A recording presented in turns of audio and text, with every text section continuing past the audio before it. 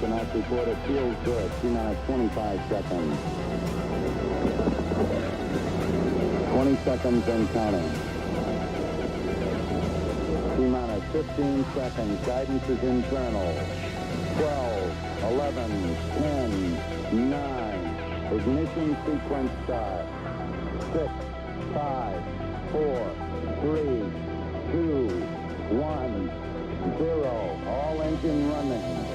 Liftoff. We have a liftoff. 32 minutes past the hour. Liftoff on Apollo.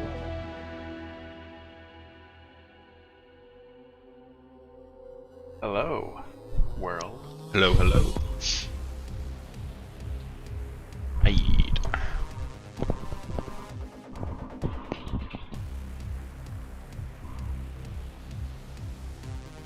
Alright, so what are we working on today, Jeff?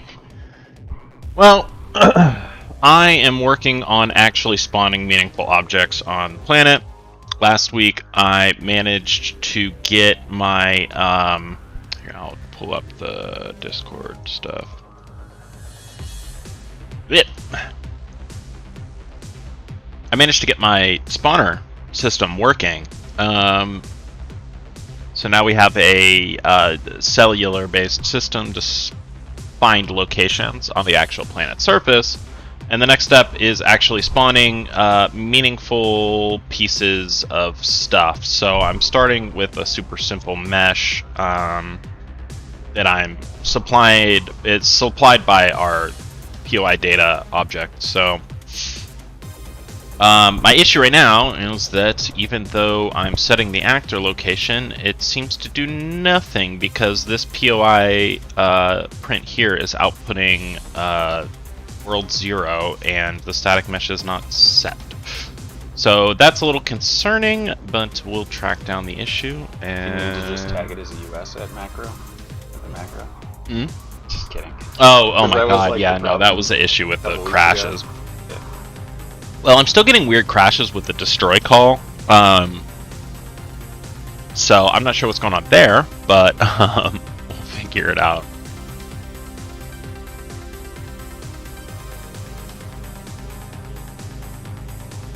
Yo, how's it going, Loki? I'm wondering if I should just...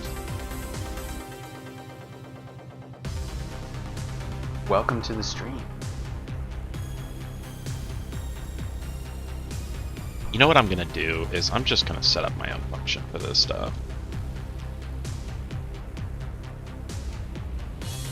I mean, I shouldn't be doing it in place anyway.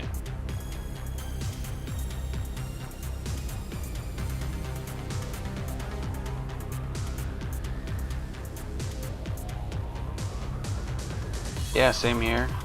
Chilling on our computers, making Mars.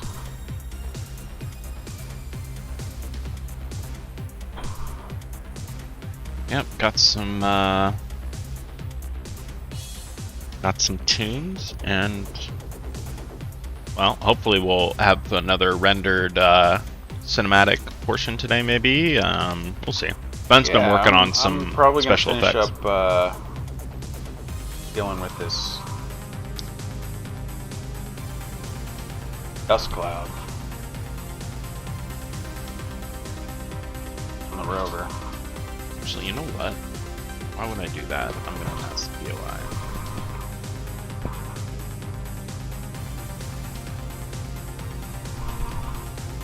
Let's see. Oh, well, I'm gonna need the location.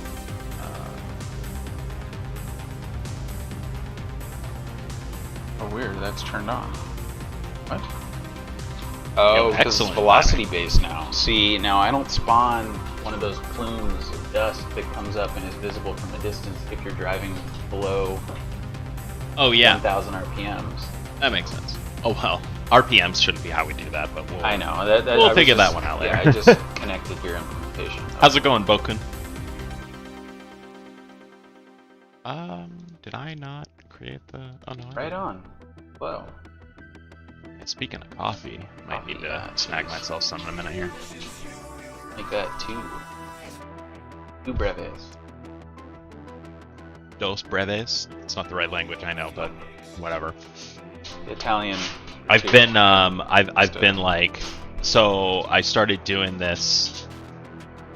It's like lazy Sinhala lessons where it's just like this guy sends you 8 emails over the course of a period of time with some basic words and stuff on it. Because my wife is Sri Lankan and she speaks Sinhala, and so I want to be able to speak with her family and everything. But I've just been like super slowly trying to drill these words into my brain.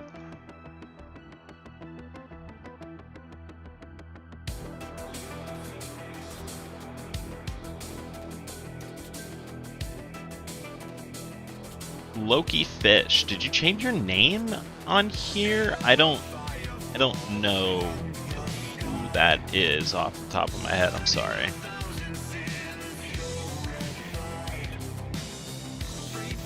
We do also put our names on the stream, so could very well be.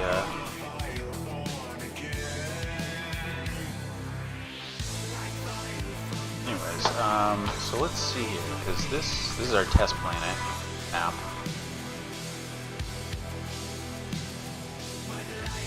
Hey, lurk all you want. We're happy to just have people hanging out in here. Yeah, we don't need to be interacting with everyone all the time. We do have work to do after all. Yeah, so this plume is what I gotta get fixed here. I gotta get this directional. Oh, you can't. Oh, I see. You're gonna just keep it attached to the vehicle while it's driving? I don't know. I feel like you should Isn't that how leave it was it before? behind. I feel like you have to leave it behind, or they're gonna have to pay. I want to leave it behind. I don't know how. That was my problem. I didn't know how you were doing that. I couldn't figure it out. But yeah, the dust cloud that comes up after is only if you're going. Yeah, I know the project has come a very long way, visually, gameplay-wise. I mean, I think last week we ended up like going back through the devlog a little bit, but like literally we still have images of when the rover was like a non physically simulated just like character driving around on the planet. Now it's fully painted, properly textured. Looking good. She's looking the best she's ever looked.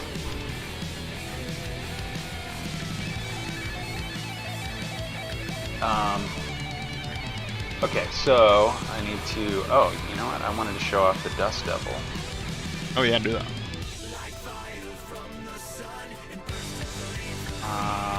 Is it not on? Oh, I have the lifetime set to 0. Did I not fix that? Okay, let me check on a couple things real quick here. That should be a random float.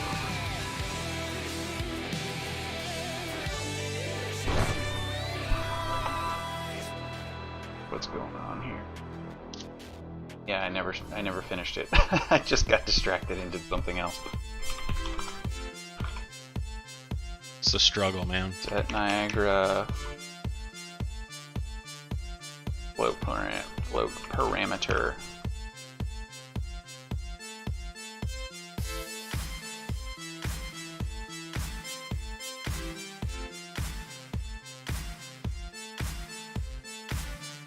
Rename it?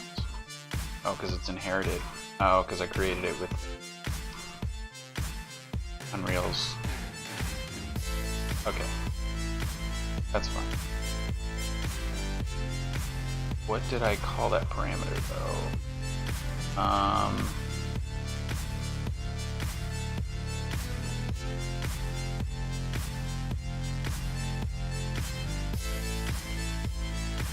called it Dust Devil Lifetime Float.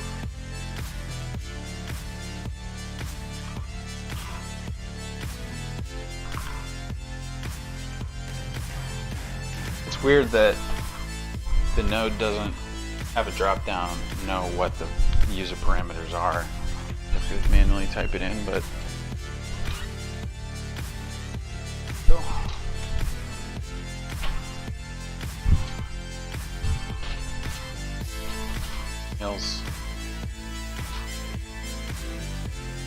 Neil's tap dancing feet. Can be heard in the background. So I'm just gonna. This makes sense, right? On construction, I update the lifetime of the instance of the emitter's lifetime, the loop length, the loop duration, by a random float inside of a range. What are you randomizing? The loop duration, so the effective lifetime of the entire effect. Of which emitter? Huh? Of which emitter? Which particle system? I have them set to system, so they're not individual. System? The Dust Devil. Dust Devil. So you're setting a random lifetime? Random. Well, loop duration defines the particles have their own lifetime, but here, let me show you. You're not gonna be able to see it in the preview because the preview sucks, but because I have the alpha turned way down. But basically, I'm setting this value, loop duration, and then it would loop once. But I think the whole system stops if you set it to only loop once. Right, but it lets the emitters finish and then kills everything. But then it won't loop again, it won't play ever again. Is that okay? Well, yeah, because the idea is that we dynamically spawn them in certain biomes. I mean, I haven't talked to you about that yet, but that's how I figured how's it going? Make it work. Thanks for stopping by.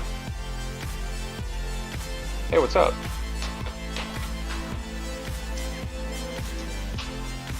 But at any rate, no, I hear what you're saying. That makes sense. Just compile this. What do we got here? Can't parse default value none. What? But what I would do, okay, so here's what I would do for you. Don't set up a spawn rate, right? Modify spawn rate, because then what we can do is we can pool these actors but spawn and rate use is them. already running on a curve that is specifically tuned for the effect. Like it's like I like having the control over each individual emitter's influence on the final design, so to speak, and then having the loop duration, because the curves, it's normalized, right? So like the curves change based on the loop duration. So if it's like a longer duration Dust Devil, then the dust gets kicked up slower in the beginning, and then it like ends slower at the end. Yeah. Okay. That was pretty good. That makes sense. What are you setting the random values to? 45 and 90, which is seconds. And it's just not emitting anything when you set the random value? Oh no, I hadn't gotten that far. I'm getting. I mean, that sounds to me like it should work. I'm getting some weird. ROVE is coming along, actually. I made some pretty significant progress recently on actually spawning our points of interest on the planet, and so now I'm just setting up some basic data for creating, like, actually putting things on the planet, you know. So right now I'm just going to be spawning some cubes, but I want to make sure that they're oriented right and all that jazz.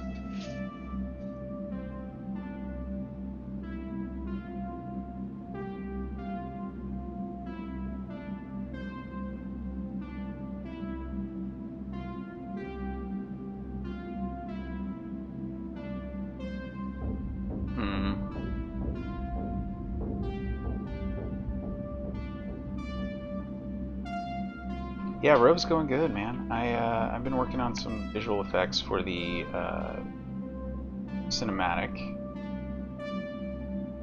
Or if I just try and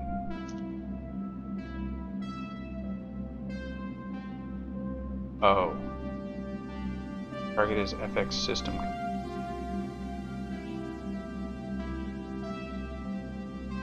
You know what? I should just go ahead and make our base actor for this. I mean, that's right.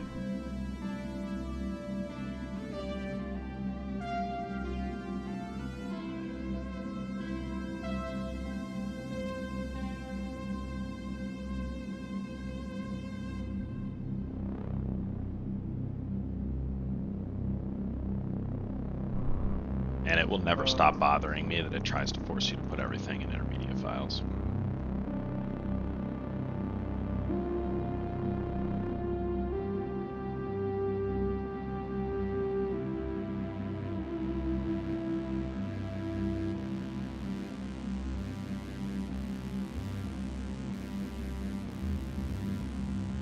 Oh man, my screen scaled wrong. Sorry guys. There we go. Here's okay.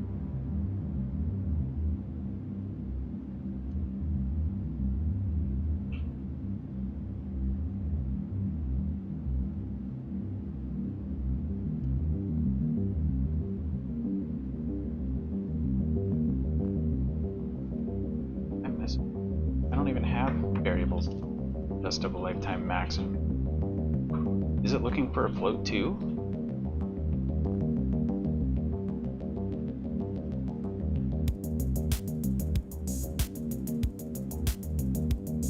Set float parameter.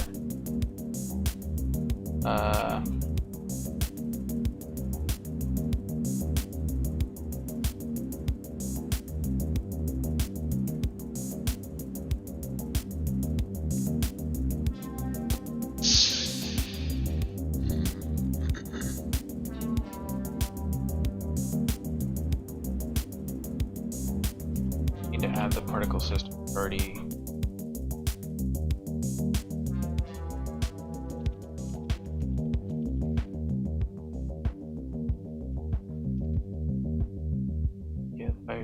Get dust of a lifetime max and min. I have dust of a lifetime.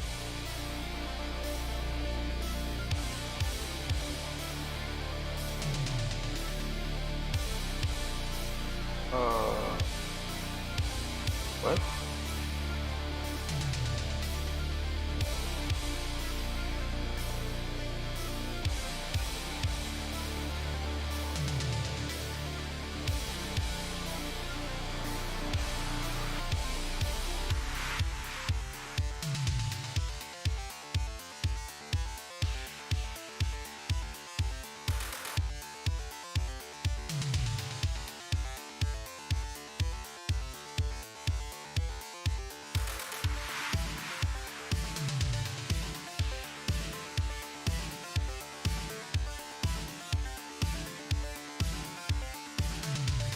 Can't parse default value none for property dust of a lifetime max.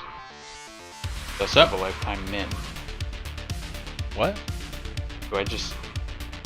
Okay, so in Niagara, I've set a user variable called dust devil lifetime, right? And it's just supposed to be a float one that just sets the loop duration.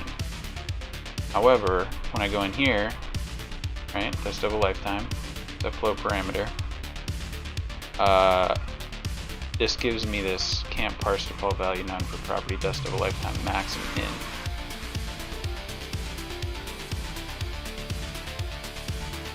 Back into the...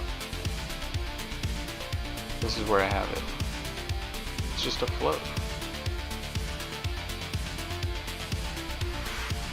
I still don't know what these numbers mean. References, maybe? Times it's used?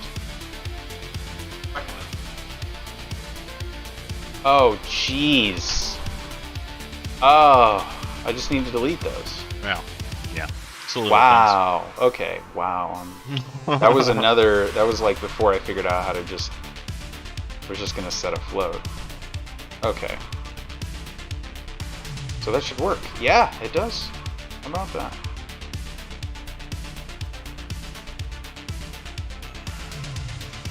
Oh yeah, I have 2 of them spawning. I don't need that. Second one. Yeah, Martian Dust Devils. They're basically like F4 tornadoes, but they don't pack the punch because the atmosphere is so thin. Yeah. I remember them talking in the book about like 300-kilometer winds and shit like that. Yeah. But it's like it just like feels like a light breeze. Yeah, it doesn't push you. Just gets. Actually, it would.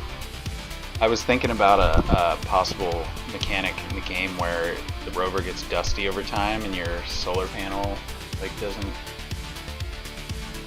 really do anything after a while because it's covered in dust.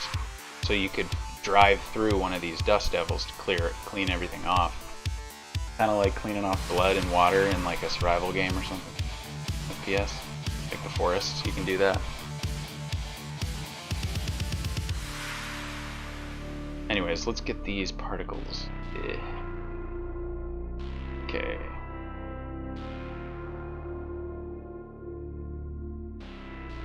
And so that's pretty straightforward and done. Get in on this. Get this useless preview window. Doesn't even matter. And I think I want actually.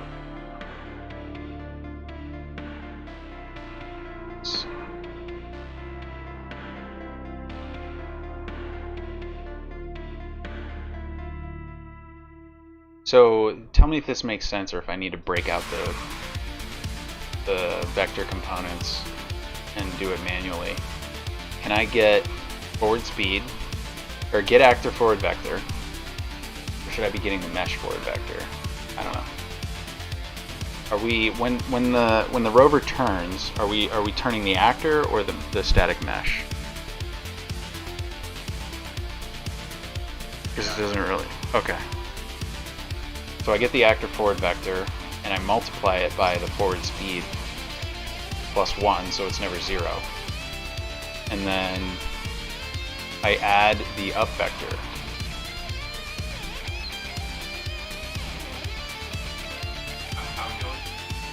The up vector needs to be a clean value, right? Like I need to just break out that z value. I'm trying to just make one vector that informs the orientation of the emitter. Am I overthinking it? I am. Using up vector. Fine. Okay. Calculate. So this is, I'm just gonna put this away first.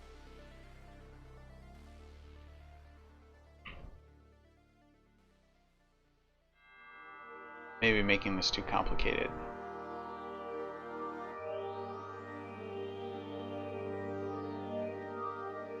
But instead of like setting values manually until they line up in the emitter for mesh orientation, couldn't I just feed it the vector for forward vector and like invert it?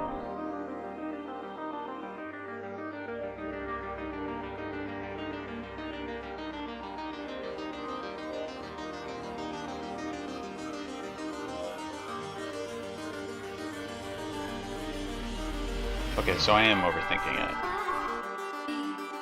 Because the emitter is in...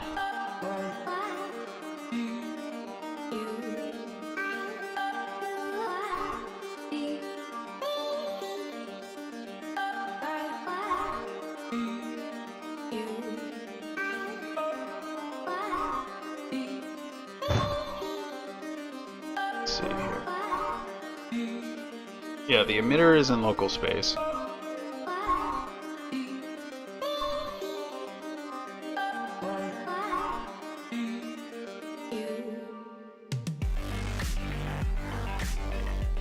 Then emitter spawn as... Okay, and then particle spawn.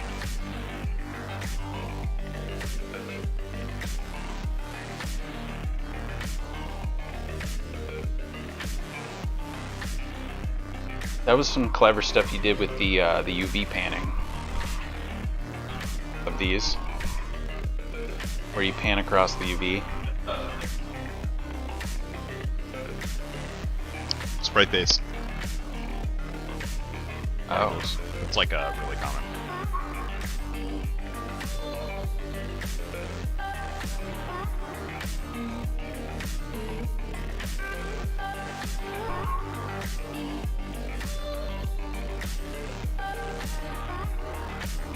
collapse sphere location.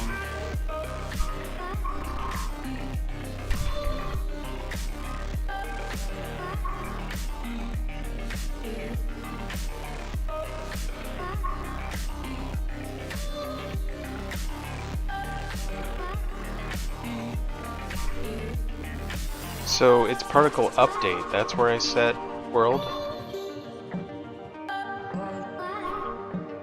I'm still learning Niagara. You guys use Unreal Engine. What's that?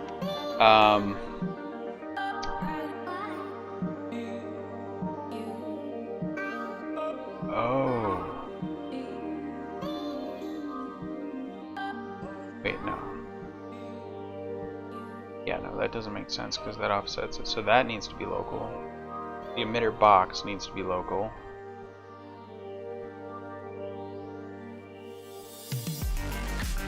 Material parameters don't need that. WV is fine.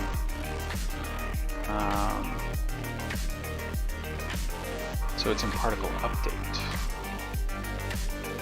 Ah.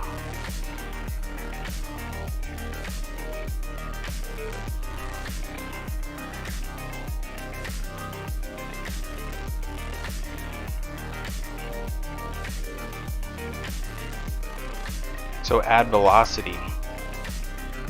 That should be in world. Then, what was it? Align sprite to mesh orientation.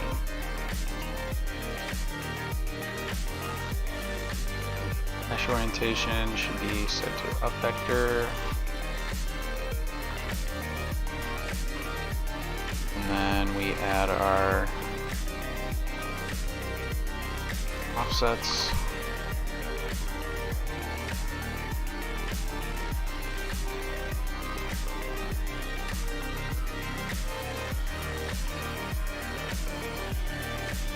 What would this be?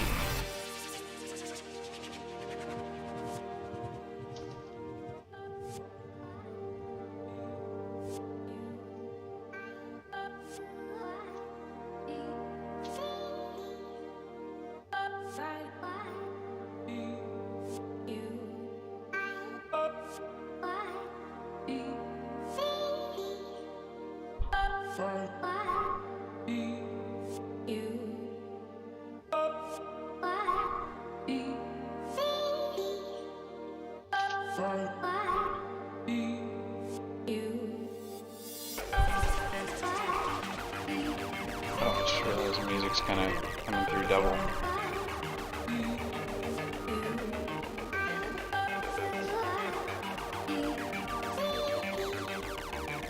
Oh, is it coming through on the mics? It was popping my mic off. Yeah.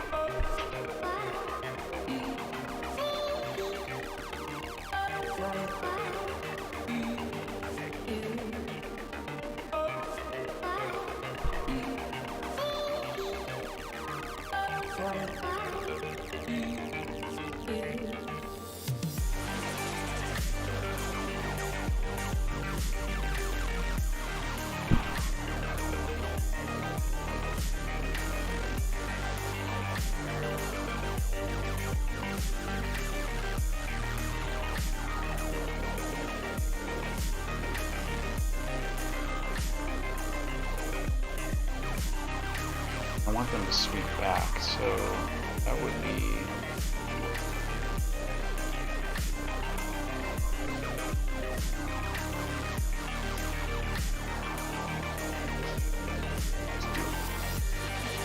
Set this one.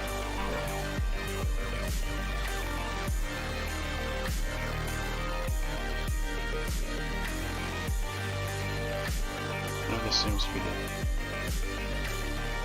Set that custom. Oh, velocity aligned.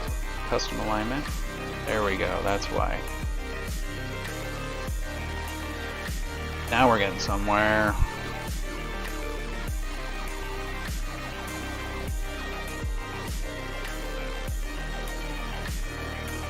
Yeah. It's just a ratio. Okay, so now I can go back to random. Random range vector. Let's do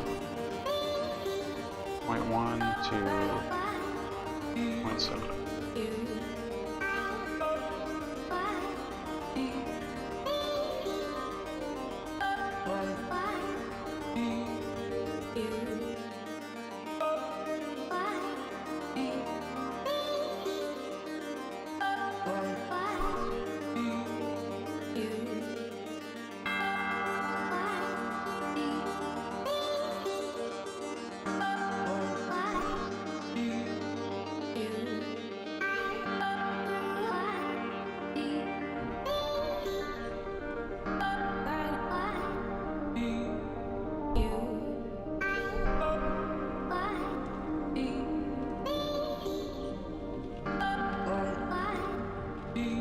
Yeah, see, now my problem, they're facing the right direction and stuff. Now my problem is they're staying, they're not switching to world.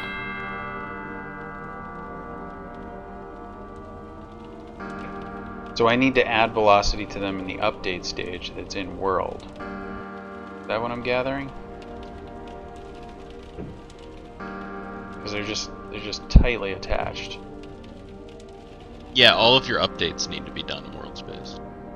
Okay, so I can start turning that stuff back on. Now that I got the orientation right, Yeah. back to where it was.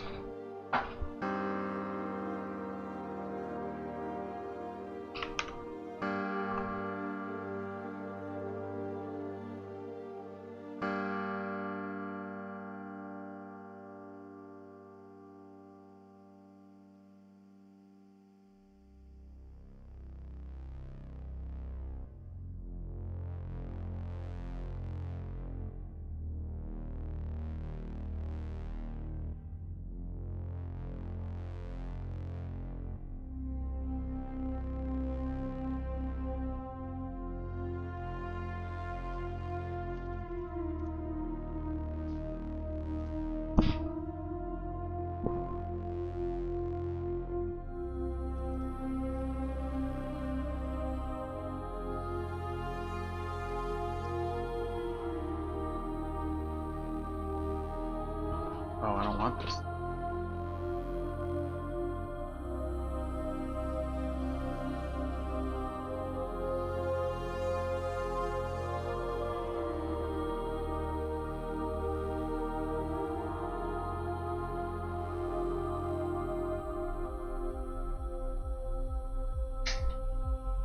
Have you used this module before? That's only on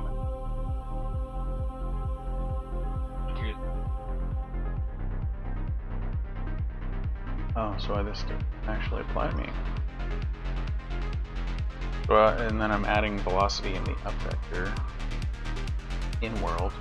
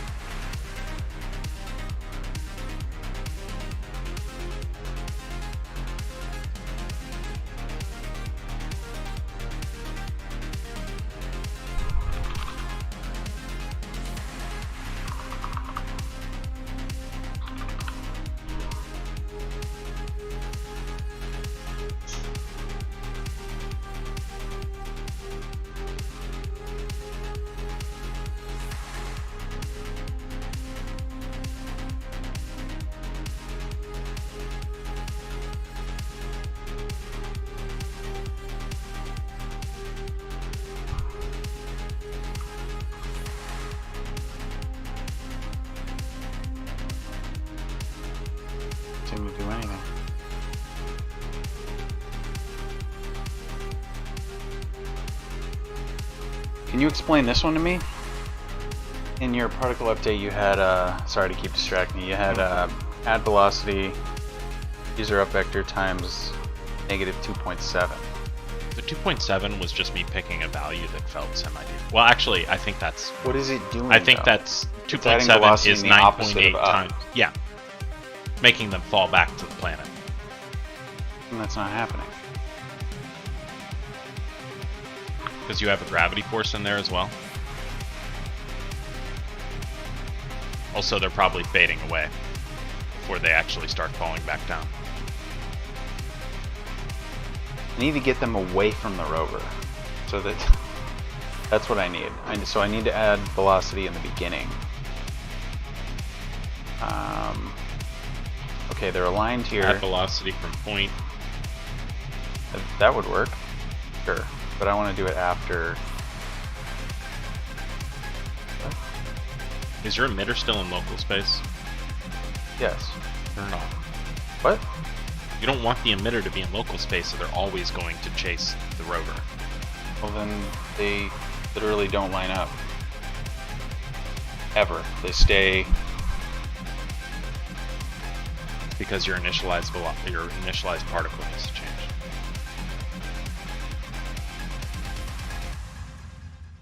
Oh, you mean like I need to.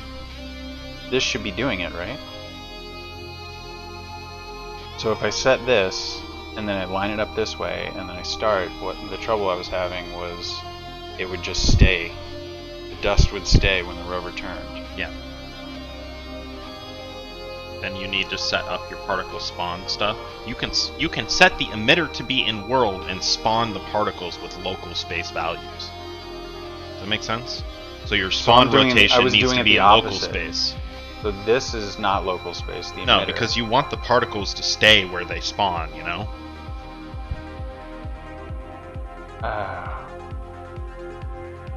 So box location needs to be world. Or no, that's local. That makes sense. Add velocity from point would be local.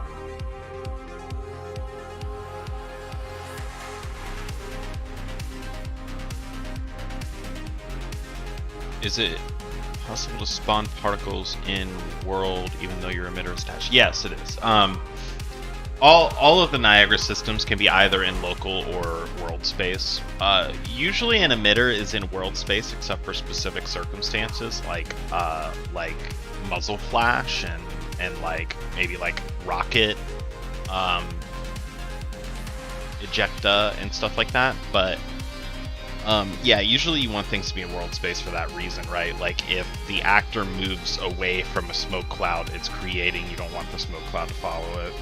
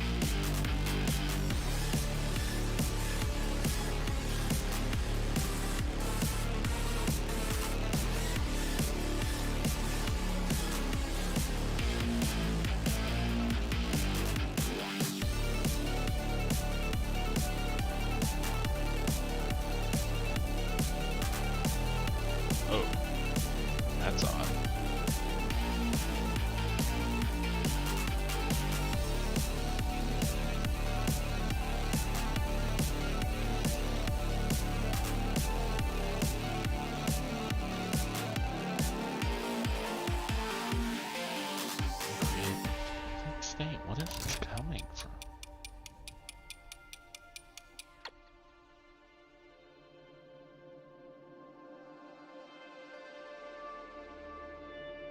That's super weird. Okay, well, I'm okay with that not. Yeah, Niagara is not super intuitive for me. I mean, I don't think it's super intuitive either way. It is a few steps above what they had with Cascade. Don't get me wrong, but there's not a lot of good resources for learning how Niagara works on a more complex level than like the basic stuff that they provide. Yeah, and talk about basic. Their documentation is essentially just a bunch of captions for pictures. Like they give a very high level overview of what's going on, and then that's it.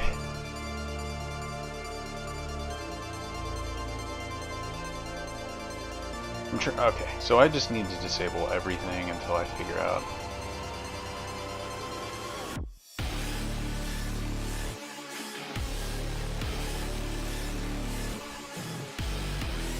Alright, so the particles are spawning in their normal state in world space.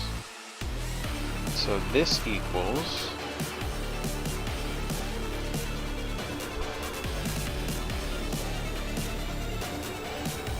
them just facing straight up, because that's they're set to a custom alignment.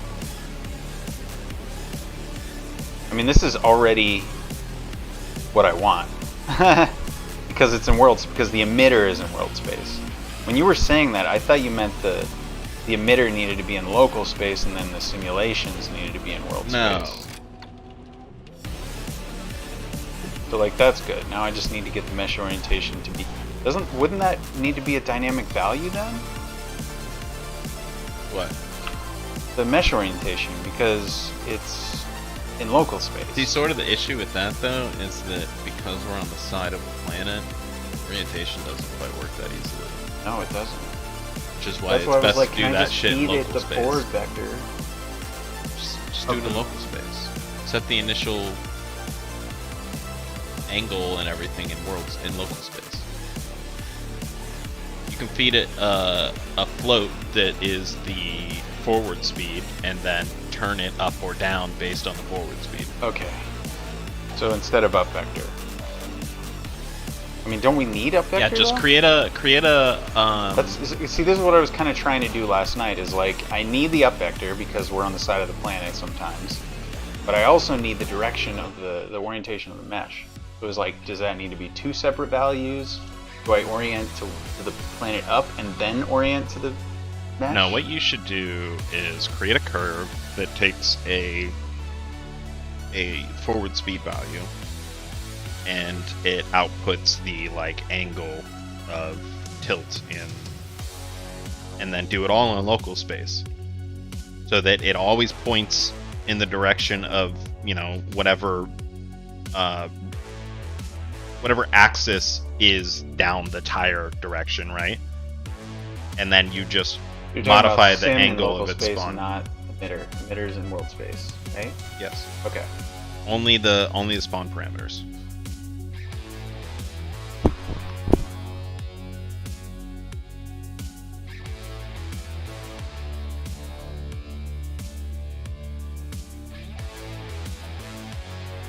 What the fuck is going on with this shit?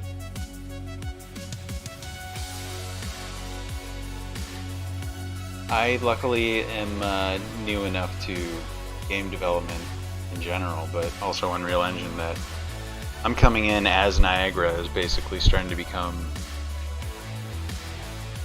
usable, I guess, from what I've seen on the roadmaps and such, and Unreal Engine updates. So I don't really have Cascade experience at all. So as soon as I started messing around with, as soon as I stopped doing materials and stuff and started messing around with particles, I was like, well, I'm just going straight to Niagara because that's what Epic sees as the future. And honestly, Jeff told me a bunch of times how frustrating that Cascade can be to use. No, Cascade's a nightmare.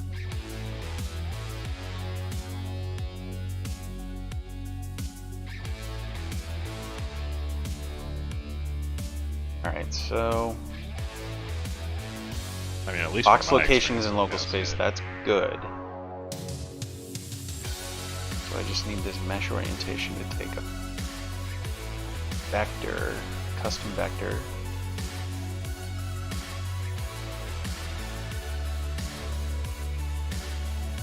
You already have this? You already made a mesh orient quad. Where is that coming in at?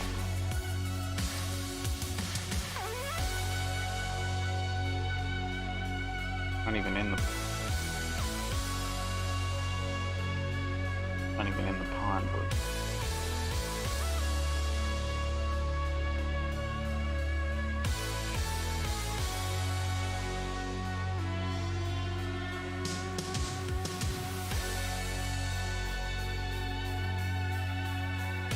Work?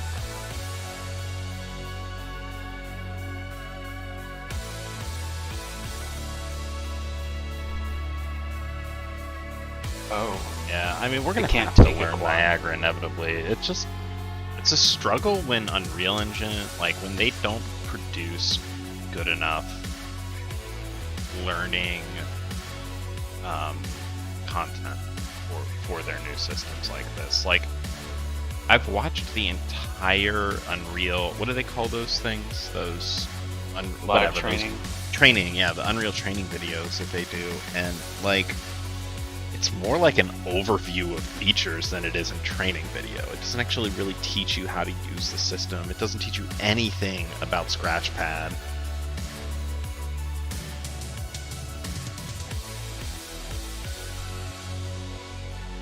The only thing is, align sprite to mesh orientation does not give me a...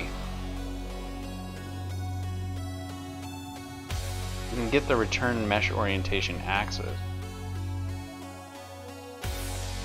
Returns the X, Y, or Z components of that quaternions resultant orientation as a vector. None of these actually do anything.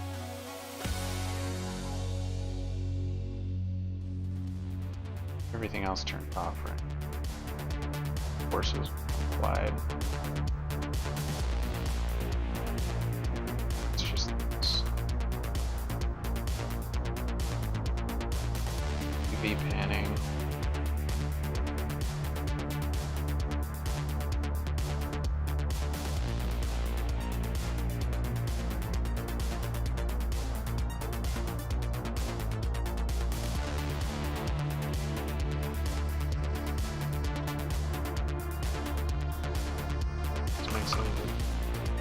Why is It's that? actually spawning things where I want them to spawn now.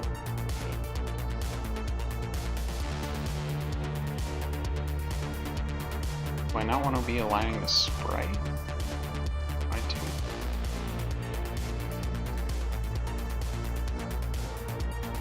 Alright, so I need to feed it the up vector. That's for sure. So then I need to get the forward vector and add it to the up vector, right? I mean, that's what I was trying to do. No, if you're doing it in local space, you don't need to do that, any of that. But I can't set that. What do you mean you can't set that?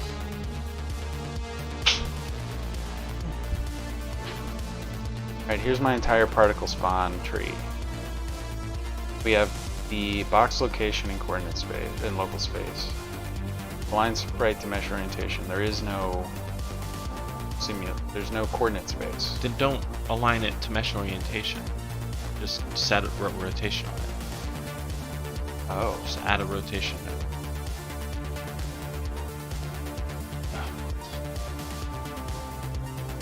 A mesh. Initial mesh orientation. No. It's a mesh. Oh. Jesus.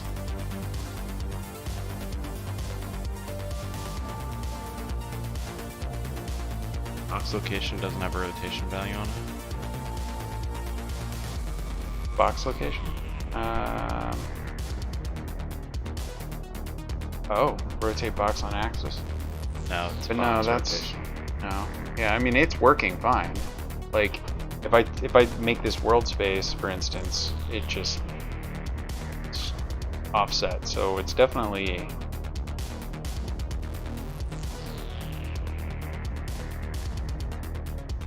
That's aligned. I think this is the base flipbook animation for these particles. Because it's a billboard. Right.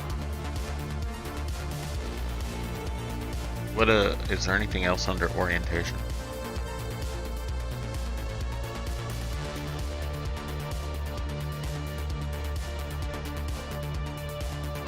Light orientation.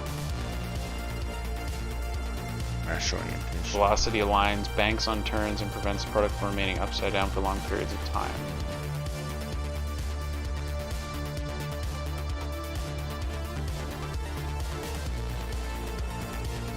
Jesus. Yeah, that's probably why you ended up going with that in the first place. That's really atrocious, actually. Yeah. I don't really, I mean, I feel like I was getting good visual results, you know, good enough without mesh particles. Yeah, I mean, don't so have to go to it. I mean, yeah. Because even if you do manage to orient it so that it's on the wheels, that means that the player is basically always looking at the billboards directly down the axis that they're turned towards. Which means that you're just going to constantly see the edges of billboards. Which means that it really just can't be fucking billboards. I see what you mean.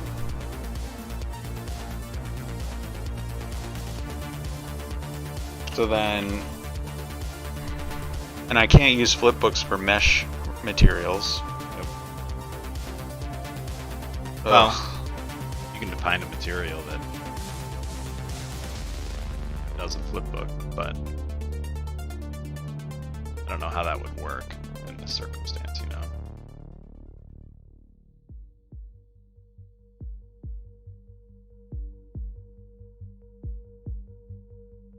If I actually Why set. don't we?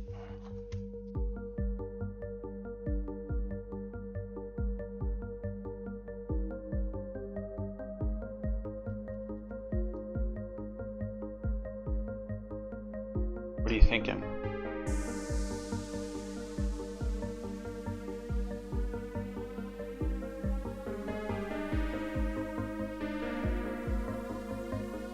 Well, and yeah, the tutorials are useful. I wouldn't call the docs packed with information, but I mean, I think that they give a very high-level overview of all of the parameters and stuff in a specific system, but they don't generally tend to give a lot of examples or use cases or the whys, basically. Why this? Why would you do this? Or why would you do that?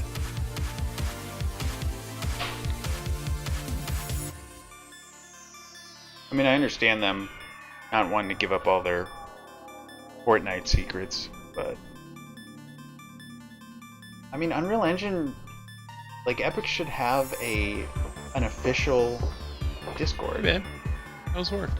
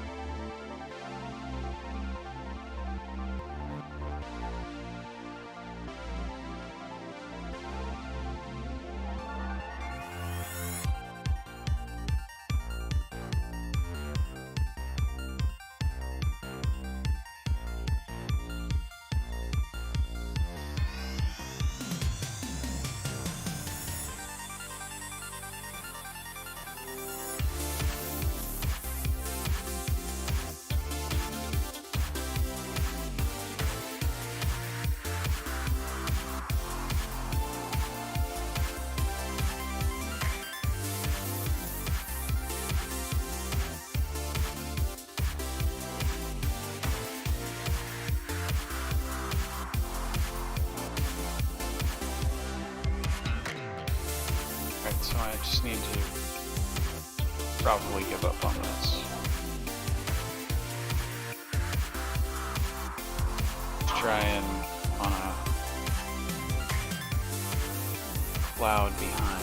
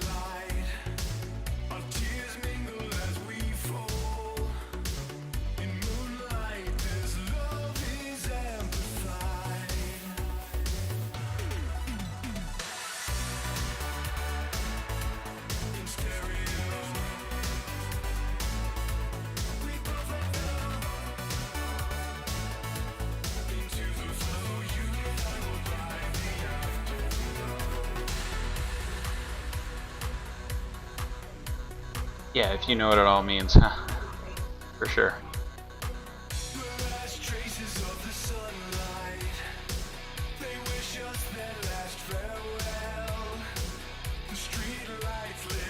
Right, but Epic assumes that everyone's using landscape system for their worlds. I mean, it's not their fault that we're using their engine completely in an unintended way. But we pretty much throw out all of their meshing system. It's landscape, don't use it. HISM, don't use it. Their hierarchical LOD system, don't use it. Flat worlds, don't use it. Spears all day, baby. Does make it difficult to do pretty much everything, so okay. Luckily, Unreal Engine 5 is a 64-bit precision system or engine now. Finally, so we might be able to get rid of World Origin rebasing we've been doing. Here's hoping. So I'm basically giving up on the smoke fingers, dust fingers, just going to smoke clouds. Trying to orient sprites is based on mesh orientation wasn't working out, so we're gonna just do this instead.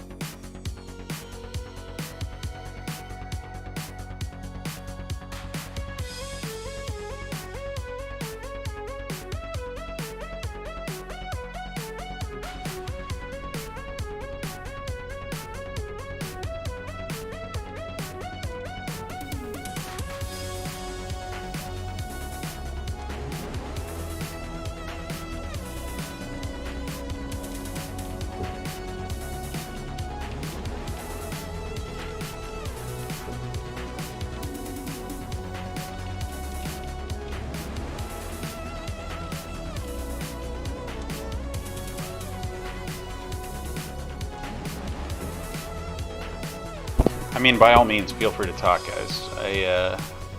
Happy to answer any questions or just chit chat.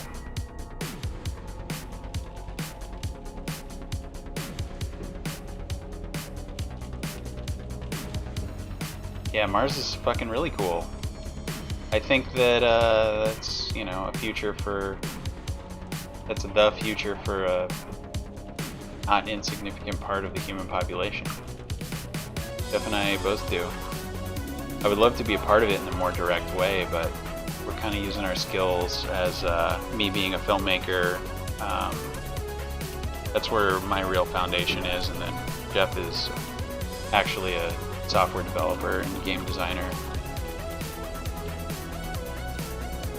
But yeah, we're trying to bring, I mean, driving around anywhere you want on Mars, you know? That's really the short-term goal for this game, and then long-term goal for the company, Olympus Mons Games, is really just kind of opening up Mars for everybody.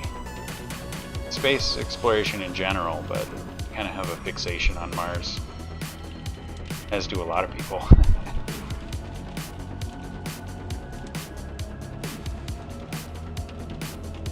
Looking better. I need to really mess with it.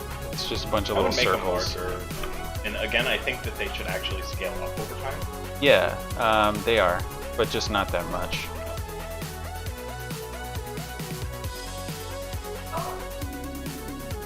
Yeah.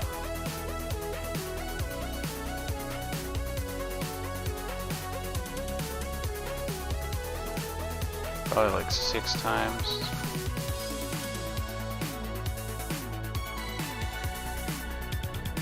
Yeah, it's getting a little more substantial. Then we can set the lifetime a little longer.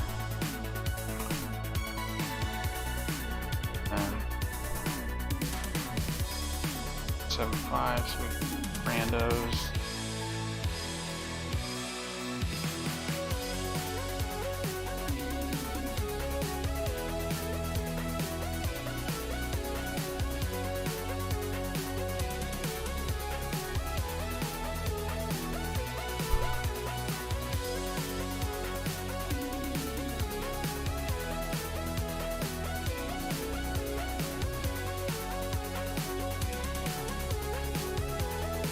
I mean, eventually I'm going to want to figure out a way to get the dust clouds to match, or at least the tire clouds to match the color of the material that they're on top of.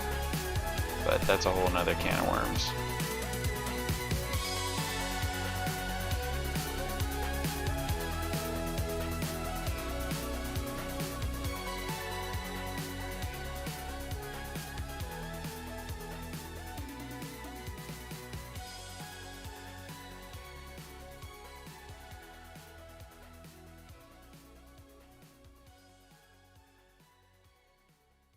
It looks like smoke.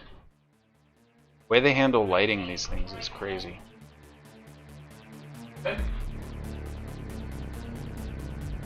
Halloween night. A small American town. 15 years ago.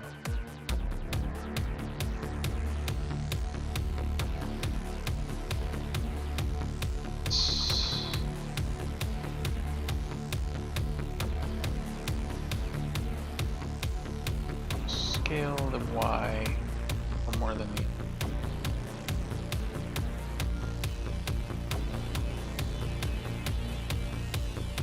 Or wait, the Y in local space would be height.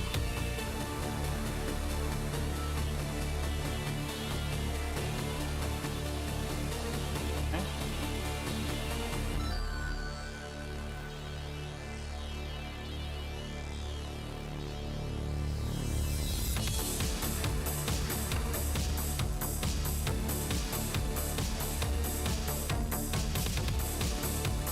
Silly.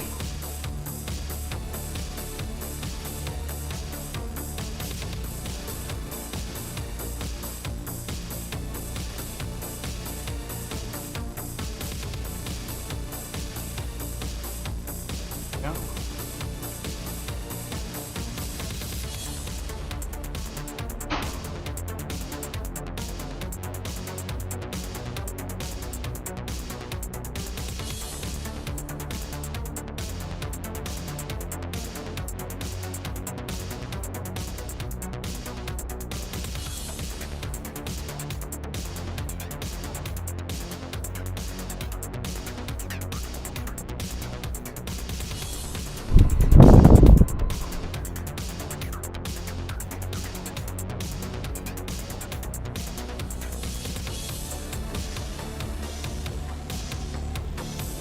Color doesn't match too well. 6. At the beginning. Yeah, they're only at scale 1 right now. I do like how they kind of skid across the ground a little bit before they go up. But after they skid, they need to get really big. Yeah. Okay.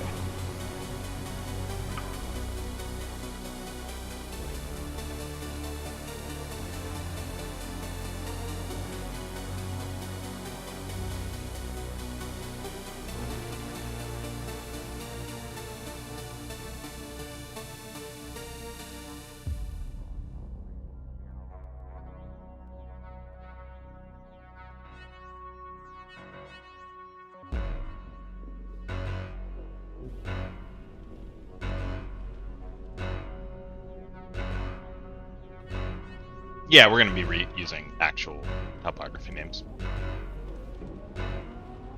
Oh yeah, I mean the planet is truly set on Mars, or I'm sorry, the game is set on Mars, you know.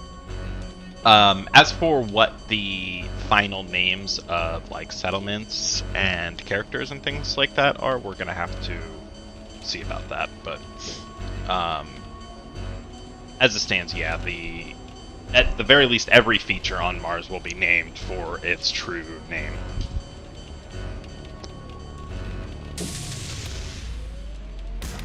Alright, so I just need to get those colors to blend better.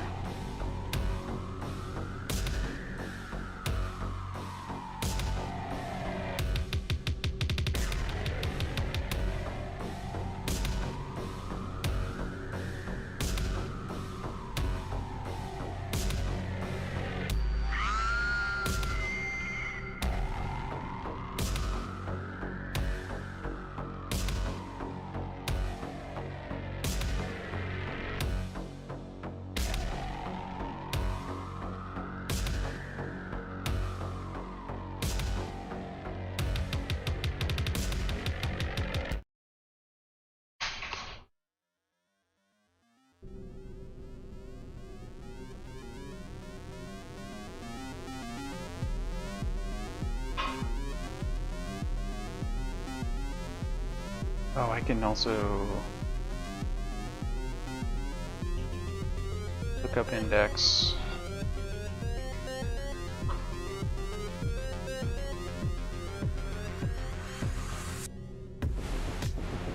Nice.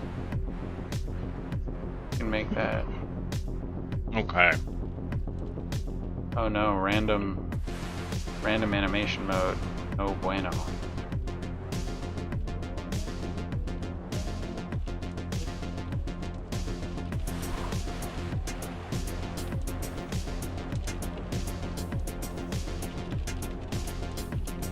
Need to get even bigger than that, man.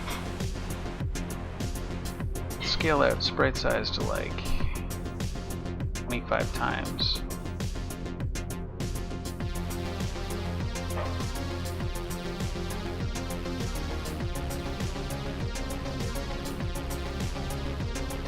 Y we will leave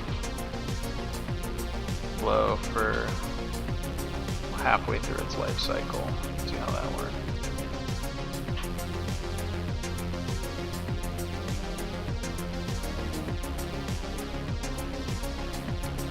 There's some in the cabinet. Some in the cabinet too.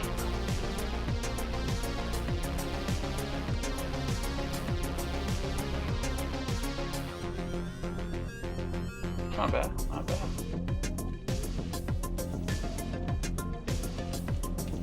Oh yeah. Looking good from behind. And then I just need to match the color better to the Yeah, actual just make dust it a little cloud. darker. I'm just gonna force it for now. And I just want it to match the dust cloud, Yeah, that's fine. so less bright. We can seed it actually a terrain color later. Awesome.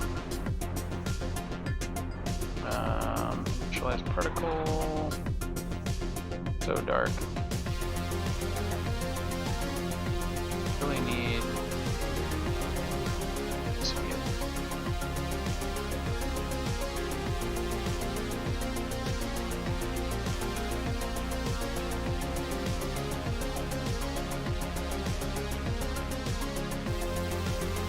what? What am I doing? I'm just gonna copy the...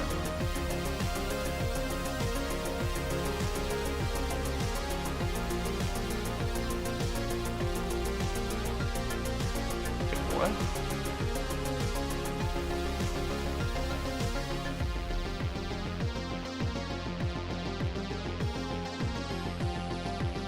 Just set to gray? That makes no sense.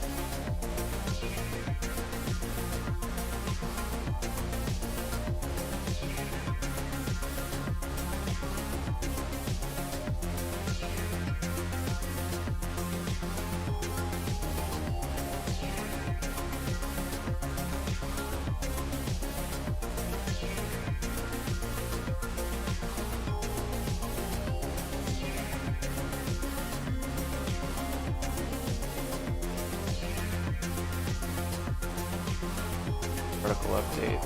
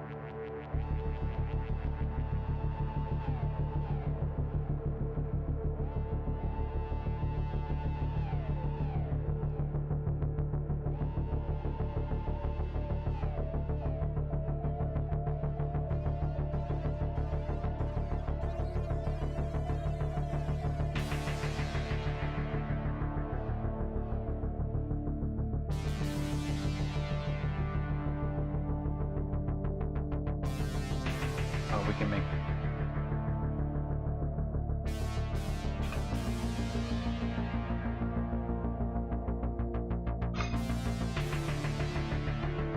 The state of man, end of machine, streets of Japan, 2517.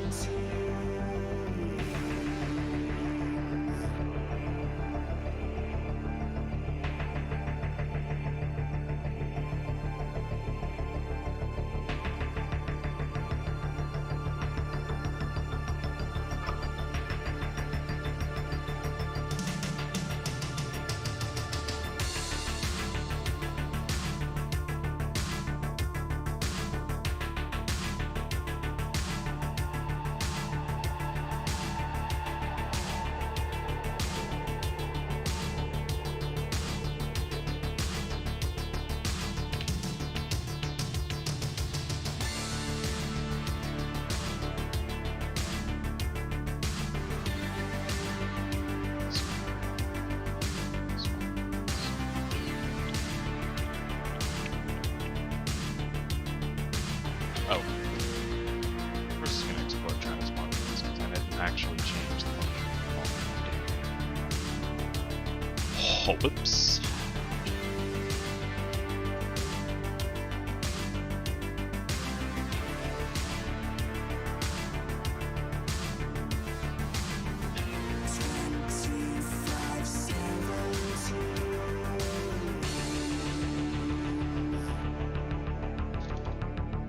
Man, I have been typing POI a lot.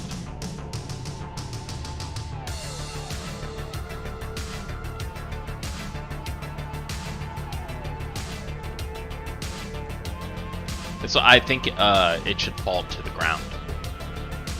Oh. Because the heavier stuff is going to fall back down, and then the lighter stuff is going to mist up and become the larger cloud.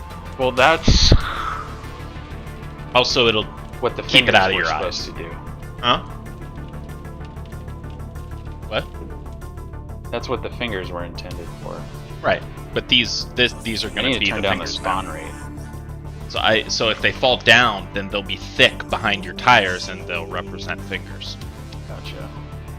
It all began 2517. So maybe I'll add an initial gravity and then update with it.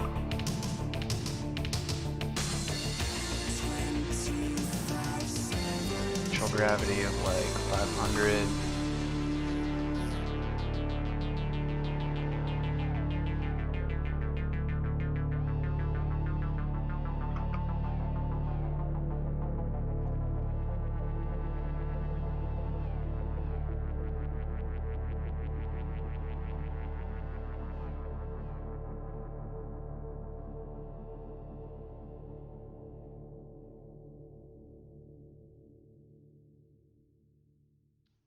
Why the hell is there a crash in set static mesh? What the?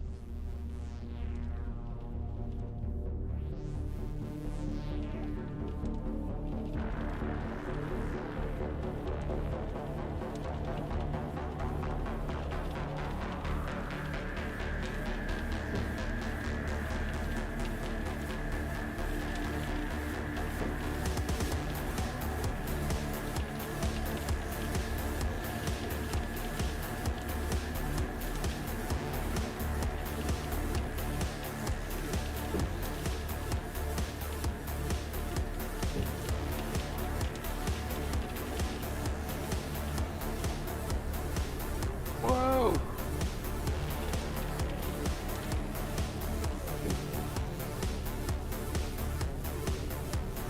Yeah, falling down's definitely better.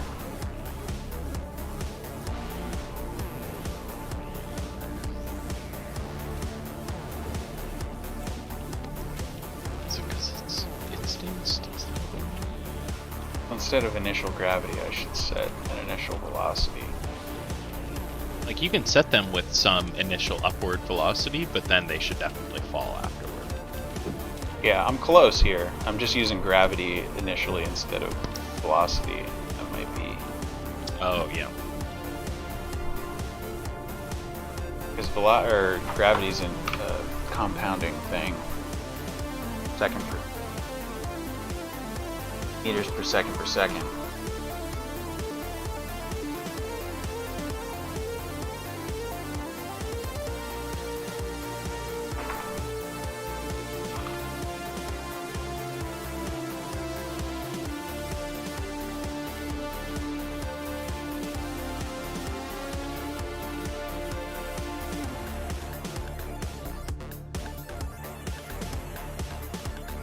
Local.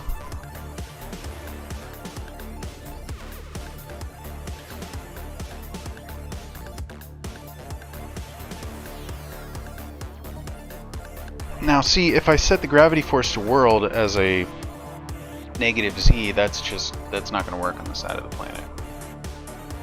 Everything has to be local.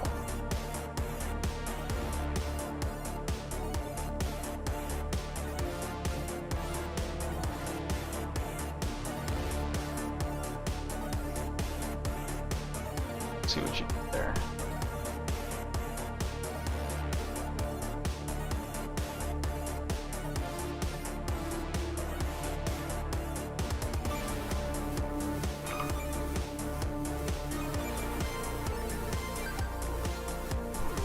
I am so confused why this is happening. Can you just not call set static mesh in the same frame that it's fucking spawned? What?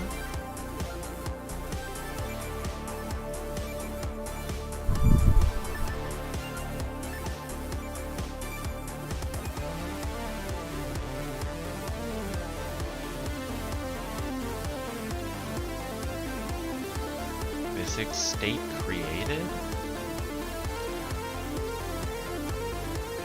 Right, so like if I set a timer to happen on next frame, is that gonna make it happen?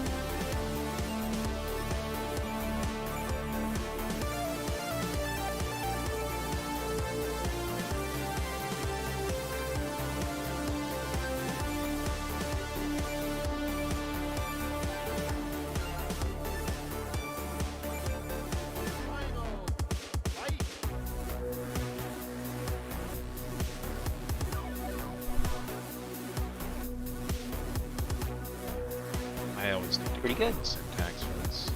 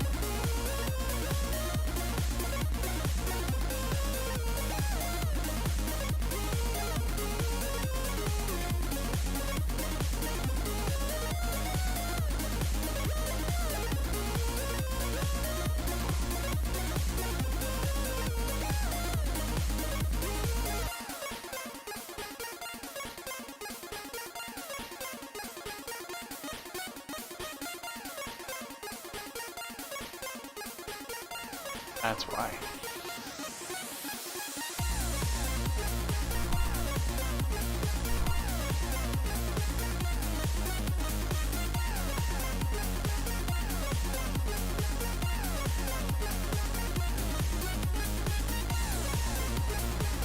What do you think about this?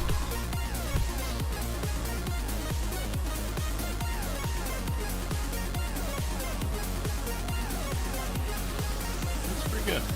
I would say a little bit more opaque though, at least initially.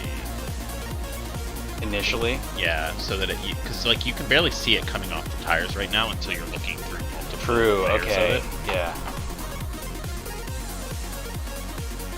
So you can make the opacity fall off like pretty heavy, but yeah, I think initially at least.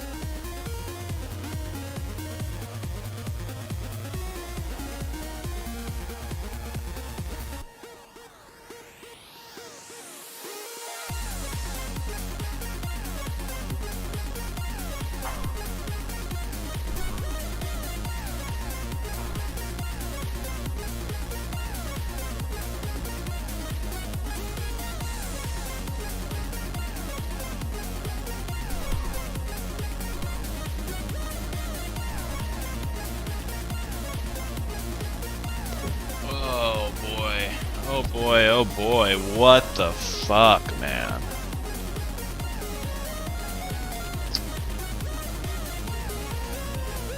Yeah, there should be like multiple checks before.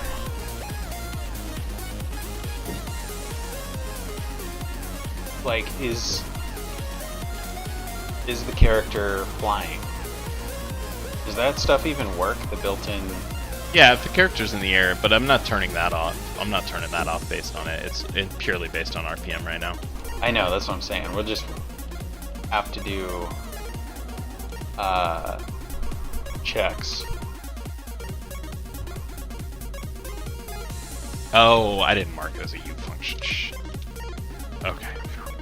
Okay, then. I had caps lock on. Alright, so now this just needs to become or not that color.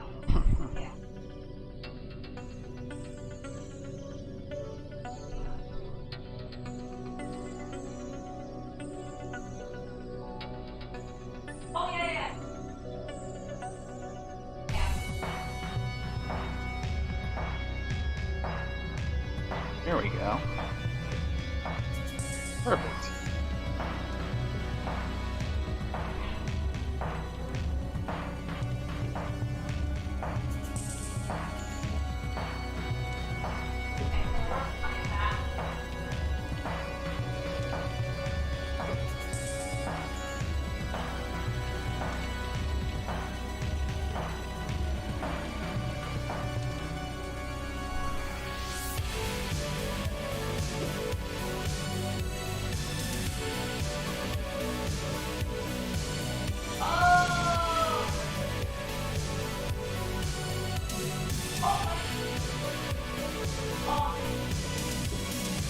That's pretty good.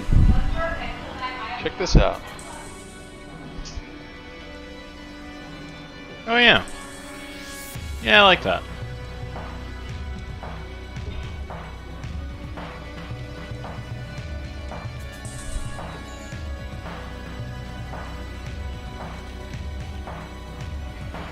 I'm starting to see the power of Niagara here.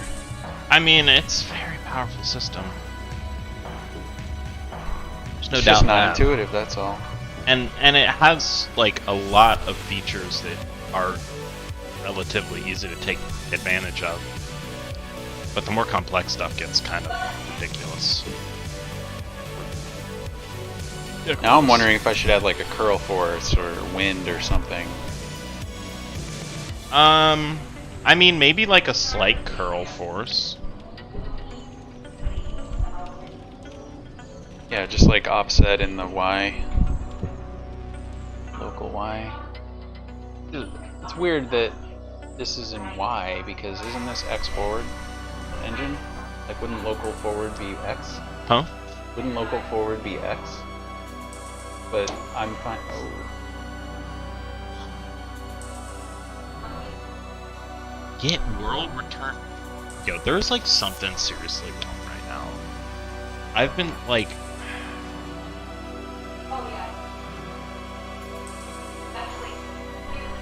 Here, let's take a short break. Think about this.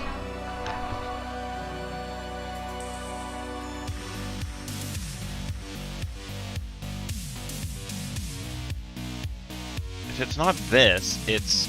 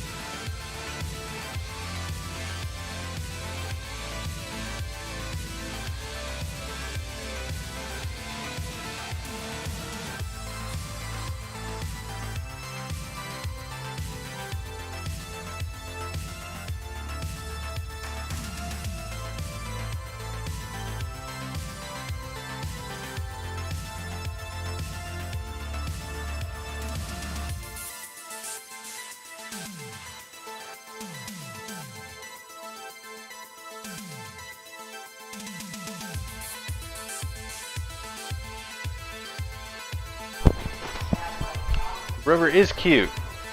Rover's super cute. And totally badass at the same time somehow. Like my new dust formations. Oh yeah. I'm sure he is.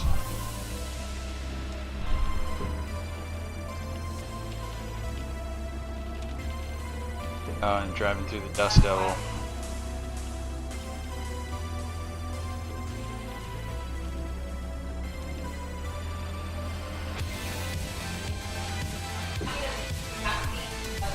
Whoa.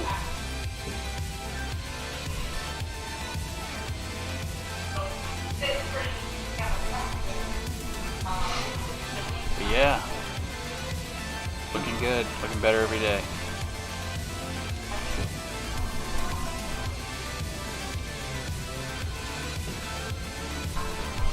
Probably up the spawn rate on dust clouds a little bit more, maybe make them bigger, I don't know. That's looking pretty good.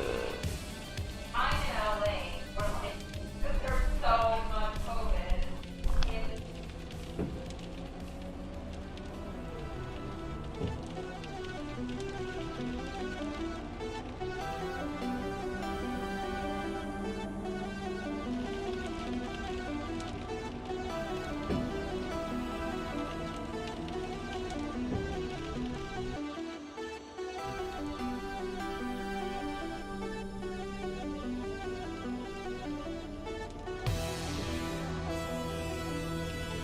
I mean, there'll definitely be examples of times where you can use the environment to your advantage, for sure. I mean, the AI enemies, the AI on the enemies is not going to be super stupid. Like, honestly, the hardest part about all this is figuring out how to get the NPCs to drive across the planet, because there isn't really currently a way that's publicly known, at least in our circles, how to get them to know where they can drive and where they can't drive. And so trying to get an AI rover to go from point A to point B on a flat world would be super easy. It's already built into the engine. Navigation. It generates a navigation mesh that the AI can then use to get through the world. And you can set like blockers and like rocks of certain sizes they wouldn't drive towards, obviously. Yes, exactly. Trick them into crashing. So you just outdrive them, basically. That'll be like part of the challenge of the game, really. I mean, it's a driving adventure game, so like getting good at driving is going to be absolutely essential in this game. Which is kind of why we had went ahead and adopted the control scheme that we have, where you drive. I mean, you guys can't tell on the stream now, but you can drive while manually steering like I'm doing here. But if I stop steering manually and just press forward, and then I look, it turns also. Kind of like the Warthog from Halo. So it's like Warthog driving mixed with manual steering controls that you can kind of take over. So that way you can actually look behind you. Whoop, I did it too fast. See, it's not easy. You can look behind you but drive in the opposite direction you're looking.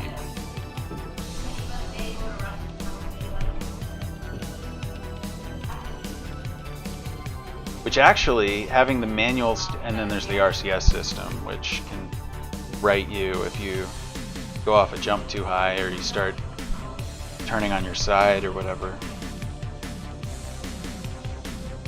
Yeah, there's definitely going to be races too. That's like, we're like, alright, like, do we have the capacity to put mini games in this? And it's like, we gotta have we at least gotta have driving. Like, if there are roughly, 1 million humans living on Mars full time. Some of them born on Mars. You know, like this kind of stuff's gonna. These kind of sports are just gonna like what are sports on Mars? You know, I think extreme rover driving would definitely be one of them. At least in our world. And then I don't know. We'll probably have other kind of sports stuff, but for Rove, definitely driving, racing. But yeah, I mean, and this will be featured in the trailer as well, but the enemies can summon all kinds of ferocious powers against you to try and capture you. I mean, they have basically all of the planet's resources that are under Earth's control available to them. So, you know, there's a giant array of mirrors in orbit that is essentially making the sun bigger. The apparent size of the sun bigger by reflecting light that would otherwise pass the planet and direct it inwards towards the planet to try and terraform and raise the planet's global warming. Purposeful global warming, like global warming on steroids. So they have these mirrors in orbit, but there's a secondary mirror that they can take some of that light, like a magnifying glass, and shoot essentially like a sun laser at the surface. And so, you know, they can summon this thing to try and like cut off your path because it's a giant focused beam of sunlight, like superheated, thousands of degrees, and so it just vaporizes a trench in the surface of the planet. And so in the trailer, that they're going to be summoning this thing, and you're going to be driving along, like being chased by like 3 rovers, and they're shooting missiles at you and stuff, and you know, you're driving along, and then this laser's coming at you from the side, and you look, and you're like, oh crap. And the rover just barely gets past the laser before it sweeps by their path and takes out the rover behind you.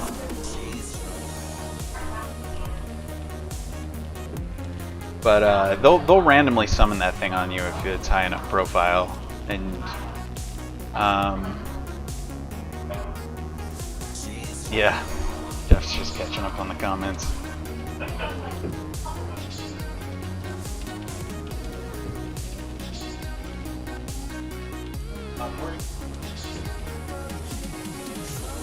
Alright, I think we're going to take a break here on the stream. I'm going to get some sustenance real quick. Probably be like 20 minutes or so. 20-30 minutes. We'll be back, guys.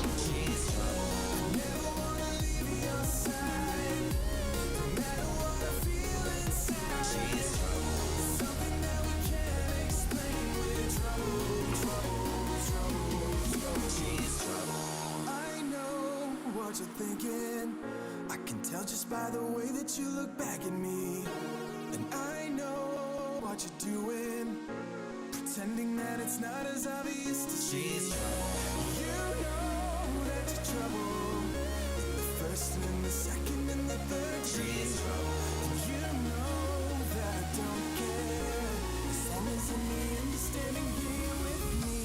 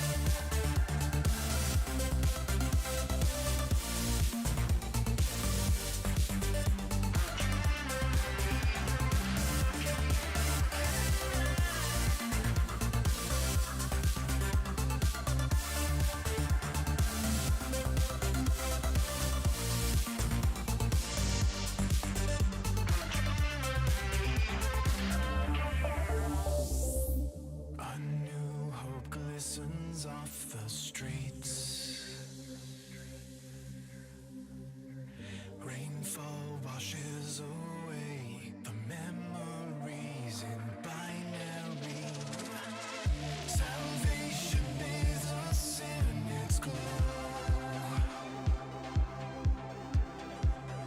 We look up to the sky and dream of Rio, Tokyo. Let go, take flight. Dreams begin to reignite. So clear, so bright, glowing in the dead of night. Plug in, online, be the stream making our minds. Circuits entwined, dream of Rio, Tokyo tonight.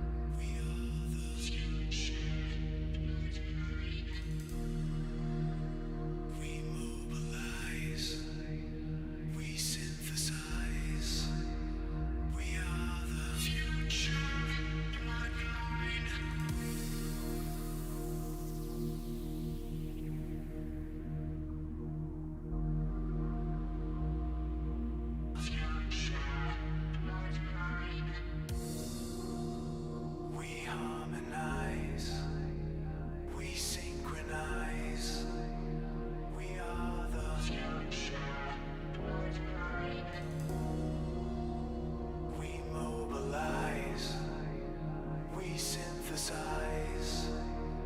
We are the future bloodline.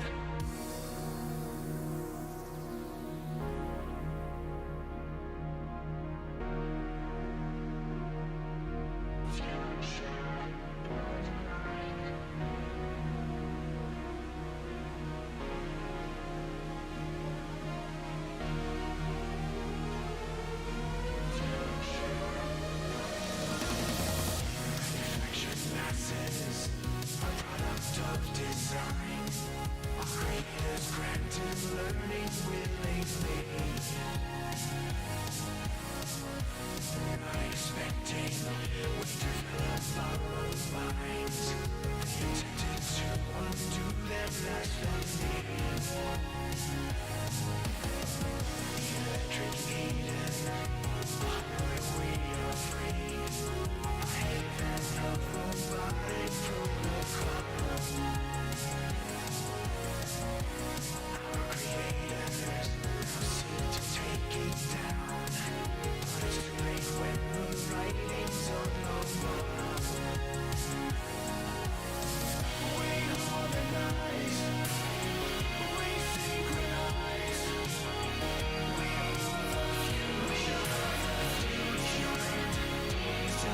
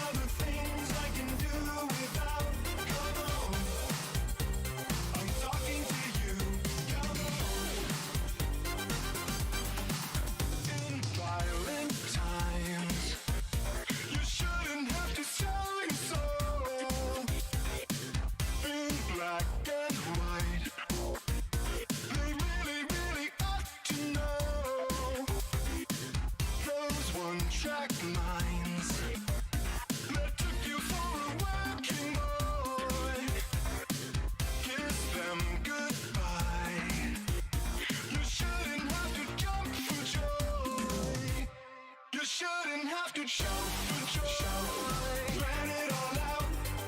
These are the things I can do without. Come on, I'm talking to you. Come on. They gave you life, and in return you gave them hell. As cold as ice. I hope we live to tell the tale. I hope we live to show the tale. Plan it all out. These are the things I can do without. Come on, I'm talking to you. Come on. Show, plan it all out. These are the things I can do without. Come on, I'm talking to you.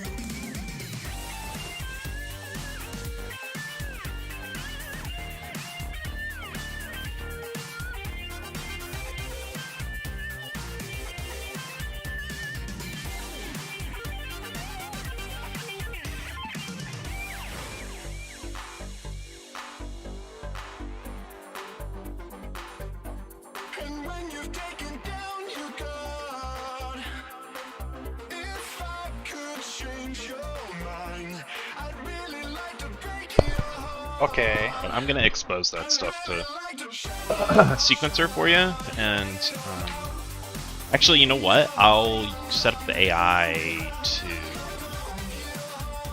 Yeah, what is it doing exactly? Is it just trying to follow? I think it's A just point? driving towards a position, and I'm just feeding it the player's position, Okay.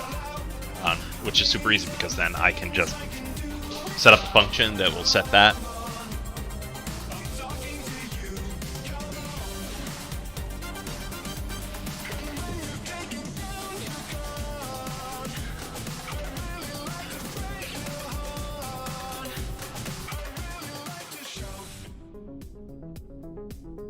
Oh yeah. I like these effects now. Good, good. I'm pretty happy with them too. I think that it's a good stopping point for now, at the very least, you know. Yeah. With my current skill set,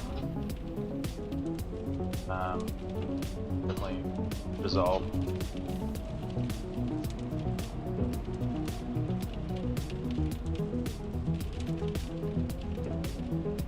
And driving too fast over rough terrain really does just not help you. Like, you could literally waste boost. You could go slower, effectively. Because you're what? Because you're like, you'll hit too hard and then your rover like slides side to side, and then you're like getting horizontal forces canceling out your forward movement speed, and so you actually end up going slower than if you were just like flying over every little hill.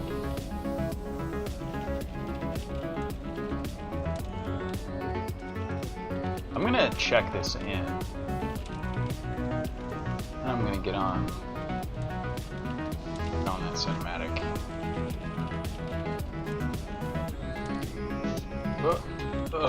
Dude, so help me God, we're hiring this guy at some point. Iago Lehman. So he did a 3D and a 2D model. This is this guy that I've shown you periodically who does these like super crazy gothic looking images of like monsters and stuff. Wow. It looks fucking incredible. Damn.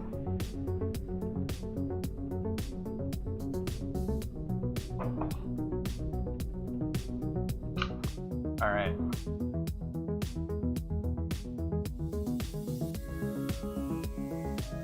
Load this.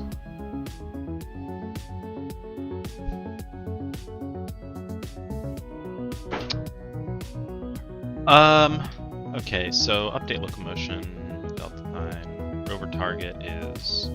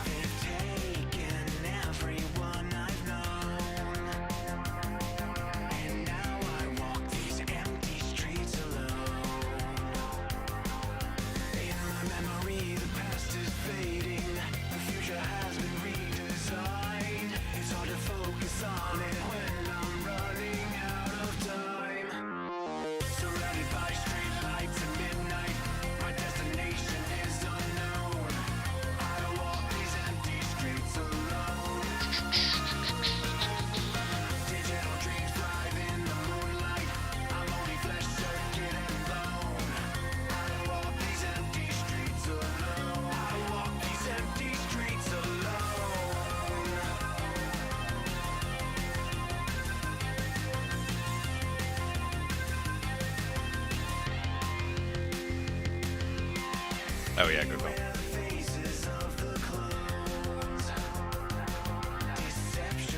Do you have updates?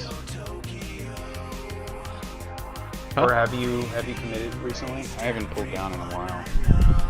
Oh, I don't think so because I checked in after I got the cellular grid gone, and then I'm dealing with like some weird crashing stuff going on. So. Oh, okay.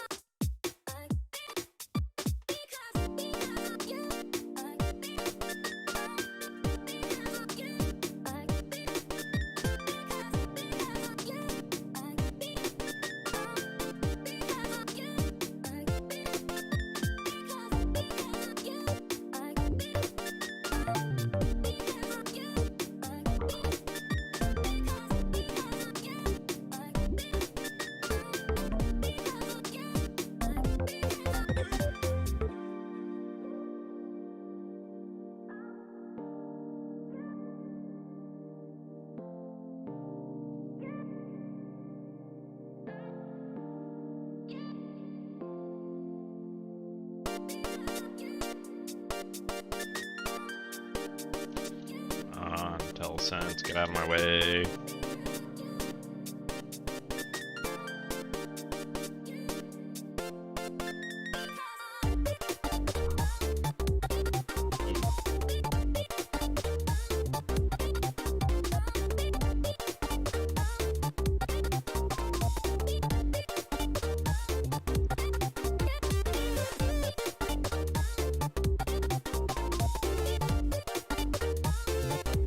That's awkward as fuck. Holy shit.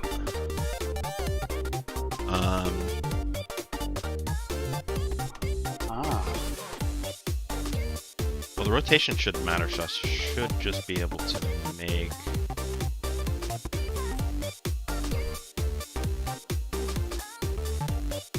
Should just be able to make an advance.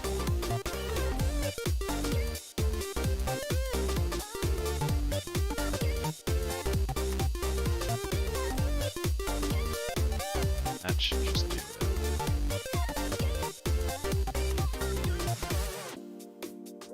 This rotation won't matter. This is purely for seeking purposes. Okay.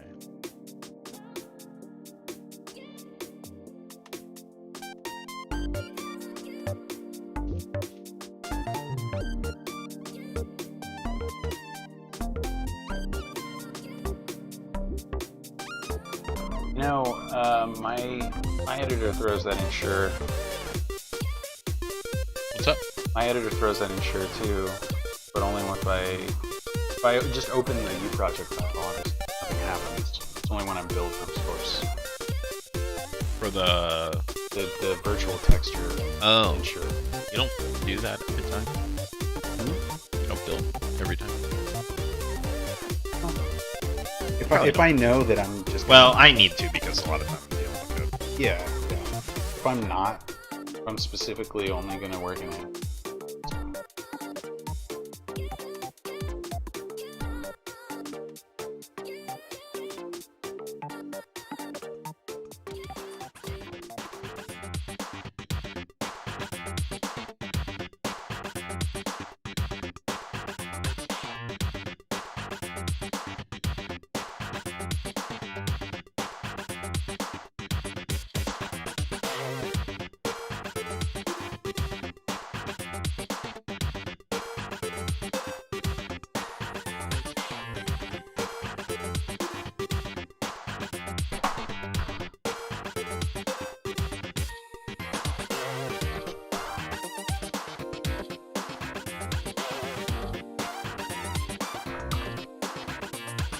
Dude, this is like a song you would hear in like if Kid Chameleon and Sonic the Hedgehog had a baby.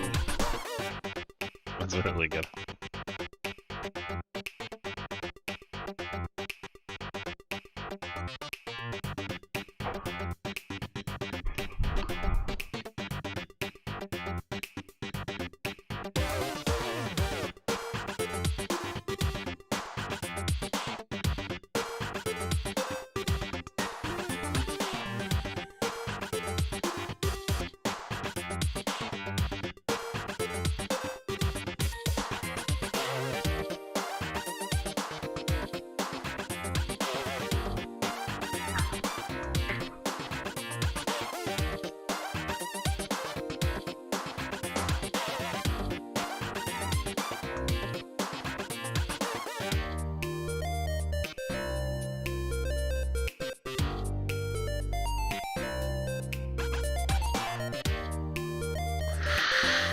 Okay. Oh.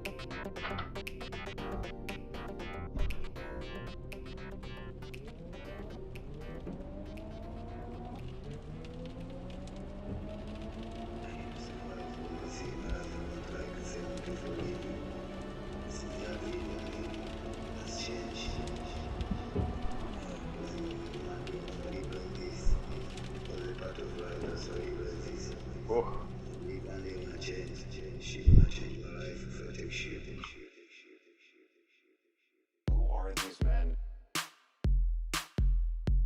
Who are these men? Who are these men? Who are these men, and how did they end up in the circumstances?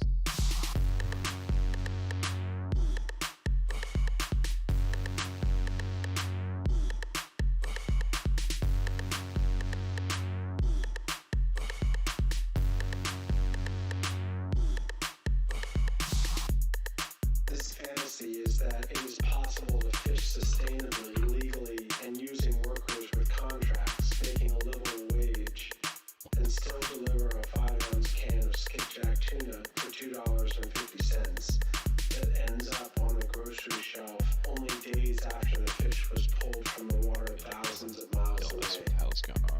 Prices that low and efficiencies that tight come with hidden costs.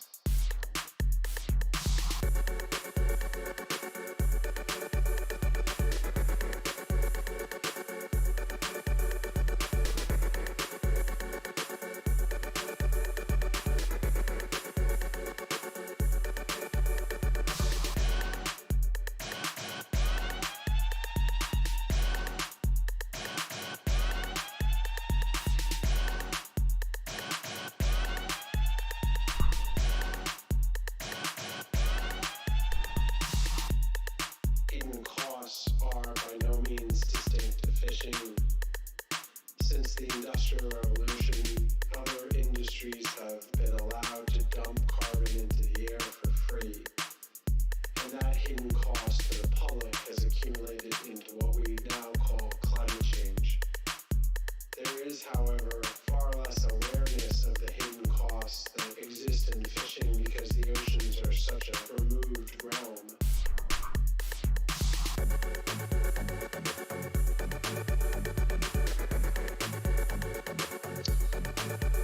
How is it that I closed my editor and it just reopened with a completely different window configuration?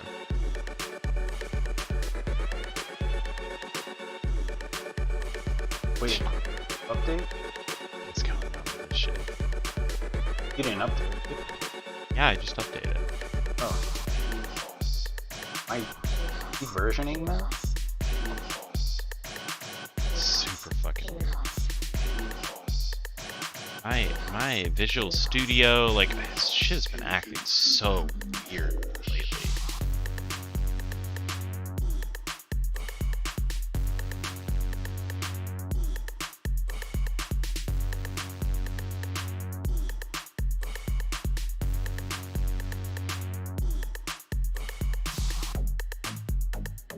Fishing companies would most likely struggle to stay financially afloat if they had to recruit and handle the logistics for the men who work such dangerous jobs at impossibly low wages. Lawlessness at sea and the willingness of consumers and governments to ignore these hidden costs were a kind of subsidy, helping keep many of these fishing fleets financially afloat.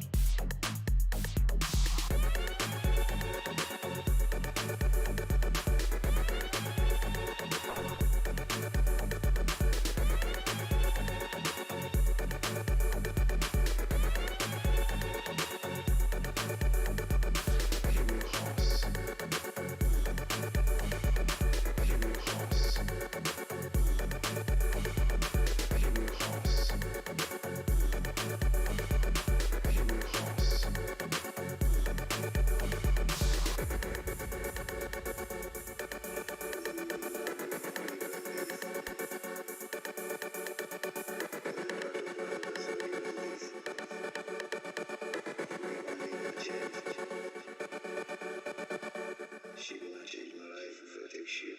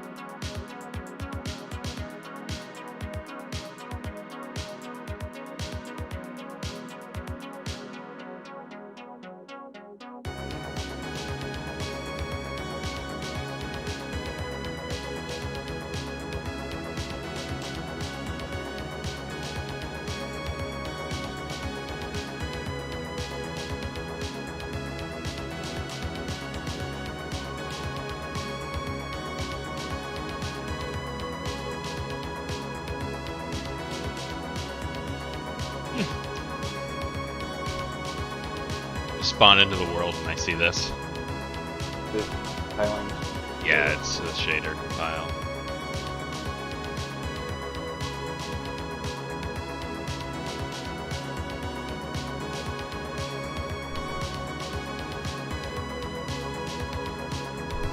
Yeah, it was weird. So when I tried to set that random range float for the lifetime, the loop, if I did it in the loop as just a random range flow parameter, it didn't work at all. Wait. Is it combined? You didn't check in your materials. Forgot to add him probably.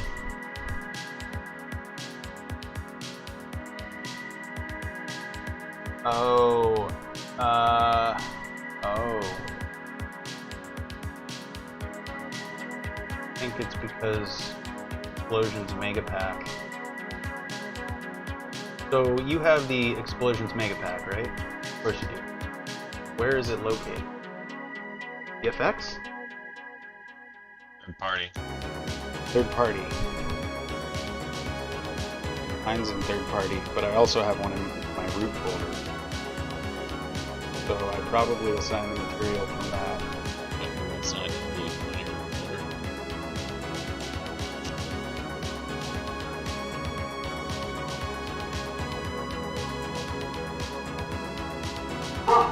Hey, what's up, Shane? Oh my god. Chill. Jesus.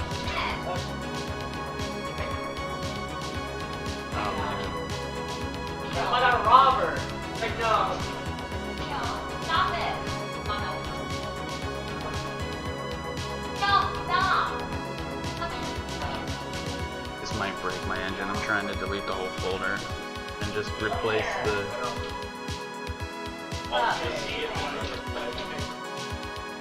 Oh, it's definitely... We're working on it again. Hey, Shane. Hey. How's it going? Good. How are you? What's up, Ben? How What's are up, you? dude? What's up, dude? How are you? Thanks for coming over. Absolutely. I did. Yeah. So what do you want to do tomorrow? Are you taking? Nice. We You are guys have carpooling. quite the setup here. We all. Oh yeah, thanks. Still.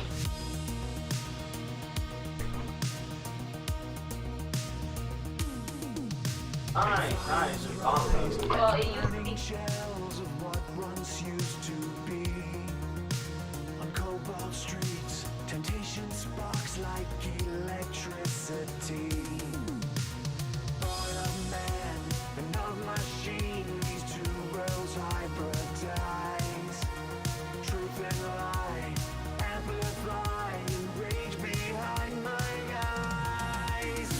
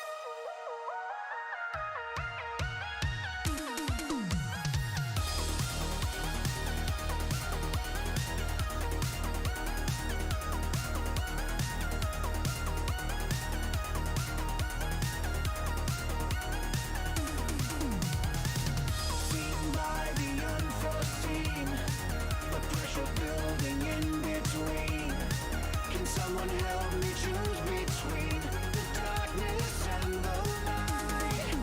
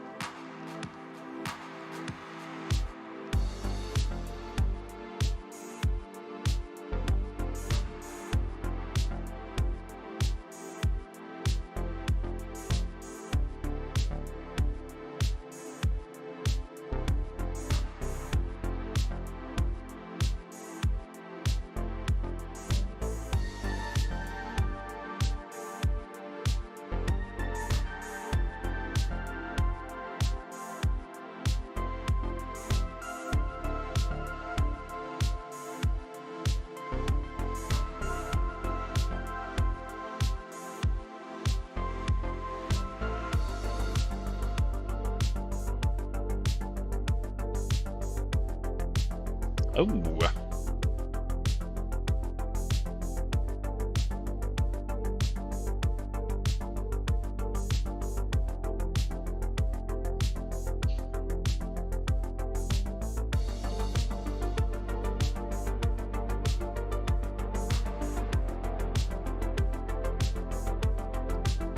Damn. Okay, taking your sweet ass time, huh? There we go.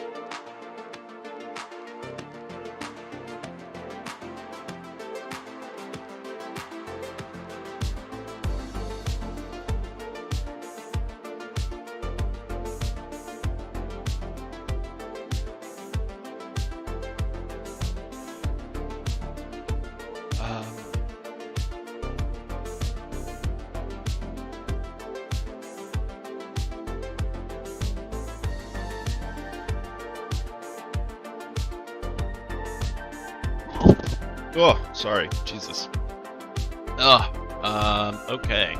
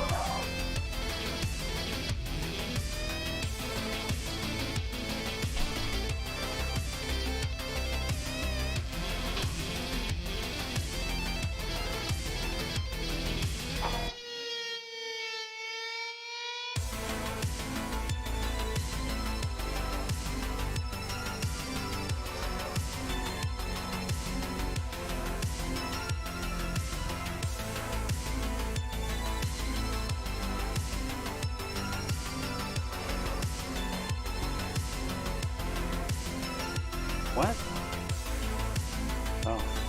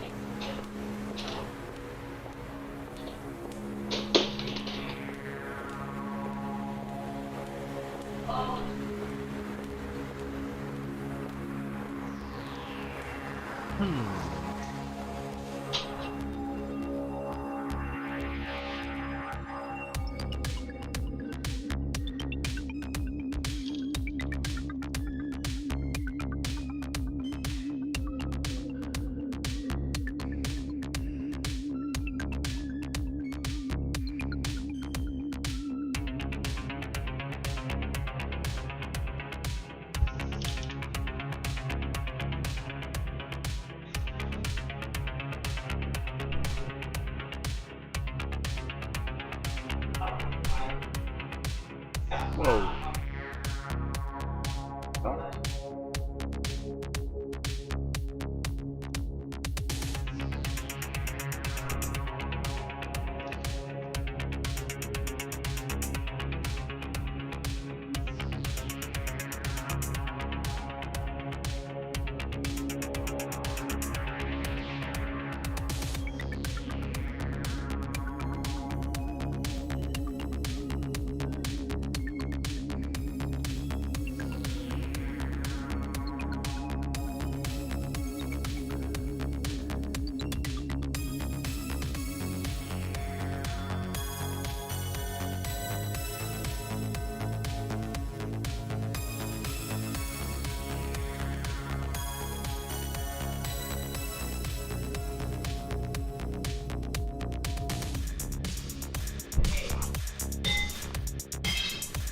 Probably a good time to save. Trying to hit breakpoints.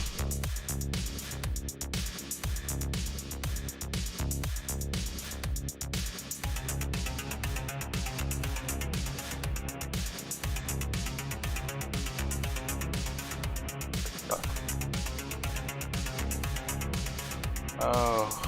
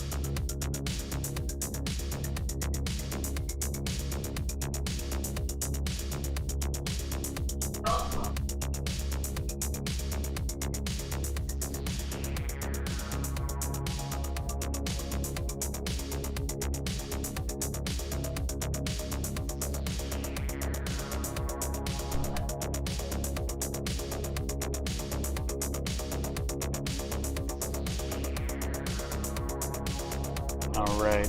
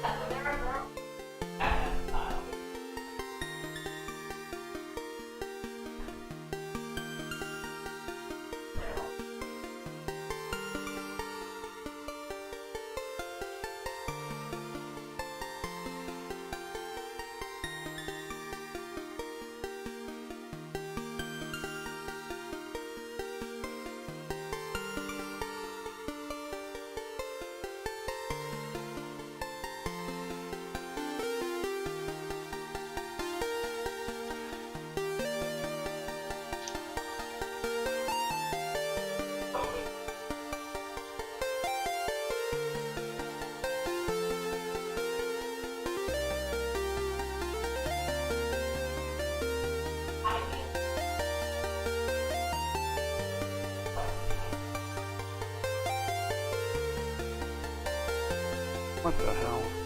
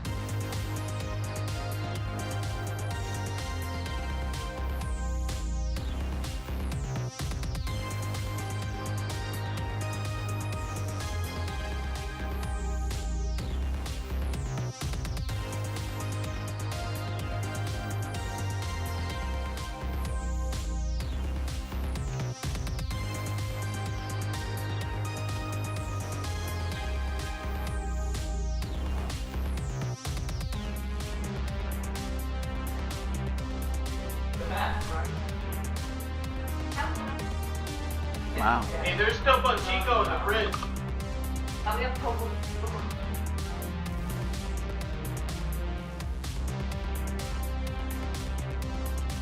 Wow, dare I say that, at least without any like noise being added to the planet, LOD1 looks better than LOD0. Because at LOD0, we get all of the like faceted shading from the voxels basically just sharing the same height value. Yeah.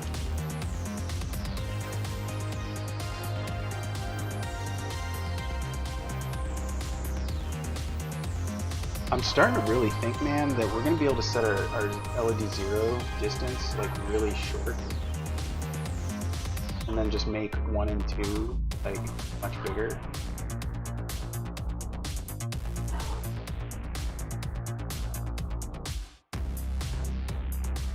Okay, I just don't do this.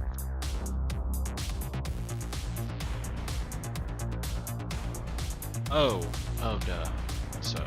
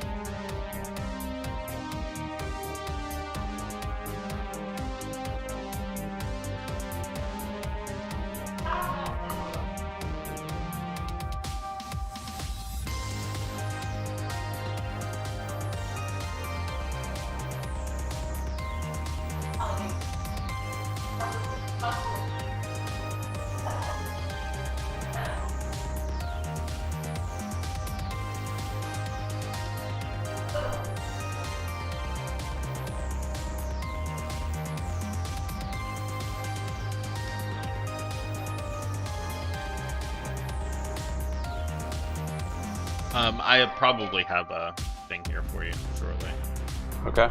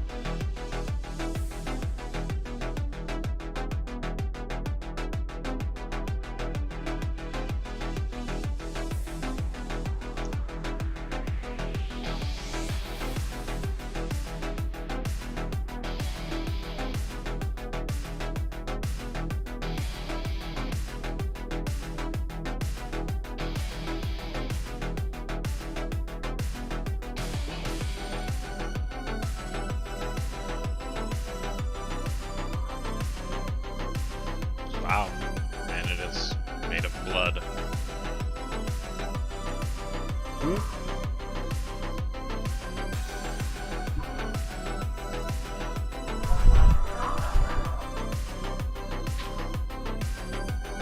What the hell is this? I mean, it looks fine here, but yeah, that was super weird. I just loaded it. Get the skylight.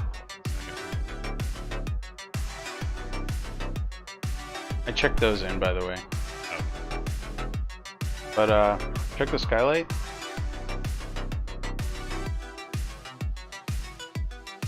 Captured scene. Change that to specified cube map. And where did I have it? Why didn't that update? Hang on a sec. Set the intensity scale to 200,000 and set Milky Way Skybox 2K, or underscore 2K as the cube map. Oh, that's like nice.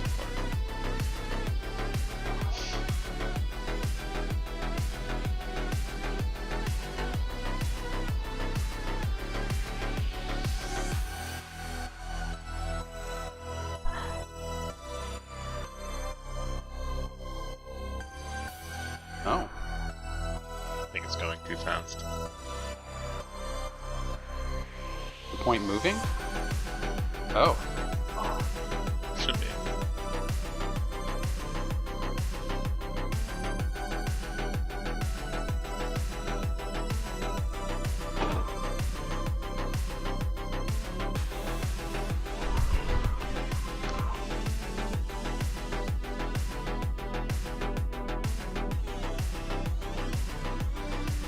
I have no idea what's happening.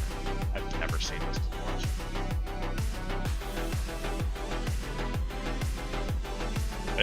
I like literally can't call the function set static mesh. Is it?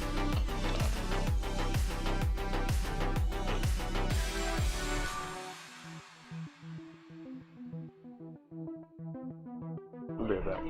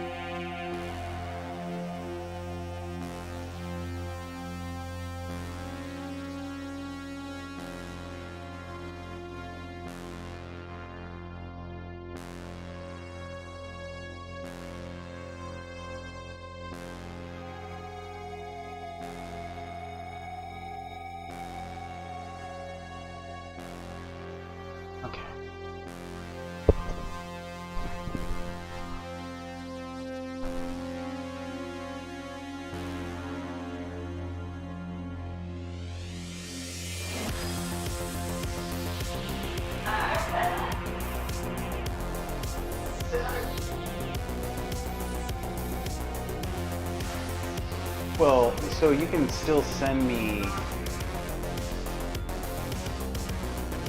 movement stuff without giving me this, right? Yeah. It's I'm just beyond frustrated. Like, I get it. I've never seen this happen before ever. Like, I'm literally doing a perfectly valid function and it's just crashing for no fucking reason.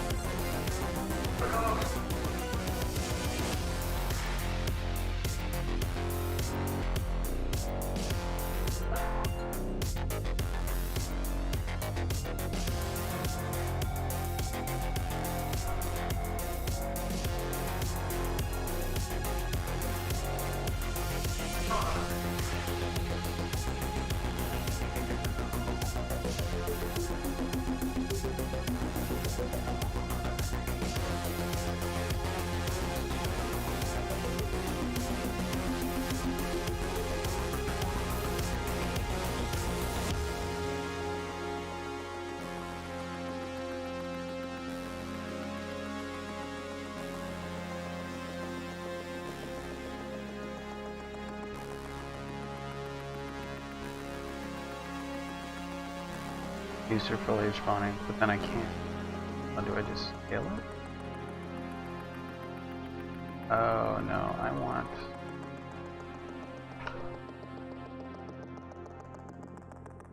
So hard.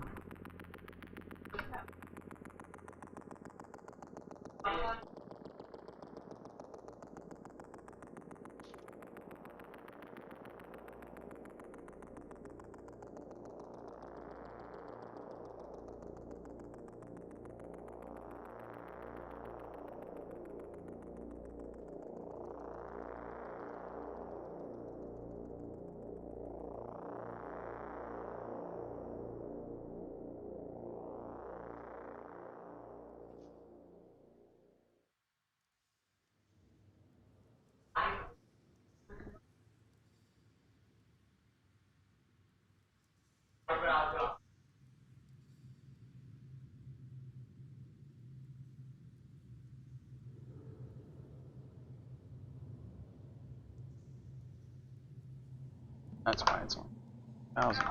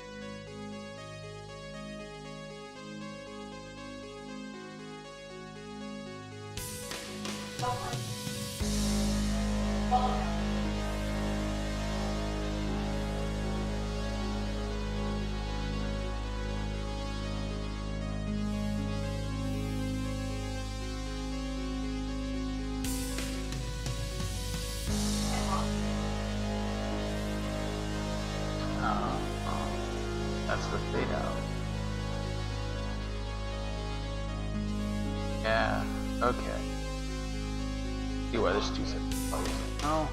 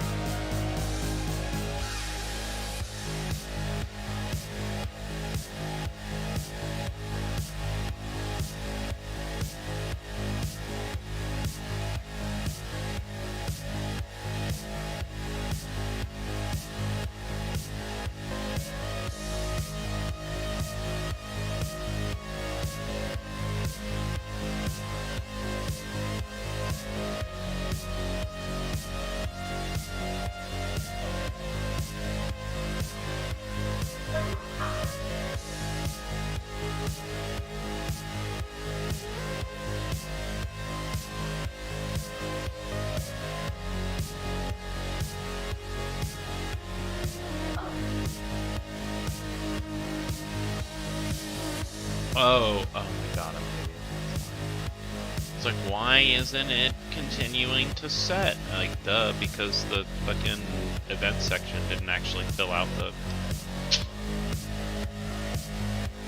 Haha.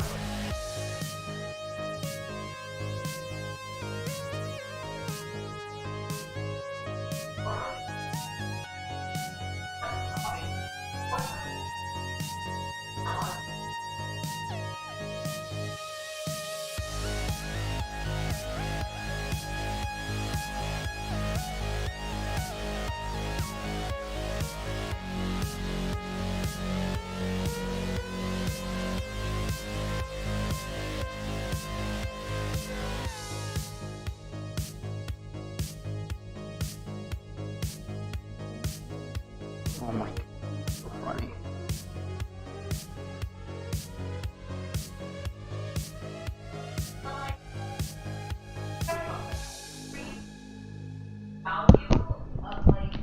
You know, I figure if I'm getting more than 8 frames a second before I hit render, then I'm doing something wrong.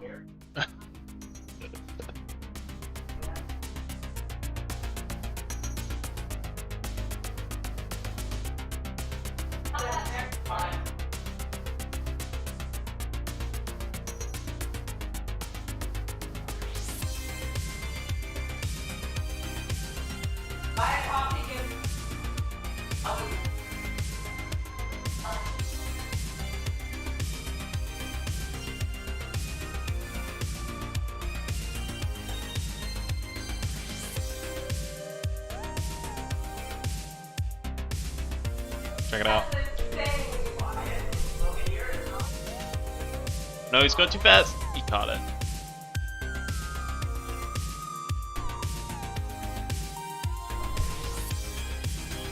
Are you moving that thing? Oh. Set up in a sequence. Oh. Perfect.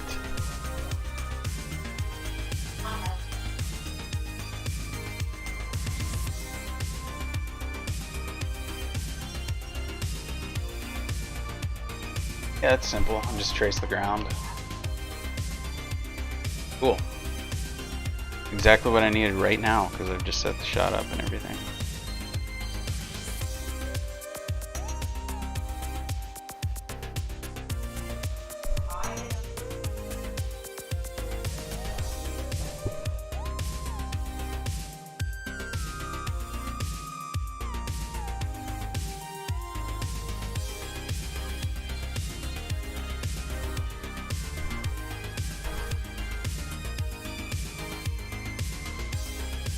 Oh, you want another one of those? Oh, are you still drinking that?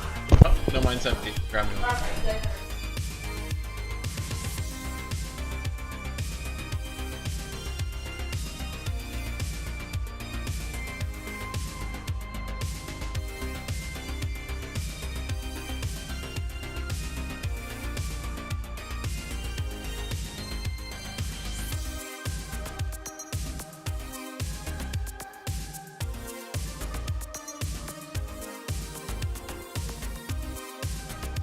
Huh?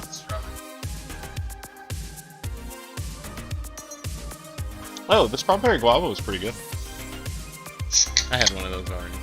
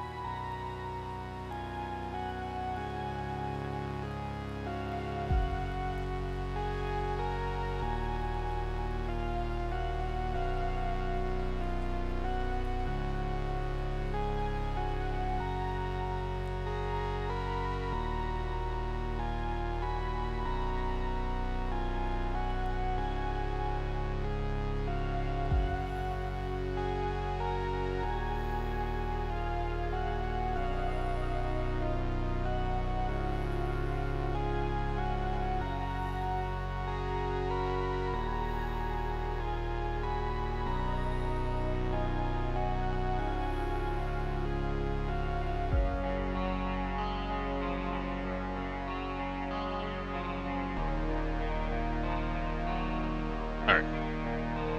Go ahead and grab that.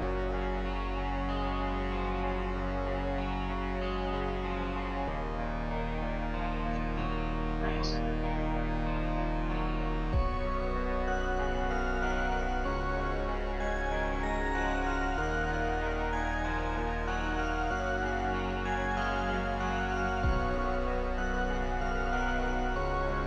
EP cinematic path. Yeah. That's the path actor. I mean, it's literally just a basic actor with a spline. Nothing else on it. But So I'll show you what to do, but you got to set up a sequence first, and then I can show you how it works. Because you're going to need to add the pawn to the sequence, and then you're going to have to do some work in the sequence. But I'll pull up my editor right now, and I'll just show you exactly what you do. Okay.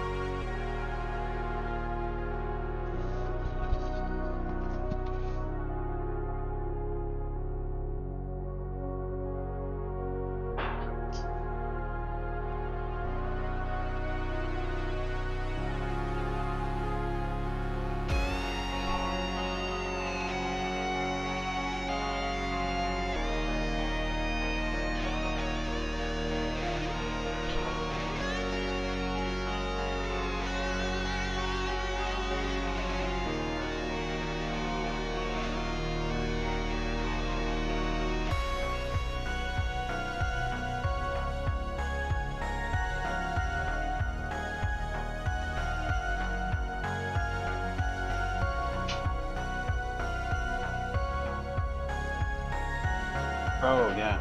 Was staring at it, but not looking at it.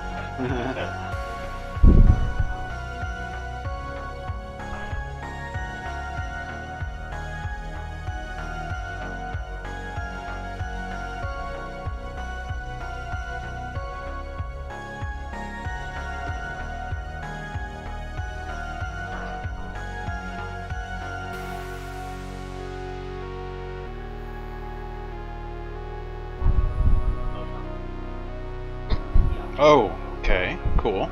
I've kind of played around with events before, but I never could get anything to work the way I thought it should.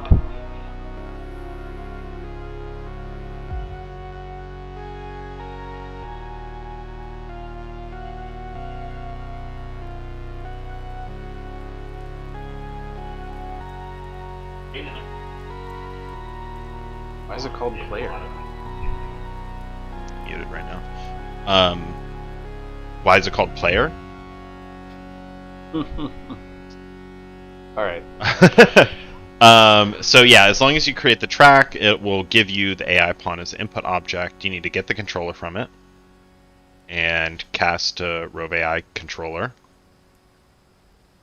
And then you're setting a target location. So while you're calling this function set target location on AI controller. Yeah, okay, cool. So in order to get the position, what you're doing is you're getting, right now, just for simplicity's sake, get all actors class, and then just cinematic, BP cinematic. Make sure there's only one. And then you grab the spline from it, and you call BP get location at time. EP And cinematic. Which one? Path? yeah, this is the actor I just added. Oh, just don't have. Gotcha. Yeah, just don't have more than one. Because you can't tell the difference between them. Don't have more than one in the level at runtime. Like, could I do is editor only? We can. I'll modify it later. Of them I know. for each Eventually, shot. yeah. Let me just. This is just for now, though. So just get all actors of class for right now. I can add a variable that you can instance edit on the pawn or something to get the path, the correct path. Okay. But what you're going to do is you get the player, you get current time, and you get end time. And then what I had to do was, so if I call get current time, it's going to look like this, and you got to split that struct, and then this value frame is for whatever reason a struct, so you just split it and it turns it into an integer. Okay. Weird. And then you convert both the integers to floats real quick. You divide the current time by the end time to get the value, normalized value to the end of the sequence. And then you plug that into your get location at time. your get location at time, the time value. So on, let me pull open this. So on a spline, you can set the duration on it. Just leave it at 1. Just leave it at 0 to 1. Yeah. Yeah. So that when you plug a value in here, you know it needs to be 0 to 1. Can you put that debug sphere like behind a branch with a pool? Yeah. I mean, I guess I could do it too, but I mean, you can I'm just get gonna rid of add this it. too. You don't need the debug sphere. This was just for me to debug it. Well, I mean, yeah, I guess you're right because I'll still have the transform controls to know where it's at. Mm-hmm. Okay. And does it just go at normal driving speed? There's no boost, right? Yeah. Okay. Yeah. That's good. Fine for now. It would be cool to be able to check box or something. Yeah. Or maybe yeah, like that's set, doable. like, because then I could keyframe. Yeah, I can even have a well, I set up these variables to be interp, which means that you could modify them on a path or on a, but because they're controller based right now, that's not like a thing. So I would have to turn boost on or off on the pawn, which we could do. I could just set the variable up to be interped, but Okay. Yeah, I mean once we get to the shot we need it for, it's yeah, nice we don't and easy. need it right now. Yeah. The chase doesn't happen for like shots. I think this mid one, and then there's the one where Rover drives past the. And for the trait, down, the and then chase, there's for the chase, you can set the rover, the AI rovers, to just seek the player rover or whatever. Right, that's true. Right now, it's set up as only the player rover, but I could easily modify that in the code to set it up to be any rover, and then we'll just have an instance settable reference to which pawn you want it to follow. Yeah. And then it'll follow it. Cool. Yeah, that makes sense. Okay.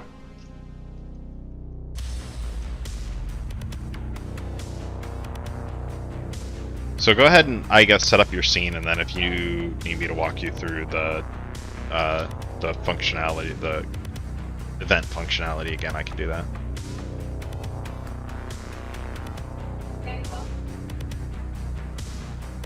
Alright, what the fuck is happening with this mesh thing, man? This is a problem. I don't understand what's going on here.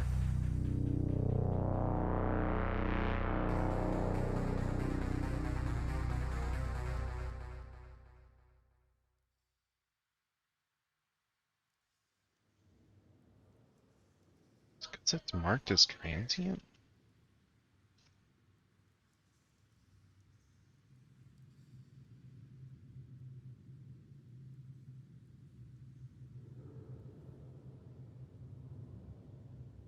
Yeah, this takes so long to generate.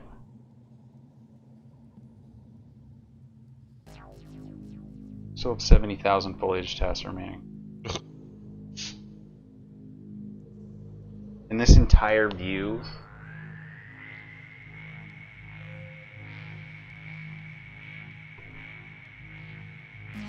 the entire view in front of the camera is a LED 1.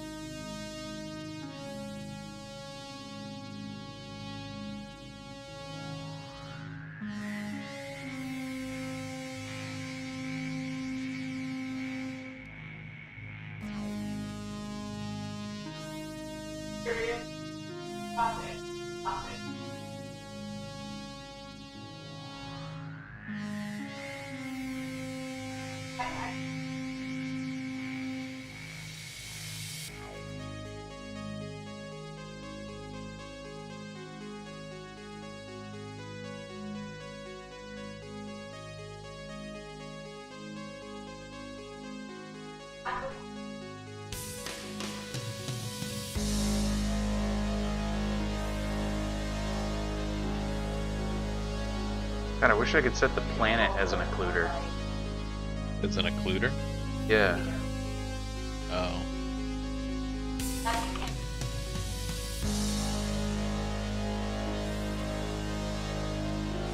Oh, I can use it as an occluder.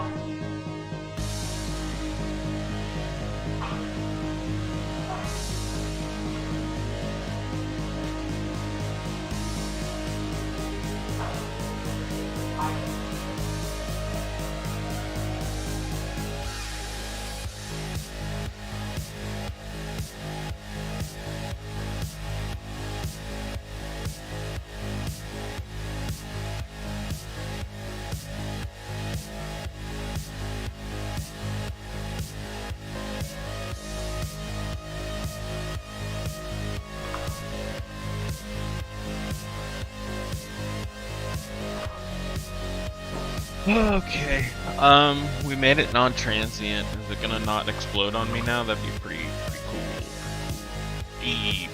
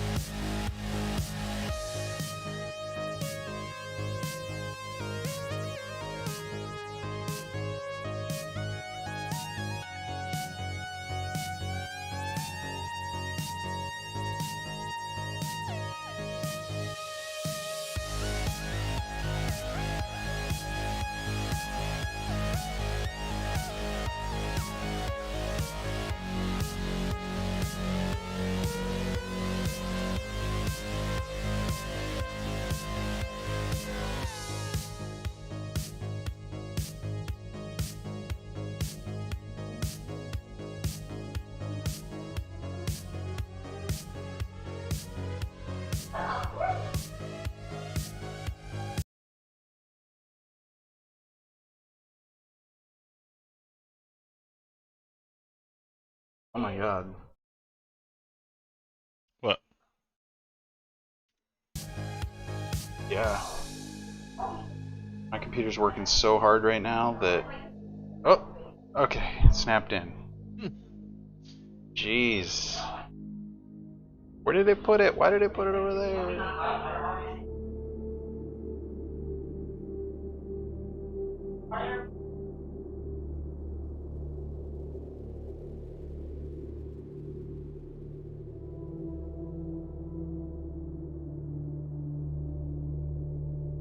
So at spawn, it'll upright and everything? Yeah. Cool. I mean, I would roughly rotate it, though. Yeah, yeah, so I don't have to warm up too much. Yeah.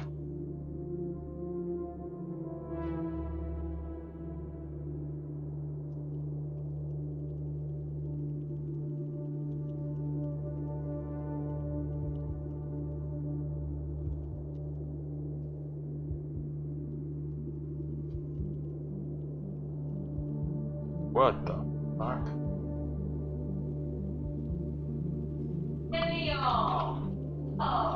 I gotta get rid of foliage and see. I'm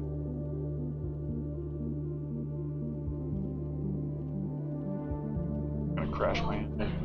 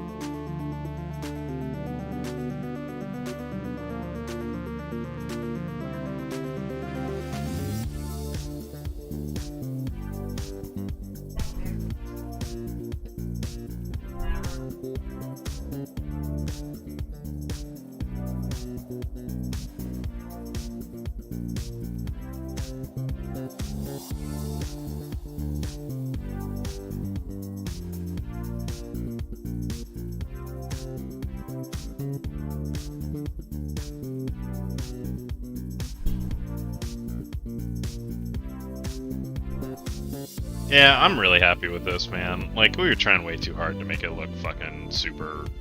realistic. Yeah. And I think a lot of it is just like making sure the color correction is correct. Something is really wrong, dude. This is so... I actually cannot set the static mesh on this.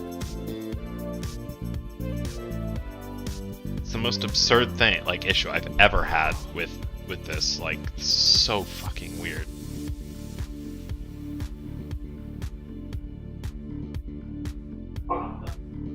Alright, we're turning off freaking...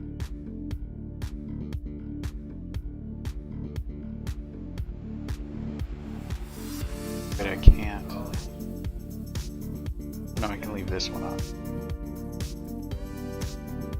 Turn this one off for now. Get my frame rate back a little bit here.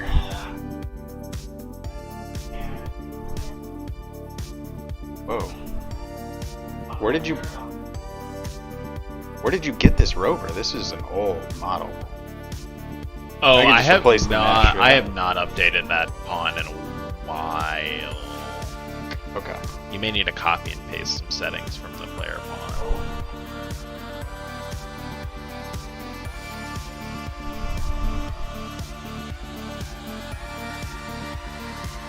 Oh man. Can I just change its parent? No, not really. No, because it's a class. It has to be a class. Yeah. Or wait. I can make blueprints.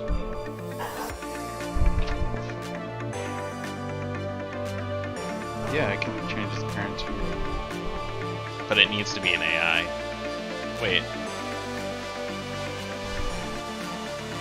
I mean, rover pawn base is... Oh, because it's... Yeah. No, you can change its parent. Because the controller is what matters. And as long as you're not possessing it and the controller is set. So go ahead and repair it. It's fine. Well, I should maybe... Cinematic is the stripped down one without the sound effects and stuff. Yeah, it's good then do that. And then go into... or just go into its base settings. Hold on, let me... Just like that, yeah.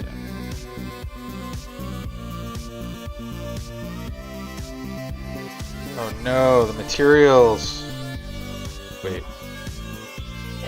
Can I just... Should be able to. Why didn't it actually clear it though? It's just the... It looks like it's just the... You know what, dude? There we go. There we go. It's only just some of them use the are cinematic pawn and set its AI controller. Oh. Because it's all in the controller.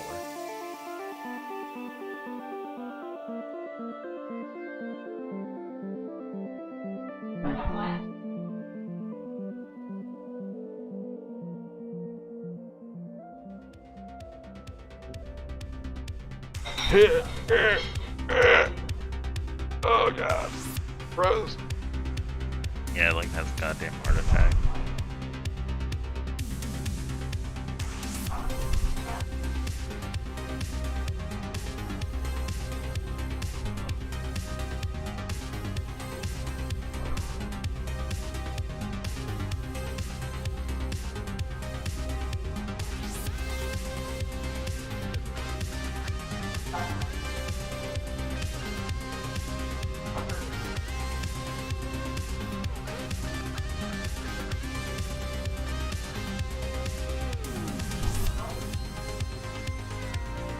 Oh, I see. It was waiting for me to let go of the mouse button. I see. What the hell? Oh, whoops. That was the wrong blueprint.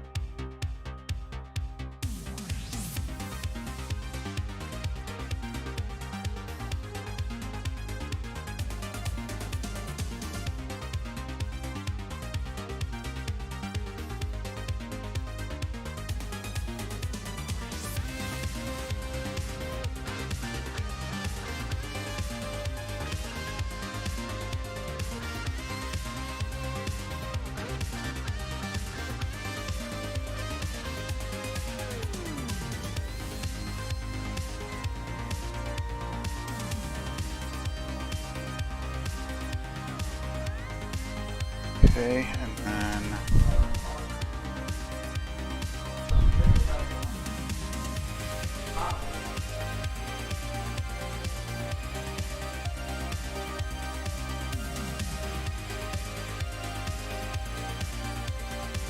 so is there anything I have? Wait, what was it that I had to track on the player pawn?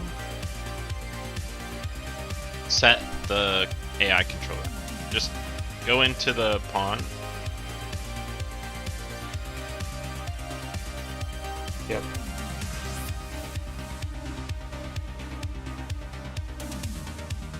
Auto possess AI. AI controller class. BP AI controller. What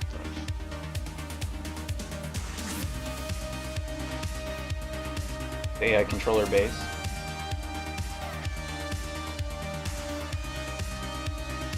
How is the mesh a reference to fucking game mode right now?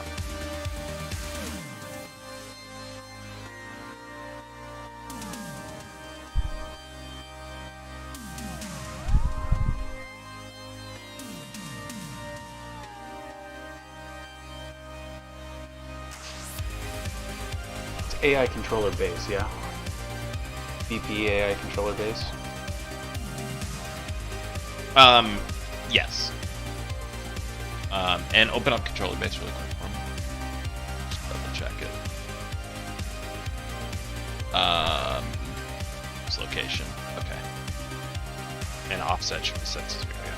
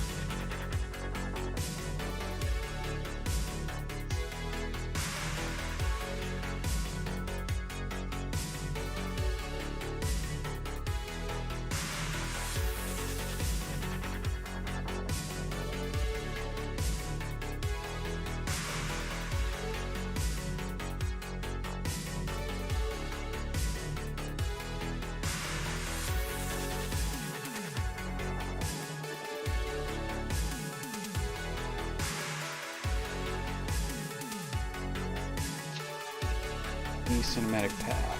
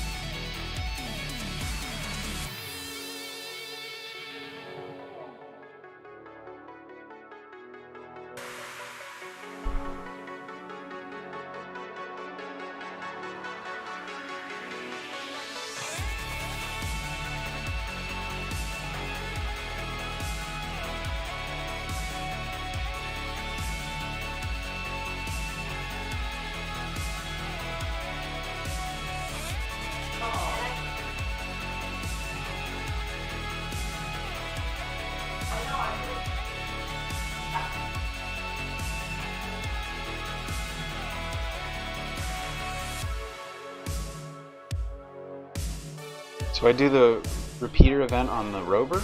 Yes. Because you can't access the controller in a sequence, in a level sequence like that. Because it's a transient thing.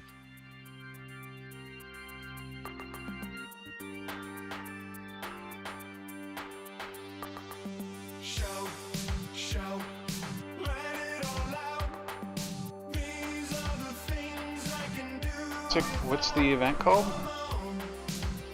Huh? The event called? What do you mean? Did you create your repeater? Isn't it already in here somewhere? Didn't you just show me it? Oh, it needs to be in the sequence. Oh man, how do I do that? The director, right? First screen. No. Stretch your repeater out so that it fills the timeline. Oh, you already did. Just double click on it really quick.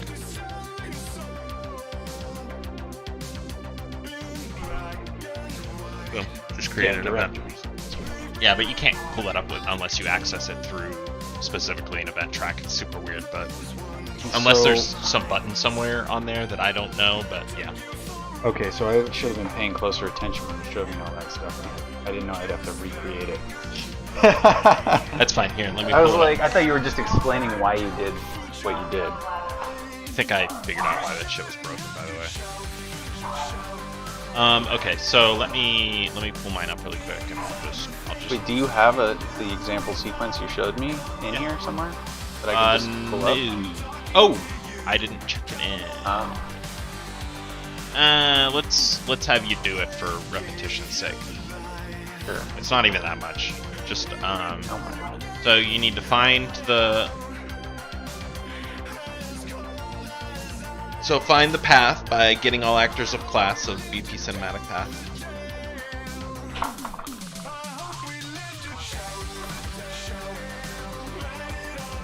Oh, we can get all actors of class with tag. That too. I mean, eventually. Yeah, we could do it that way. You just hit a breakpoint? If sim get sim from name 64. Try continuing it. It's some random insurers attached to sequences, it seems like. It happened when I pulled the drop down up. Oh, interesting. Cinematic path, yep. So then go ahead and get from that. Just get. Copy. It's just getting index 0. Oh yeah, okay. And then you're getting the spline from that. And you're getting location at time from that spline. Wow. Yep. So this spline is... Spline. It's the same one they use for voxel. Yeah, but... Same base object. I don't understand how that ties in. What's generating the spline?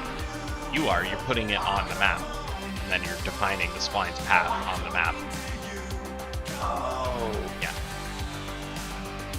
Oh. So... You have to draw it on the planet, basically. Okay. Now, its orientation doesn't matter. Don't worry about that. It's only... So the spline is already a component of the... Path. Okay.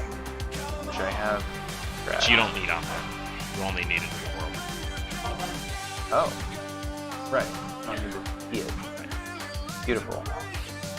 And the origin point is like the root of it, so you need to put that close to your rover. What? You need to put it close to your rover because it's going to start at its root. Oh, gotcha. Okay.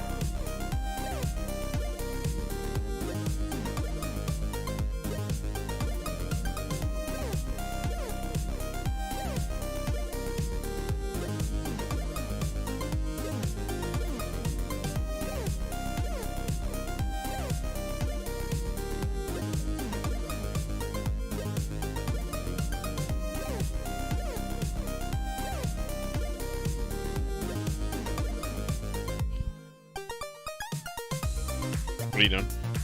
I'm organizing this more. Oh, yeah.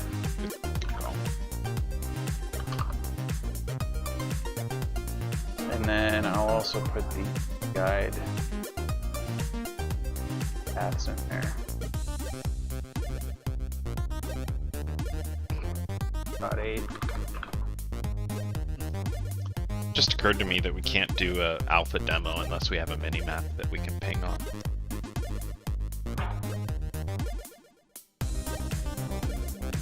I mean, I can make the ping in around.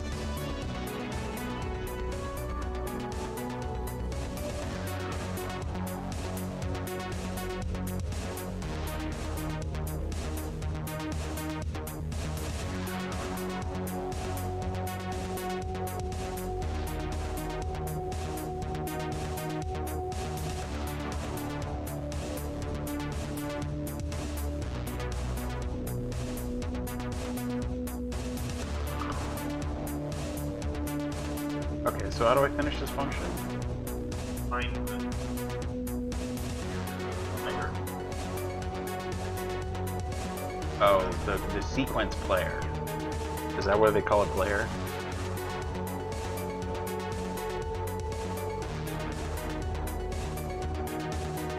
Variable player. Timing. Right.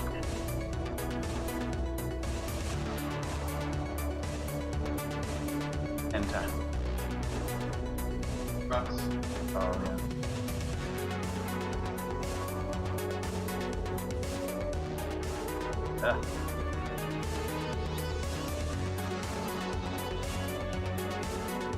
Then float.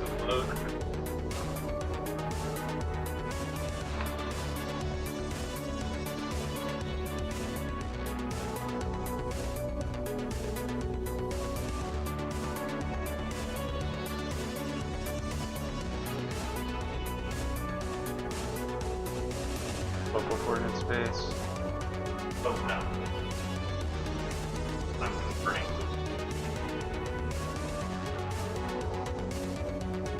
Okay.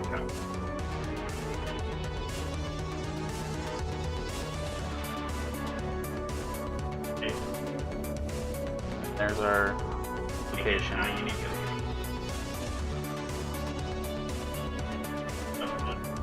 Oh, this is the right. Yeah. Get AI controller.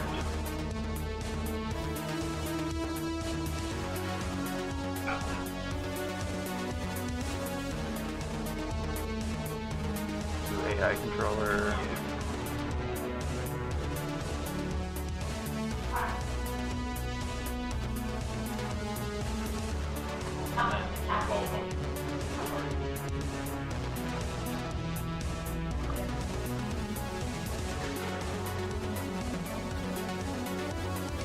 Beauty. Shiny.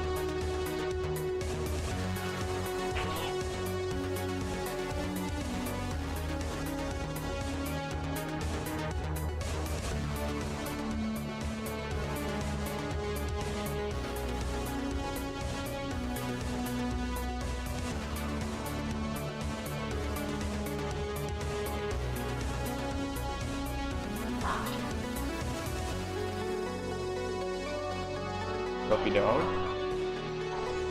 Rolling on me.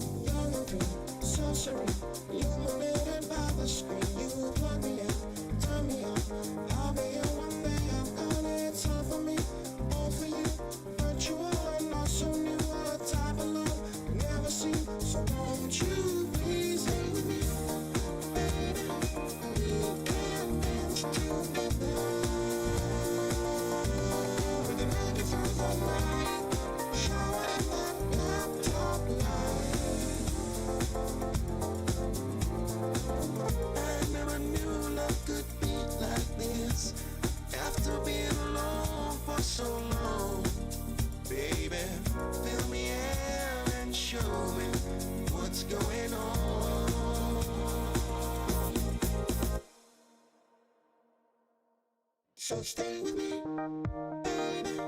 We can dance together. We can make it through the night. Share whatever we have to be. So stay with me, baby. We can dance together. We can make it through the night. Share whatever we have to be.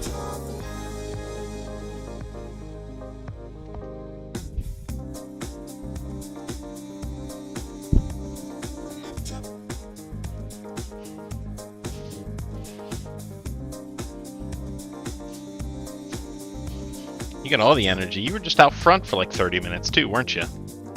Yeah. Whoop!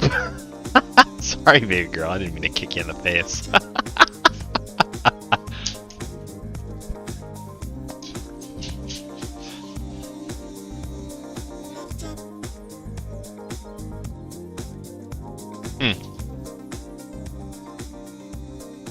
What?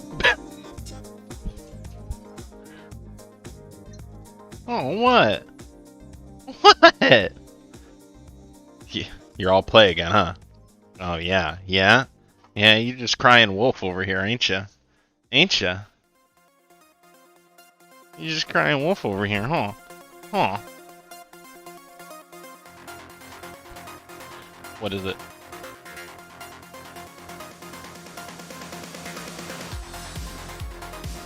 How long is your sequence? Okay. It's gonna go fast. You can't simulate play. You have to play. Yeah, I don't know. The event track wouldn't run for me when I was simulating. Is that the autoplay? I don't know. Maybe I was doing something wrong.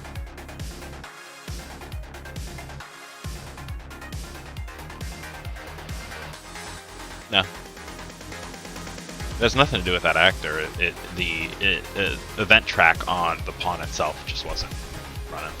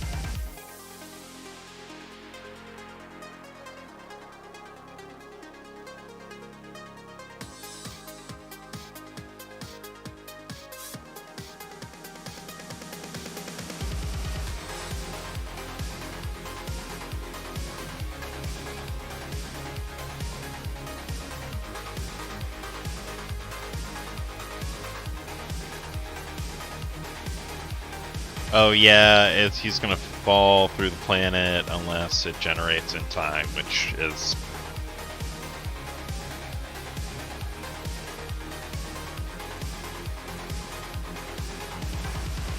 Nope, that's true. That's how it works.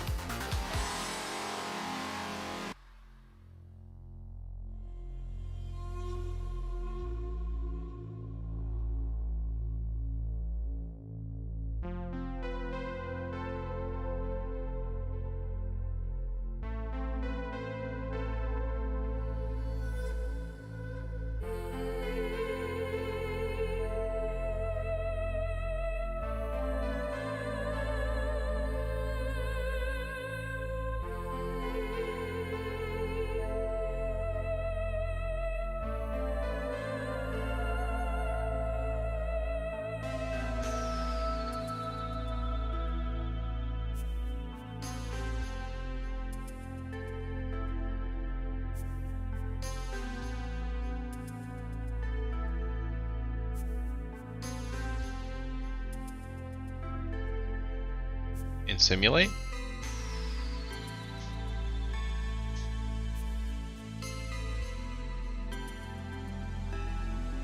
Did you accidentally set the track to start before the...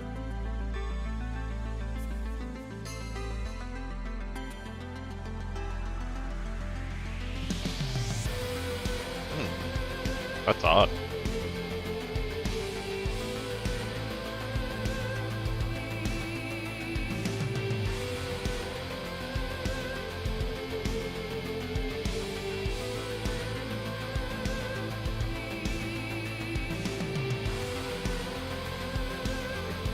Yeah.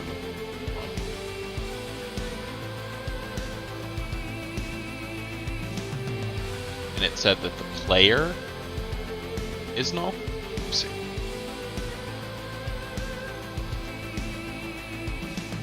Sequence player. Can you zoom in on the event track? Zoom in on the event track in sequencer.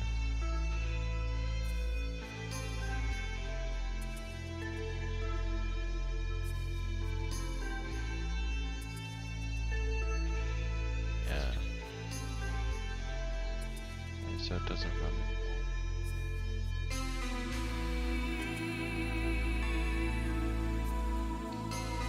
it. Is the level sequence in the world right now?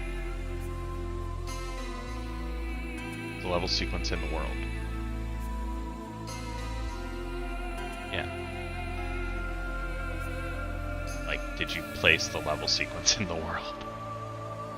And that's probably why. I don't know, man. It probably won't be necessary if you like are doing a render, but for just PIE, that might be the case because you're trying to access the player specifically. Just drop it literally at end of map right there. It doesn't matter. Yeah. Yeah, probably.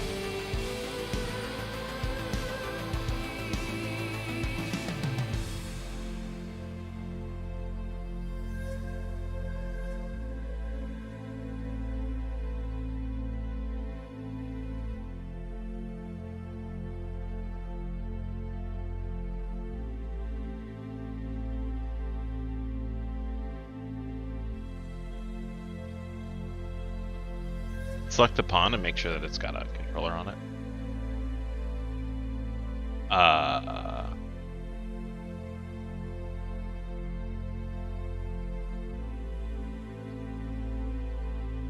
It doesn't have a controller on it right now. Exit this real quick.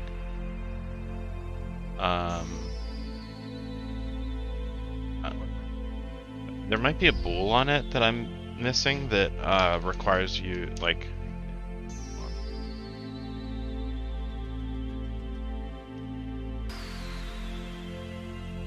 Did you accidentally unset the controller or something?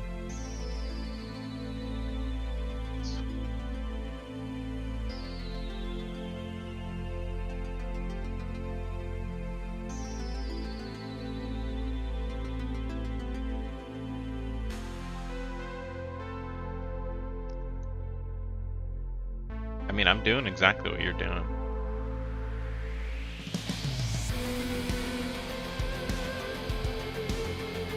Literally just the pawn. Oh, I just moved it on this.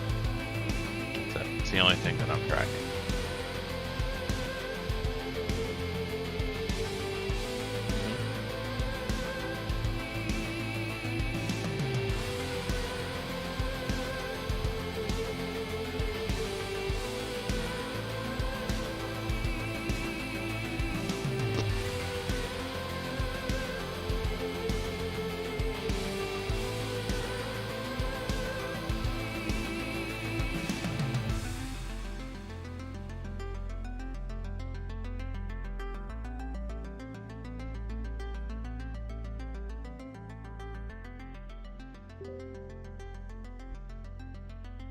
fancy.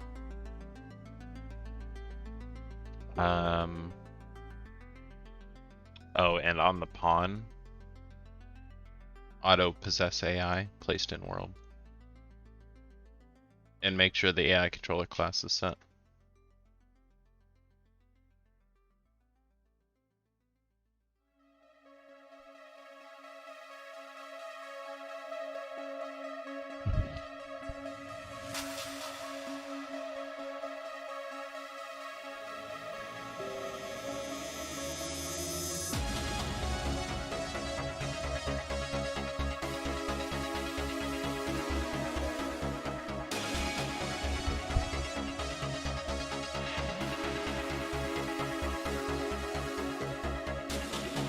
Well, if it's not setting the location, then it's not going to drive anywhere anyway.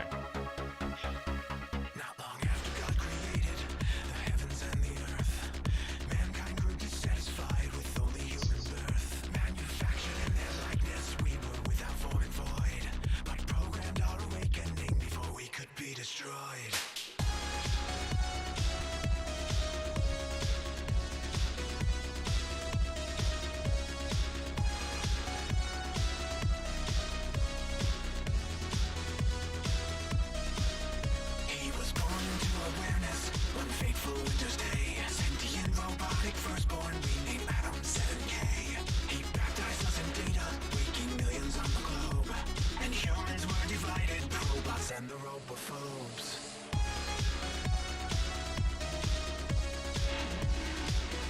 Robots and the robophobes.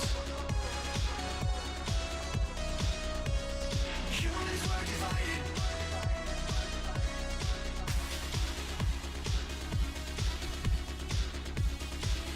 Robots and the robophobes. Humans were divided, robots and the robophobes.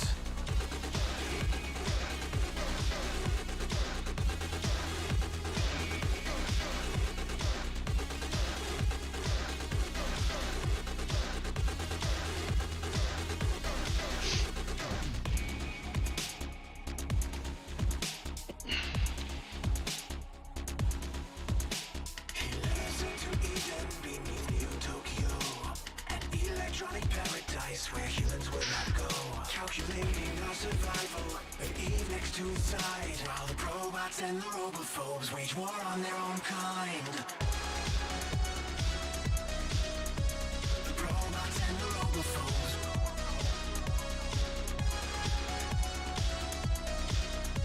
The robots and the robophobes wage war on their own kind.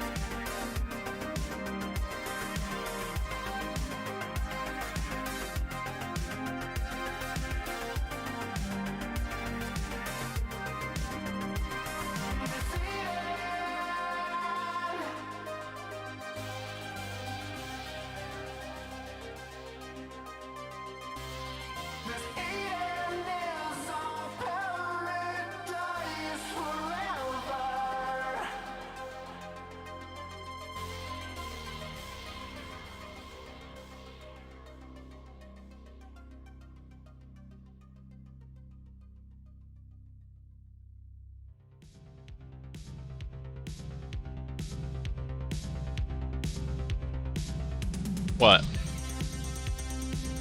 Player?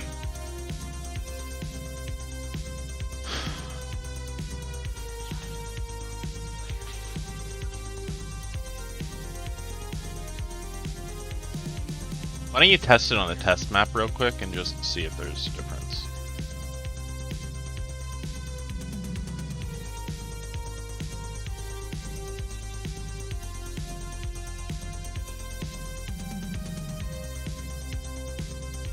Hey Joe, how's it going, man? It's been a while.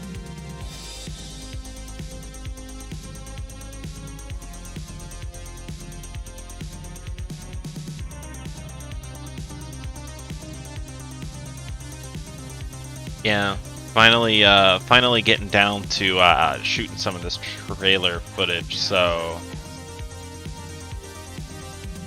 I'll do background music.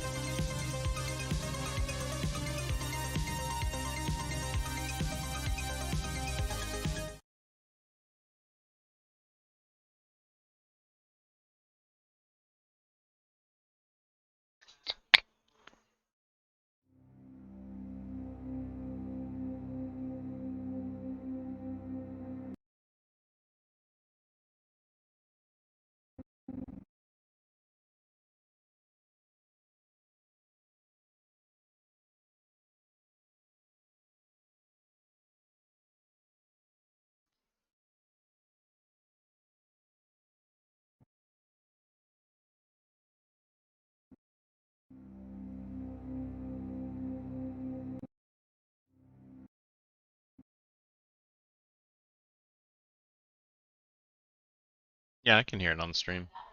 It's fine.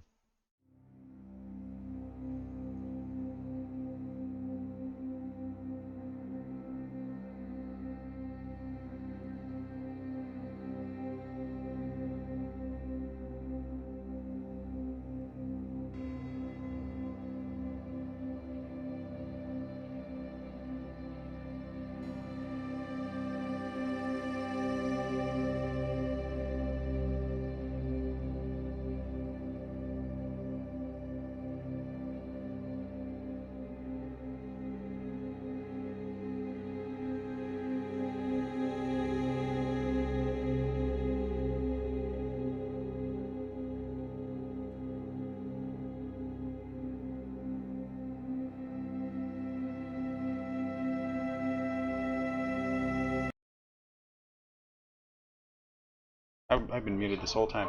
That's where we're at. The trailer. Favorite shot so far is the second shot. Bam!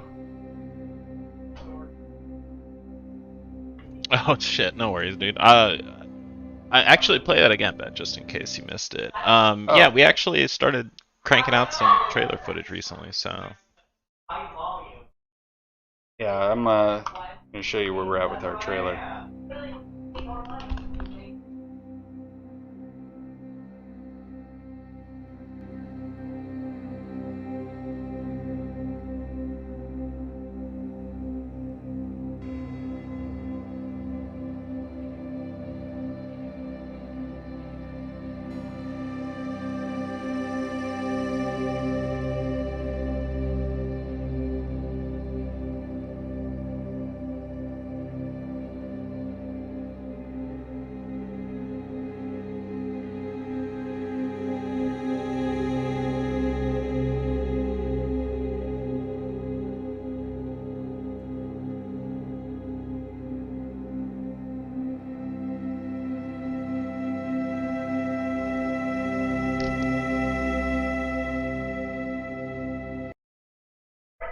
That's where we're at so far. Coming along nicely.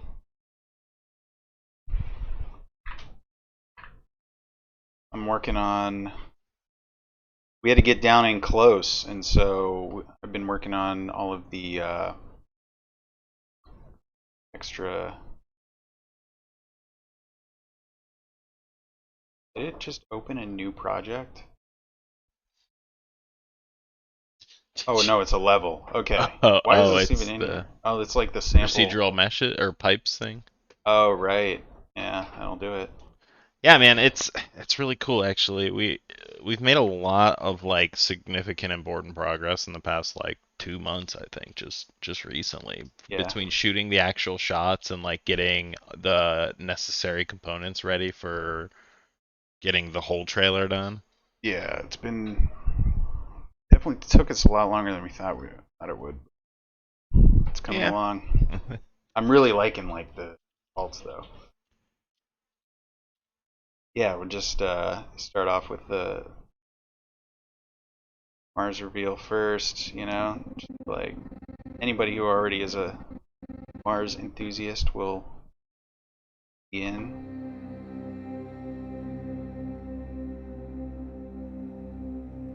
I can't stop watching this, honestly.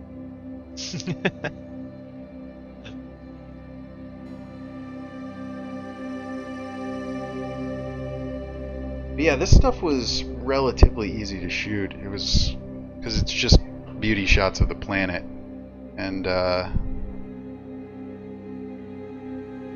that's pretty easy to do. Now we're getting into the rover driving and down on the surface level, so we gotta get down there. I'm still gonna change some of those shots later once I get everything laid out, but yeah, man. Yeah, actually, ever since Ben got the like color blend working on the planet, it's looked just like 10 times better immediately. At least 10 times. I mean, it actually looks like Mars now. Yeah. Instead of like an orange ball. Some cool surface features. Orange relief ball, yeah. Yeah. Yeah, once that happened, it was like, okay, now we can shoot this trailer. But,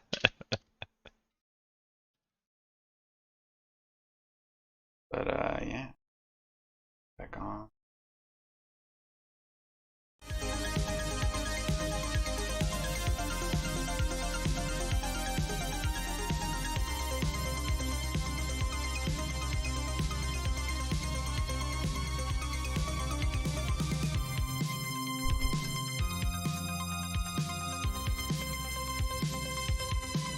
So I gotta figure out. I mean, look, man, it wouldn't be a new shot if there was something that wasn't working the way that it just should work. It's you true. know, like every single shot that I've that's true. queued up in here had something wrong with it. Let's see here.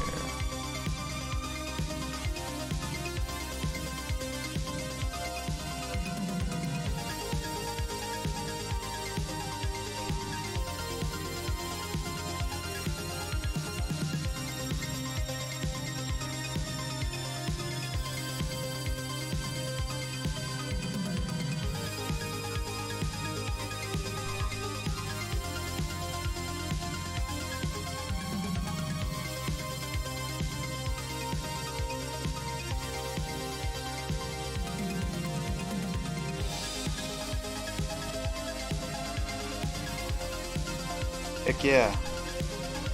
Compliment Nuggy. How you guys been doing, by the way?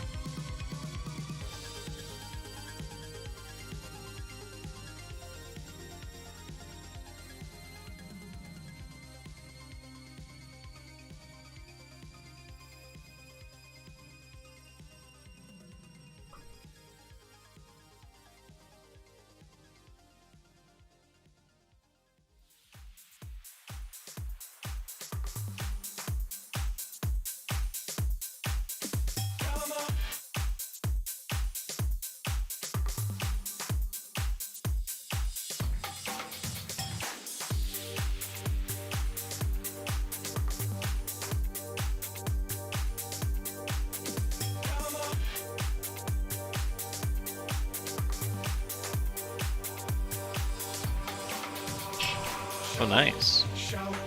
It's gotta be beautiful up there right now. I mean, I imagine the heat wave is subsided a bit at this point, but... Oh, nice. Mount Rainier have any snow on it at all at this point?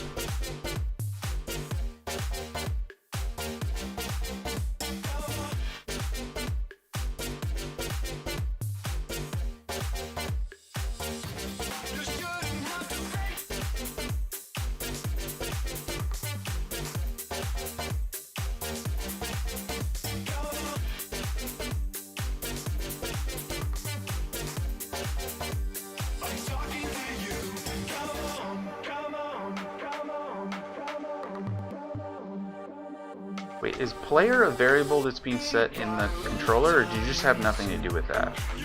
No, I got nothing to do with that. That's purely built-in sequencer. You tested on the test planet. Right, test planet. Yeah, that's right. I forgot I was showing off.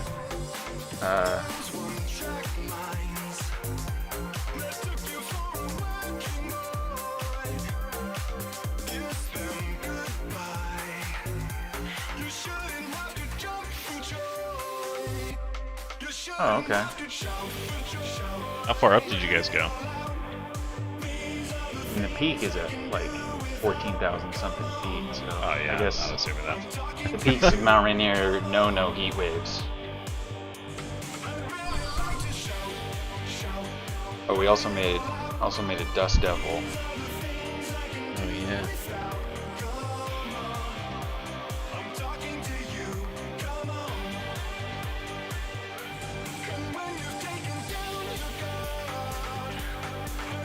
Okay, good. I would be fucking running up that hill, Yeah, right. up that mountain. Last bit of safety is as far up in the atmosphere as you can get. Yeah.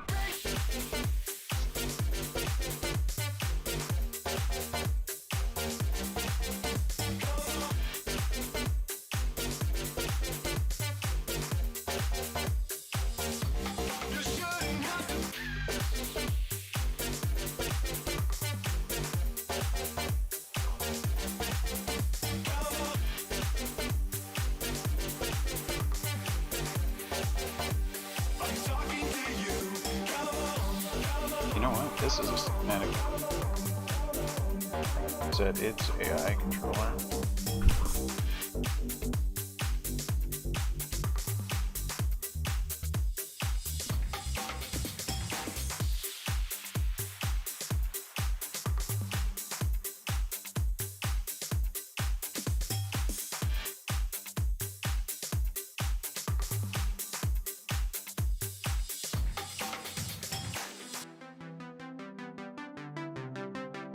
Nice, nice. Actually, something I haven't done in a while. I need to go on a hike again soon. Paradise. Oh, okay. I've been to Paradise, but I honestly didn't do a lot of hiking around Rainier. Just a couple of days spread throughout the years I lived there. Hiked up Alpental, so like in the summertime. Closed hill.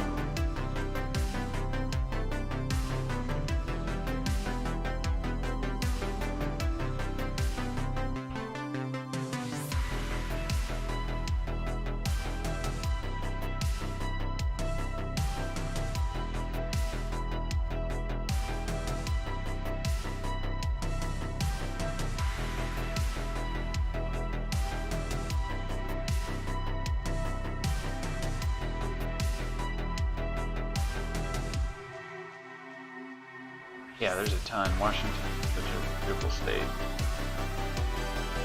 Oh, that would be Olympus Mons. It's, God, what's the height of it?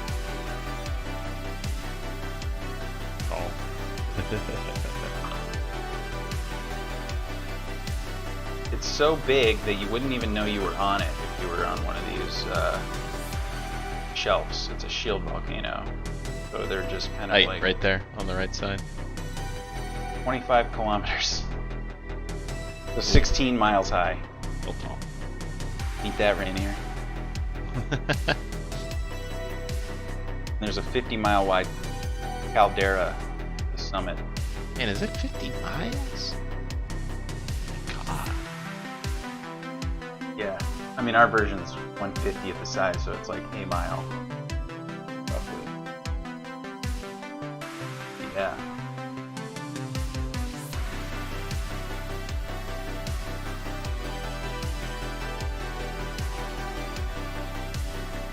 Yeah, come on, we couldn't not name our company after the biggest volcano in the solar system.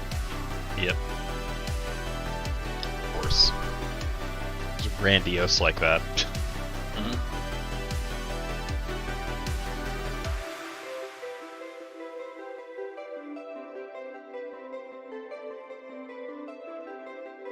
Okay, so I was going to create a new sequence. Doesn't very animate.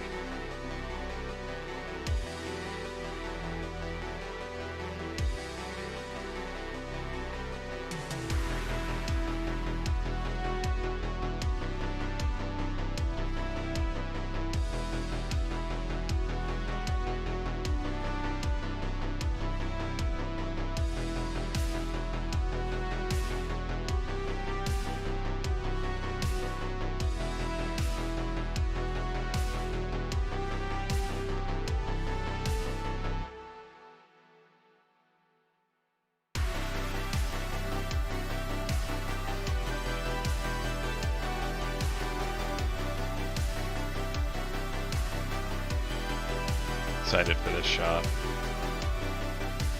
I'm excited for the shot that you're working on right now. Yeah, me too. I'm gonna make all of this like real.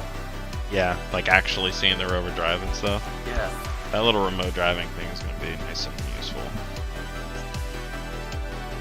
Alright, I've made a new sequence, level sequence in the test map. Did you drop the sequence in the map for you? When you create it, it drops it in the map. Where did you make it from? I made it from the content browser. Go up to the top where it says cinematics. Button, cinematics. Left button. Level sequence. That might be it. You're not making a level sequence? Yeah, it's a level sequence. I don't know. Try doing it that way. Why would there even be... okay. So here's the thing. You can create a level sequence that does nothing but drive the rover and then do the all the other stuff in a separate sequence. You can have multiple sequences running in the level at the same time. So you can set up all your shots and stuff on a sequence, doing it the way you do it, and then just add a quick level sequence that will drive the rover. I see.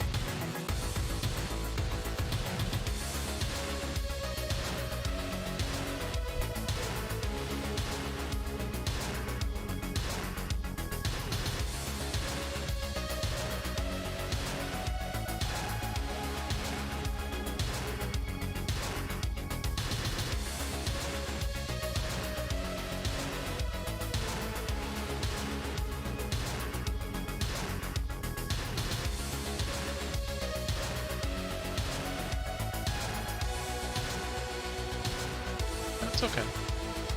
I mean, you guys weren't coming through. It was just that we were getting a little distracted by the voice.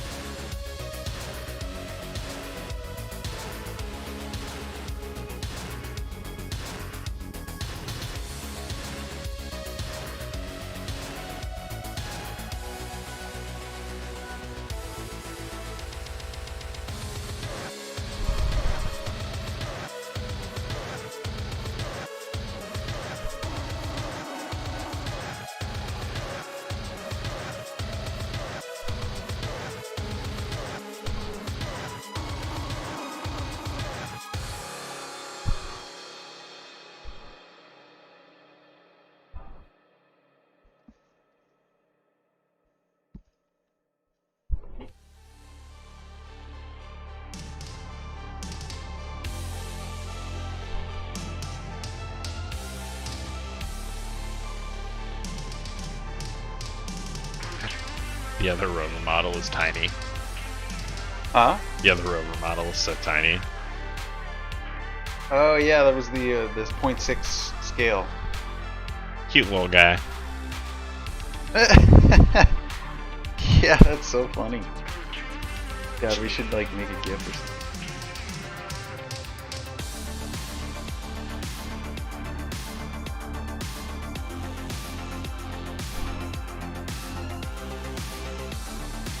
Is it following you? No. Oh. It's on its own path. It's the path I was debugging earlier. I'm just trying to do this.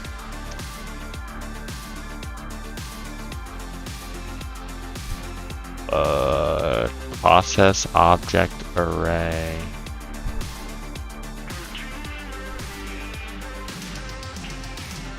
Dude, this stuff has been causing me so many problems. It's honestly so weird.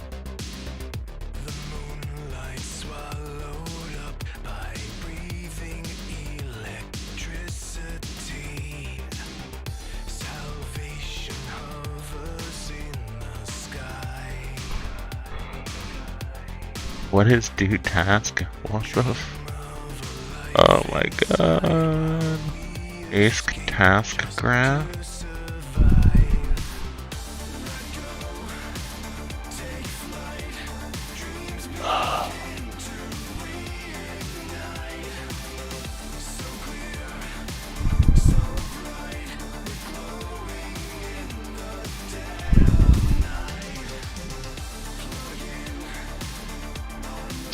So confused about what's going on. Wow. Alright, maybe if I get rid of the other crap I'm seeing around, see if that's going to still happen.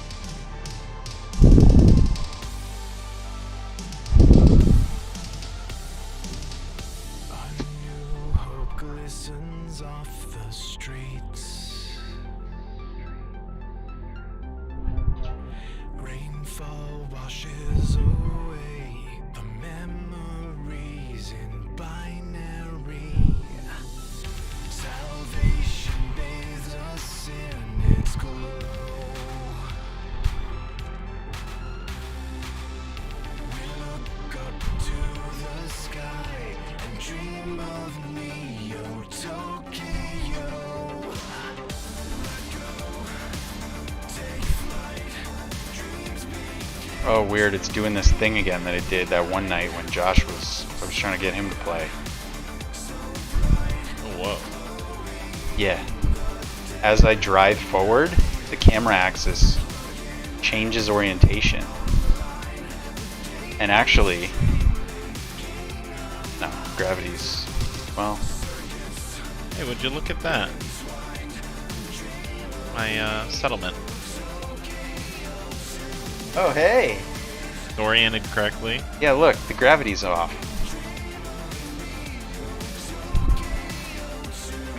Gravity just turned off? No, it's not off. It's misaligned. But like not in the camera vector. It's just I feel like I drive straight and I'm sliding sideways. I don't know, man. This is like an editor restart fixed it. Super weird. Okay. And also the damn AI pawn's not doing anything. What are you doing? Do I need to set it in the level and then hit autoplay? Yeah. Oh. Well, that's why I need to put it in the level then, because that's the only way I can do that.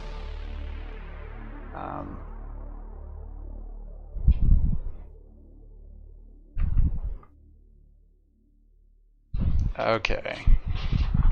Oh wait. I know about the drugs. I know about Access none trying to read property player. It's probably because it's not auto-playing. Alright? Just one. Promise me you'll never drink alcohol until you're 21. Okay? Cool. Yeah. Okay.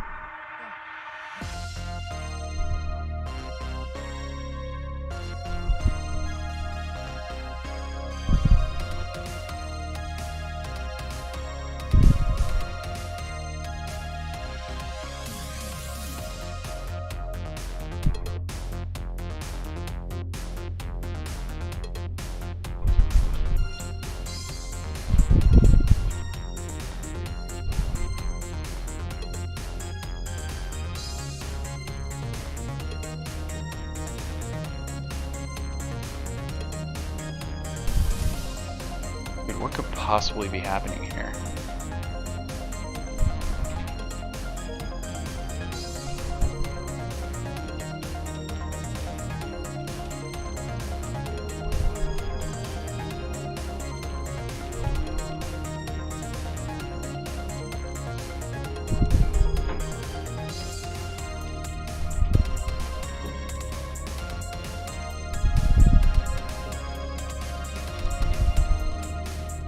I'm restarting my engine.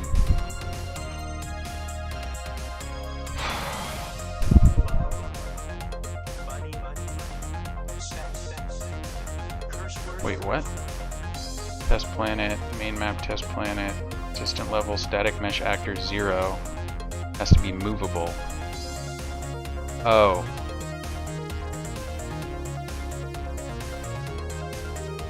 Wait.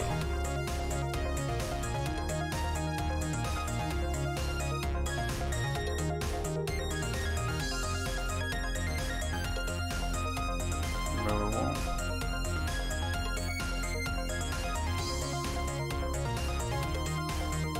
All of that's movable. What is it talking about?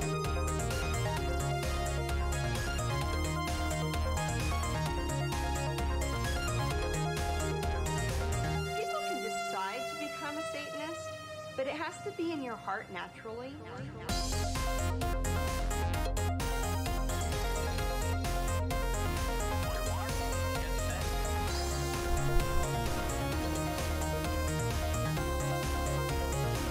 Dude, I got all kinds of weird stuff about mobility. Static mesh actor 70, 90, 100, 114. That looks like voxel.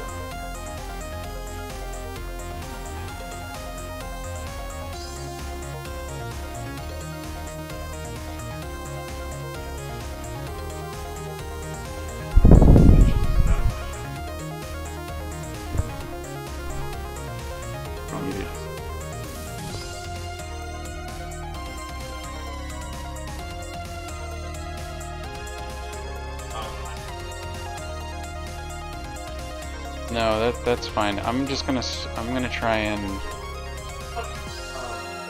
I'm just gonna restart my engine first of all. We'll see if that fixes the gravity issue. Before you restart it,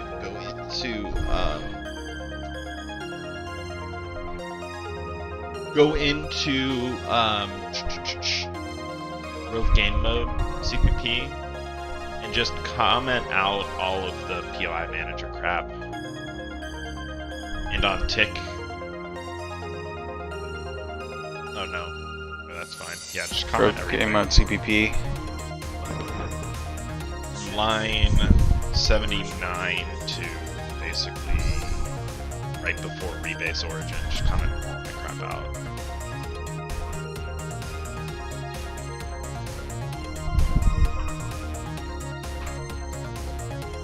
You commented out the what line? Bracket.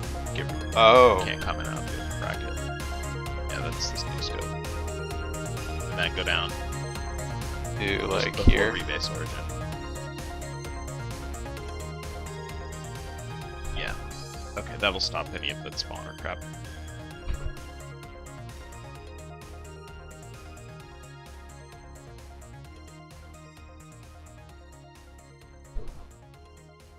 Give me some water.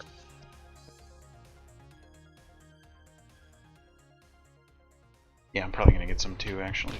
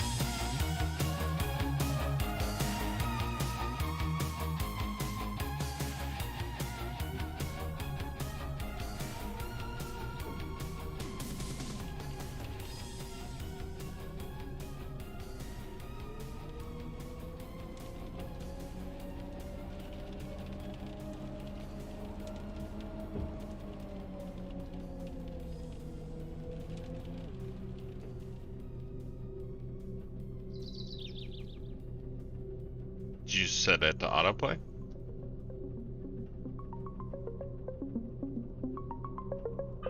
I mean, I should be able to do that well in game.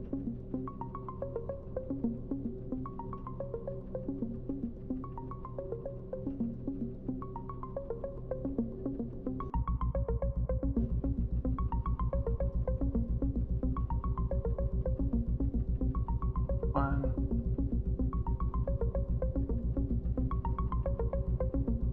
Yeah, I need to auto-activate it too. Okay, let's start. Let's start up.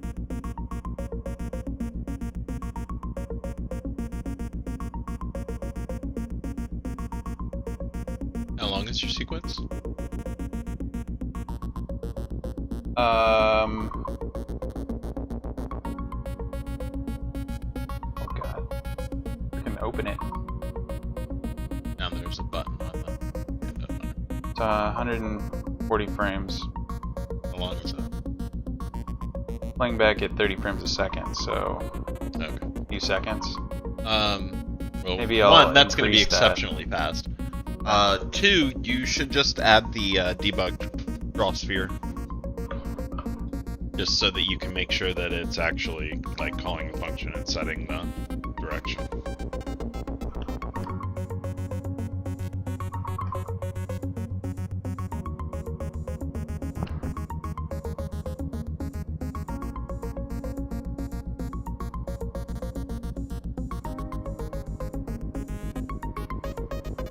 Oh, wait.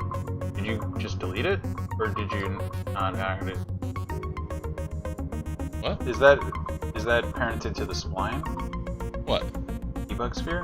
No, that's drawn in the it's in the sequence. Huh? It's in the sequence function. Open up the sequence director. Oh, right there. Just draw debug sphere.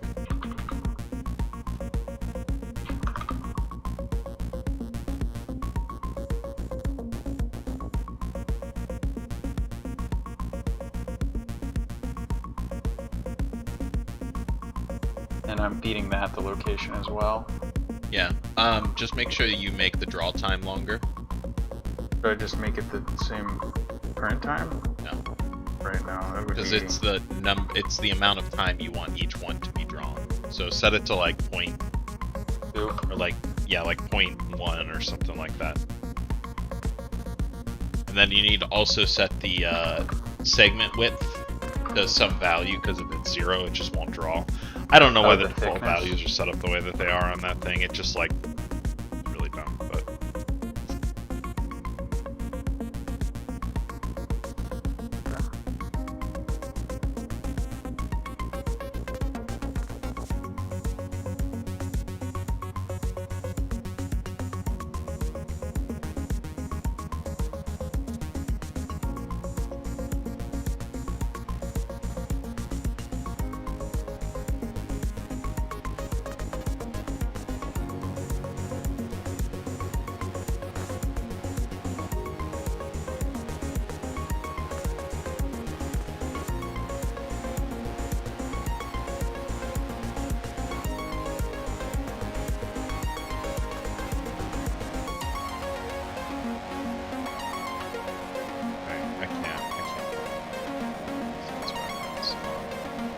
oh my god, it does this every time. It's so stupid. Alright, just take it.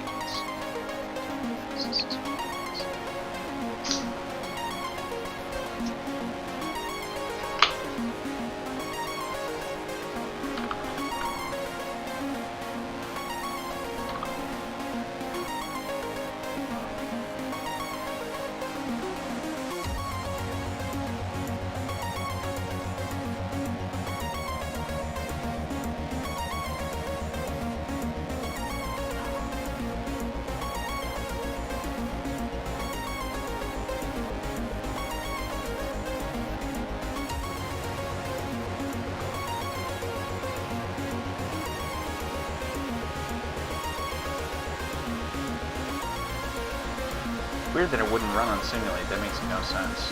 Like, it should do everything that it would do.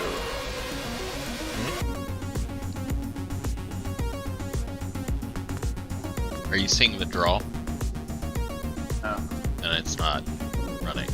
Sequence isn't running. Okay. I think I forgot to... Go select the sequence. I forgot to... No, autoplay. Autoplay, don't loop. 1 times. Pause it and it up.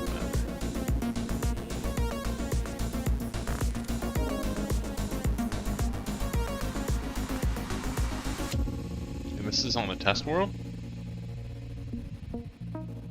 There must be something I'm forgetting to do or don't know.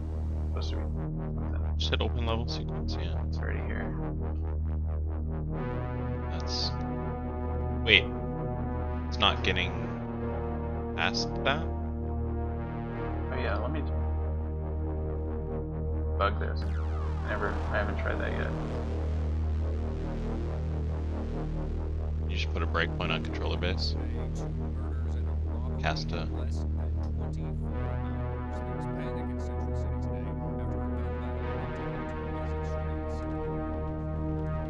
Not executing at all. No. Oh, no debug object selected.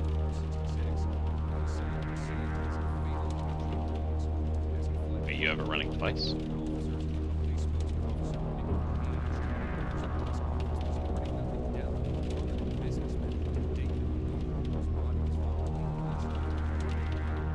No, don't resume. Step over.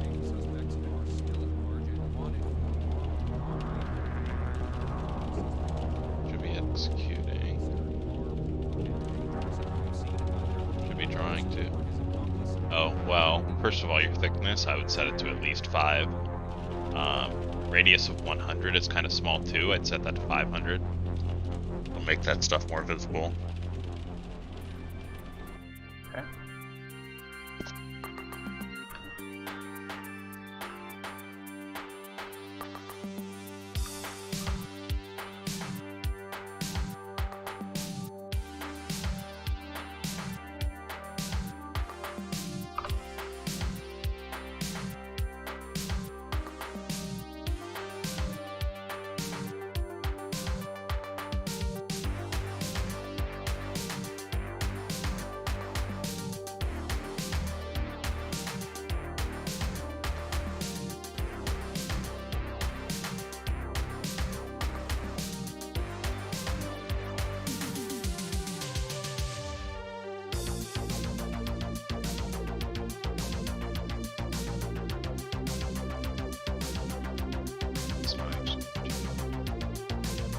Wish there was just right click and be like reset.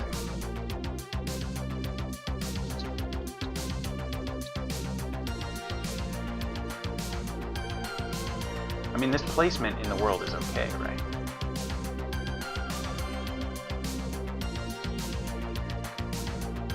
Yeah, the origin is not right next. I can put it right over, right below the rover.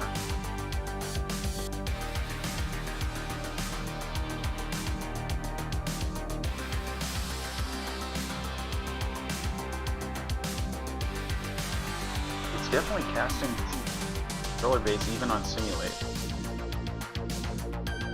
Setting target location. Drawing debug sphere. I got the debug sphere. Alright, let's Ooh. You're seeing the debug? Okay. But the rover isn't moving? Wait, don't close it yet. Oh, hold on, sorry. The rover fell through the earth. I don't know why. Because it's not generating collision there. Because it's not a high enough LOD in the rover. There's no invoker, maybe? Maybe I turned off the invoker. Oh, did I not even... Oh, there it is.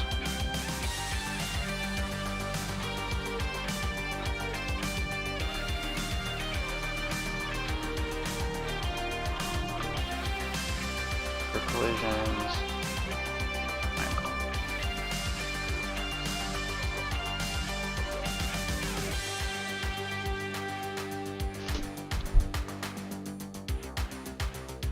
Yeah, controller base. Target locations updating.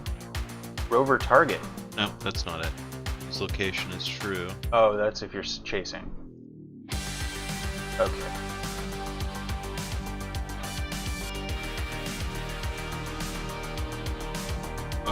Open up the code. Did you get latest? Yeah. Did you rebuild after you got latest? Yes, I just rebuilt again. And I restarted the engine. Go to open up rover Dude, Yeah. is this another like merge fail? No, I doubt that. Alright, I won't close it. Yeah, don't. So open up AI controller base.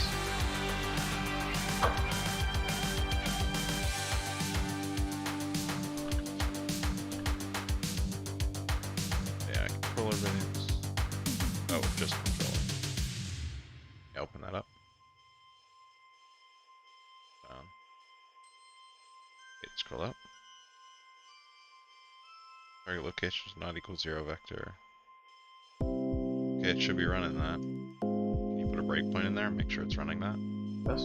Inside of the if statement. Any of the lines, yeah, sure. Line 43. Just click to the left, yeah. A little farther left. Naturally. Yeah.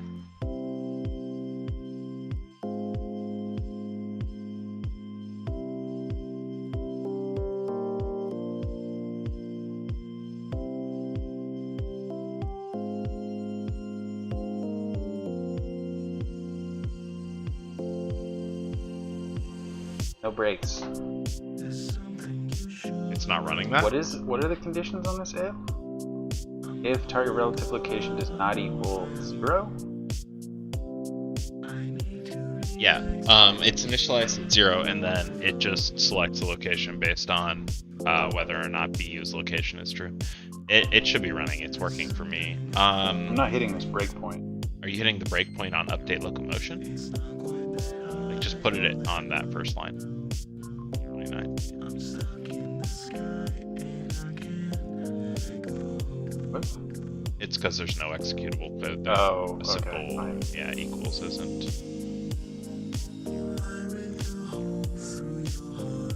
Are you simulating? Yes. Don't simulate.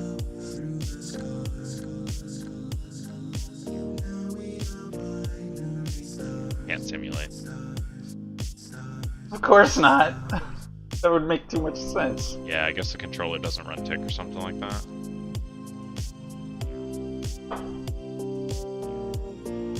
To simulate, but only sometimes. For some things. Yes.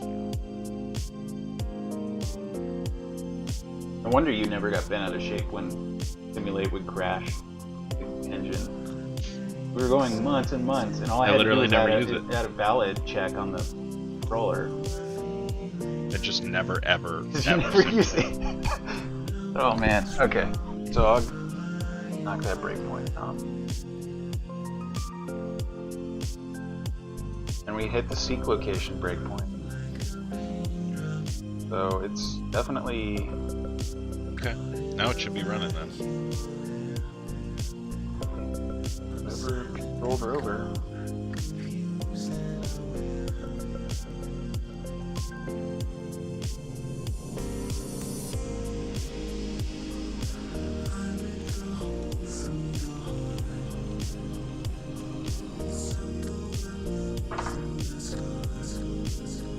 Do I need to... Does the invoker need to be used for nav mesh?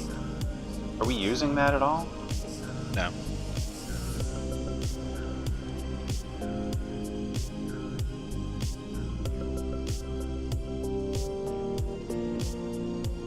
Its wheels are turned.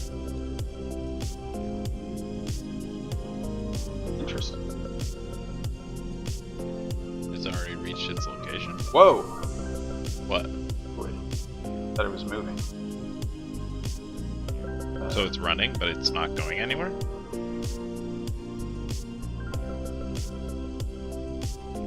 Alright, I mean, I'm still getting access none trying to read property player. Sequence director. Well, that's obviously not true because it's getting all the way to the point of drawing. Oh, you're running the sequence twice. Remember? There were two active sequences in the level, so one of them is probably giving you that error and the other one probably isn't.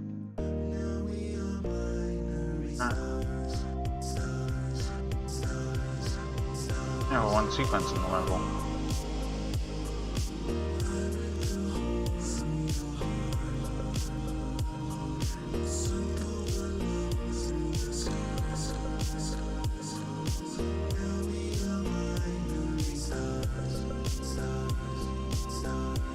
One sequence.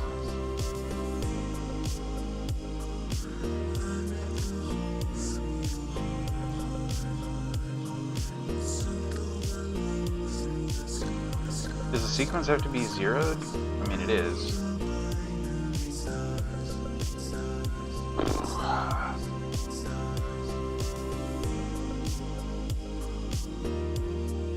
Get rid of the extra sequences running in the scene. What sequences? There aren't any. There are no other sequences.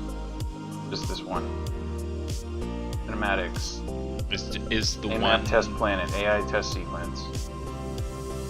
The only one.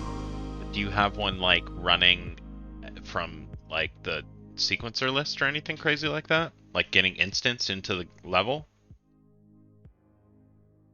Let me try and check. Because I mean, like, how do you run the sequences when you don't have them in the level? I don't. I mean, I do through the render pipeline. Okay, so it's only I don't use play at all. It automatically plays when it renders, but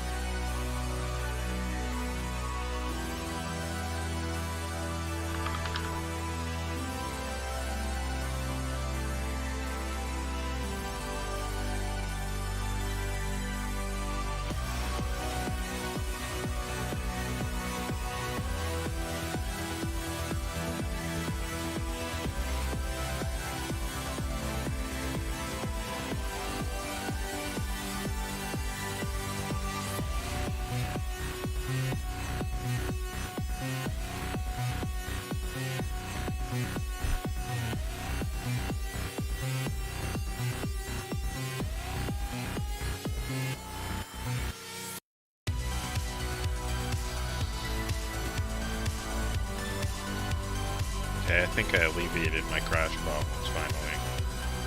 Just some fucking silly ass reference handling.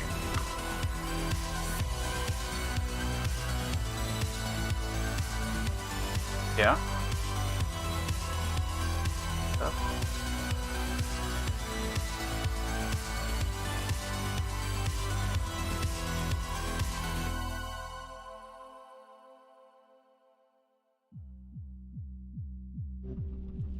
It was a 2-week journey down from Hobart, Australia, down to what is the most remote area of water in the world.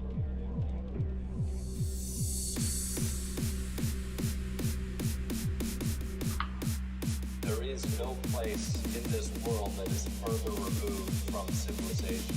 Why do you have 2 event tracks on there? Because I'm trying it on your AI pawn. Oh. I mean, as far as I can tell, that's the only difference. And it's not doing anything? Or is the AI pawn one working? I don't know yet. Try only having the AI pawn in.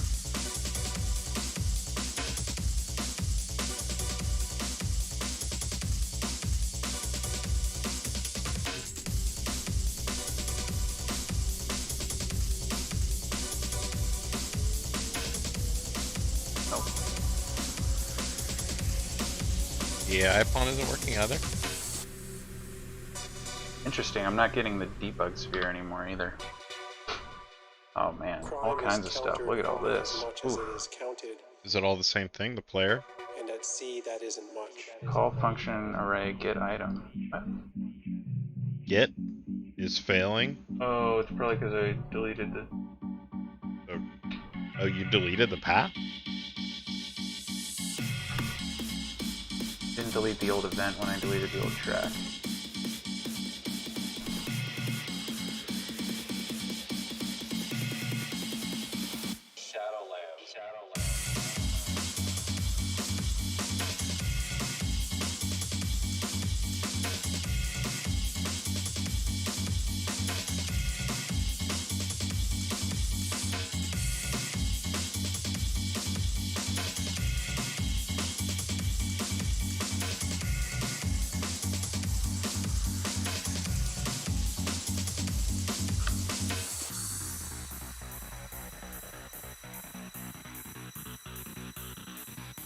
The simple fact is, the ocean is as large as it is small.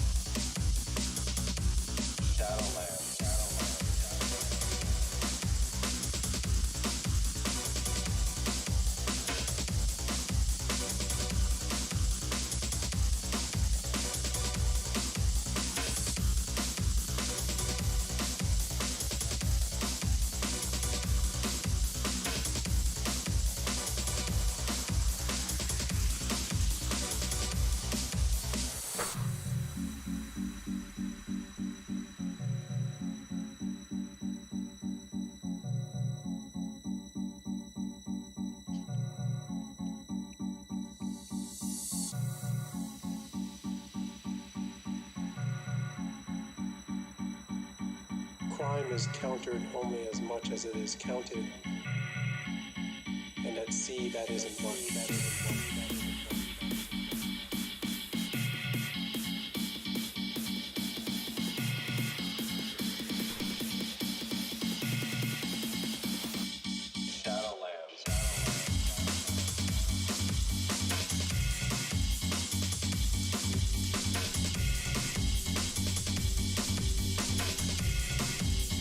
Oh, I do have the good.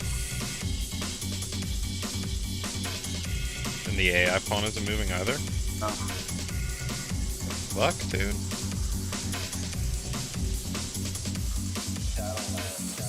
Access none trying to read property player.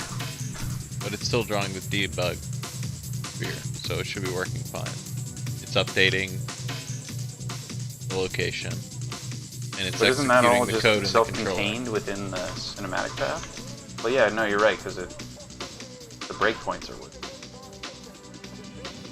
But if the time isn't being found correctly, doesn't matter. If it's setting a value, the rover should be accelerating towards it.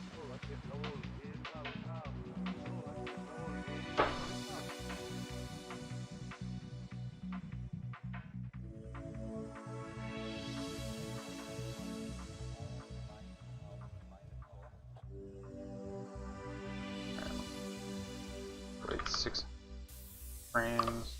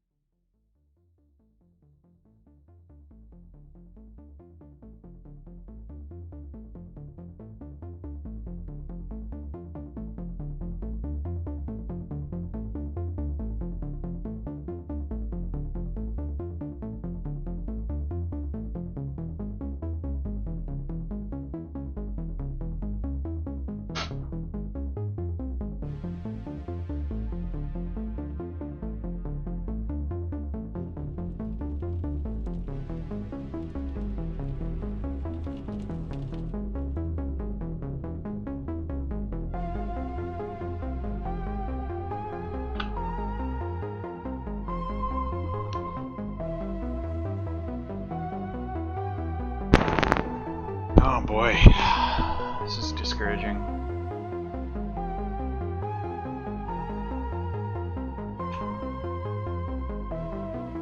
feel like I'm banging my head against the same wall over and over again.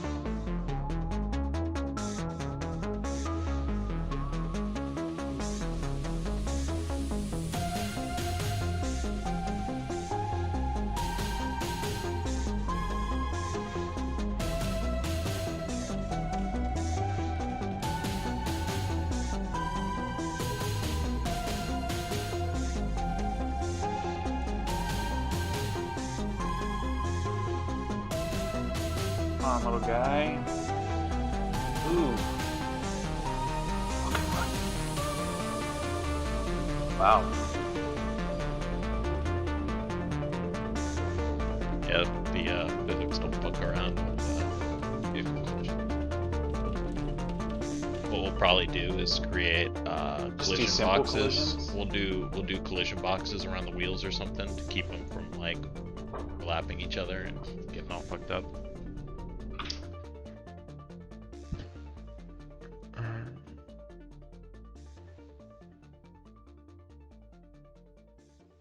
All right, well, yeah.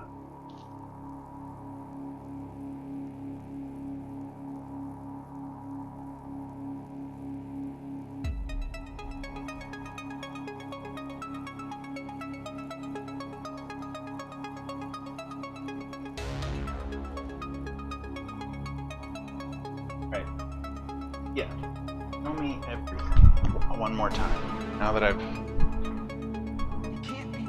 And that's the... All that seems to be running fine based on the bug sphere. It's just not talking to the rover. Or the rover's not responding. It is talking to the rover. We've already seen it talking to the rover. That's the thing.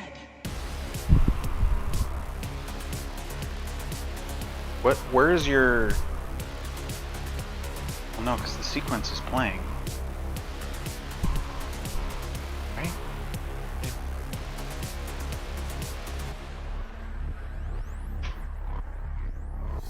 Then the magic question is, why is this working for you and not for me?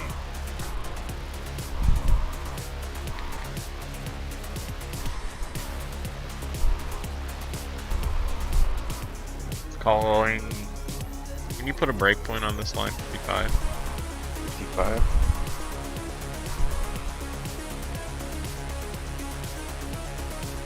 By throttle, yeah. Good one to put a breakpoint on. Yep.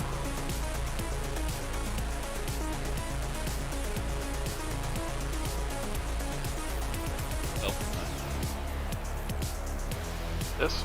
No, delta time. The value. Like the How do I... variable right there. Going into that one. Oh. How do I check it? Ideally, it would not be. Just show up. You can debug. It gets optimized away. It's not going to show you the fucking value. What's the last input vector? Can you see that? Why is last input vector 0?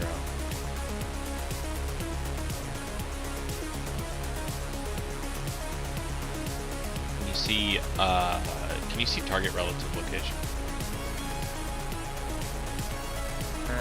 It's up.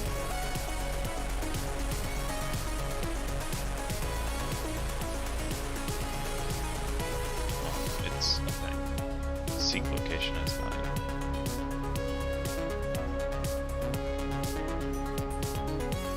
It's desired velocity.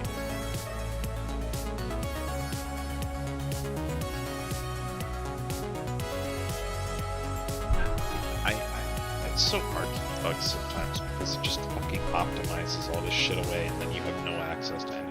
Target relative location 000.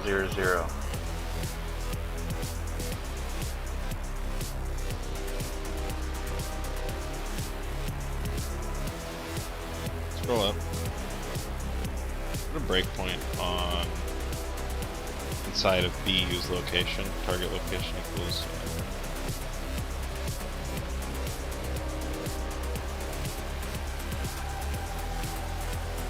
Just fucking executing that shit anyway. You can get rid of the other break. Can you put it? But just get. This is gonna go everywhere. Yeah, don't stop it. That's not helpful.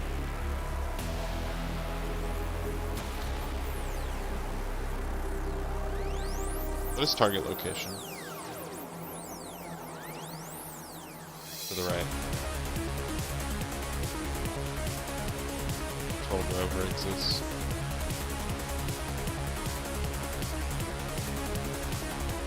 AI pawn.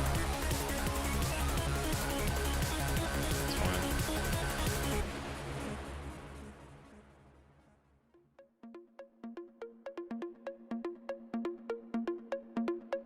Continue your breakpoint now. What's target relative? Zeros? Weird, it thinks it's already there. I don't think that's true. I think that it's just fucked. The debug, or? I think the debug's fucked. Oh. UE log that value just in case. Underscore. UE underscore log? I don't know the syntax. Parentheses. Log temp. LT. Comma. Space. Parameters are separated by commas, and they're contained within parentheses. Log temp warning. Just capital W. Comma, space, and then you're making a macro, which is text all caps. All macros are all caps, and then open and close parentheses because you need to give it parameters. Parameter being a literal string, yep. And then in order to pass parameters into a literal string, you use the %. So if you want to pass a string in, you just %s. And go outside of the literal text, comma space, your parameters for the text. So a pointer, so an asterisk, because you need to reference strings by reference. Target relative location dot toString. String? Yeah. Is it just type toString? ToString. Oh, dot. Because you're calling a function. Right, yeah, okay. Open and close bracket, parentheses. Create your setup. Yep. You're gonna have to restart the editor though, because these are compiler macros, so they don't take effect until you rebuild. Okay. That seems really bad. Yeah, it's kind of a pain in the ass. I think you can like do certain things like remove them, but if you add one, it won't print until you restart. I should have known that before I typed this in. Save my progress. Oh good, I'm gonna get rid of all these breakpoints.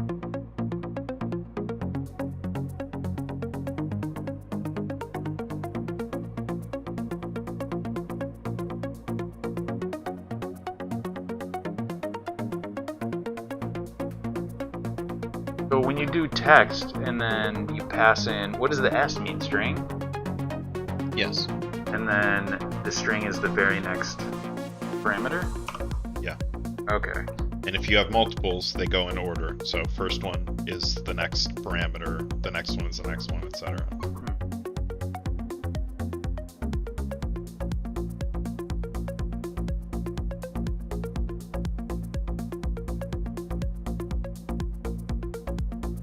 That Randy guy on YouTube, the solo developers, had a video about why he doesn't use Unreal Engine. He actually said he started using Unreal Engine, and he realized that like he had built this foundation for his game framework, and then realized that it was all like a house of cards, and that any one little thing could happen, and it would just tear it all asunder.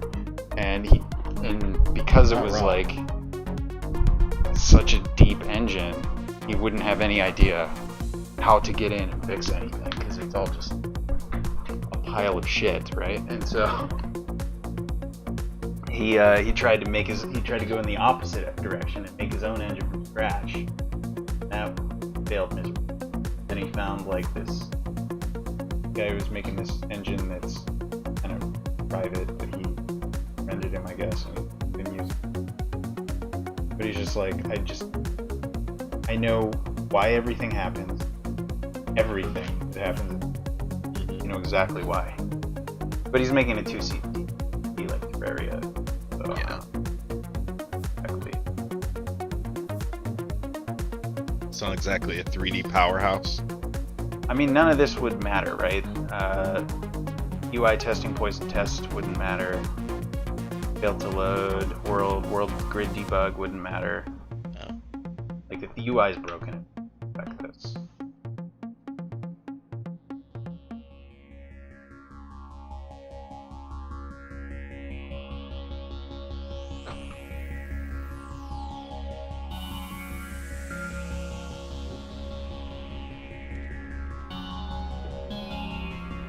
I mean, he's giving us good data here.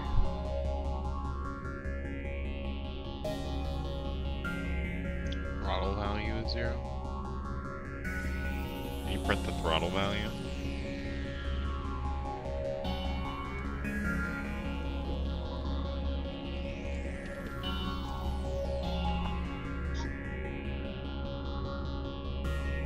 Wait, it's still updating those?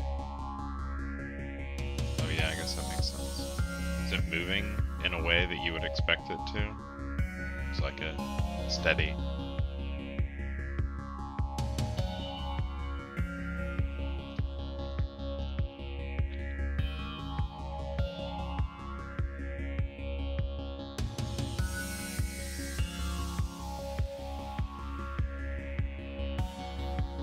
I mean, it could have just been the end.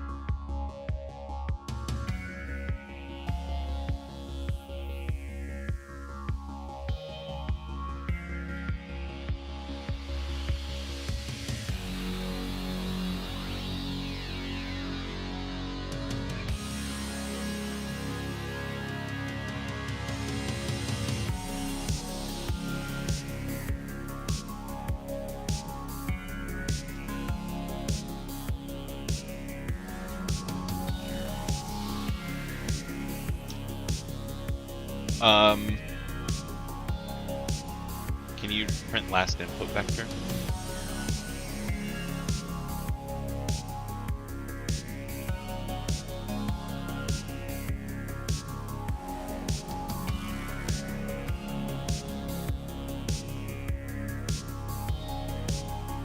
Yeah, that's fine.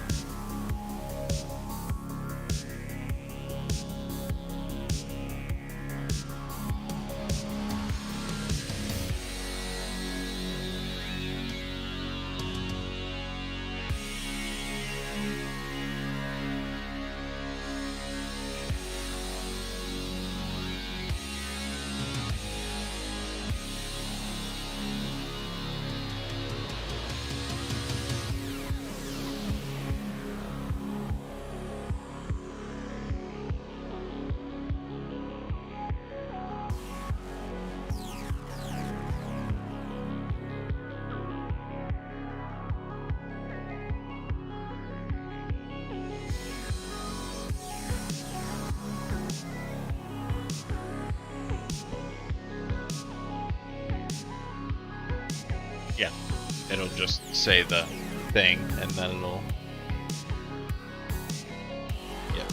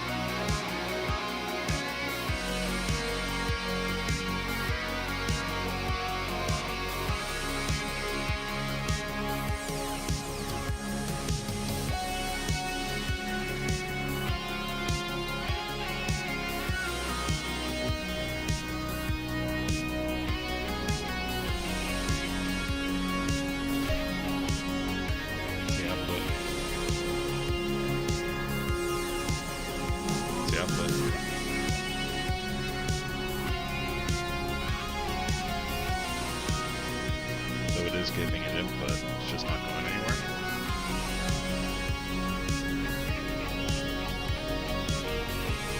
BPA.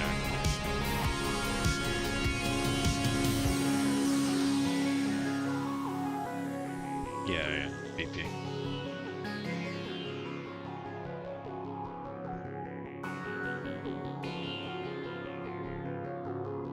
You just changed its mesh, right? Looks like it's a new mesh.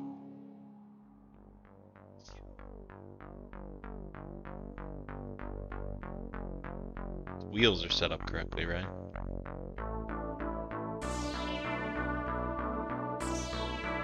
Why don't you just revert it really quickly? You gotta close the blueprint and remove it from the level, but yeah, you technically can. It's fine. You can just replace the reference sequence. You got it back in.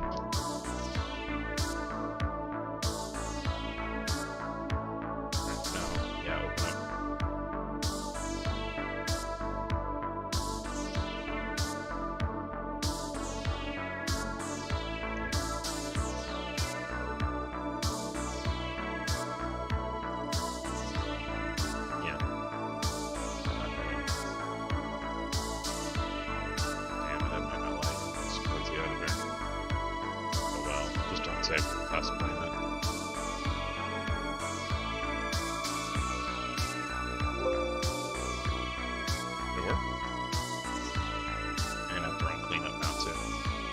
You'll only have to clean up that asset though.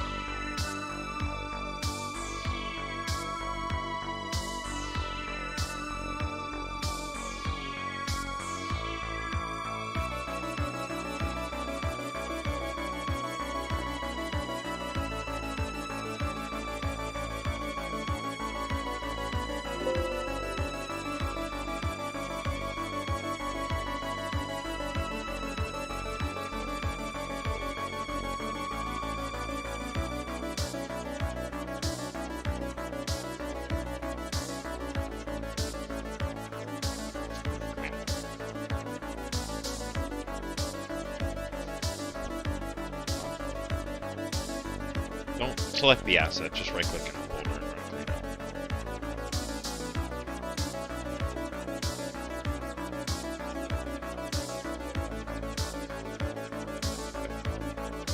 That might actually work.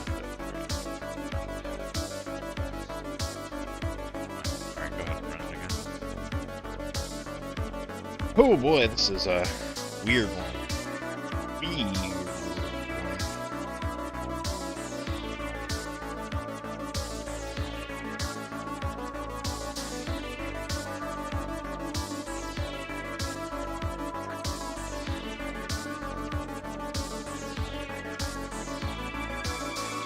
Well, not, like, line based, but like we could like generate positions for them to drive to really easily. The only problem is that right now it's very basic in that it's like just a straight line to wherever we want it to go. But yeah, the basic idea is still there.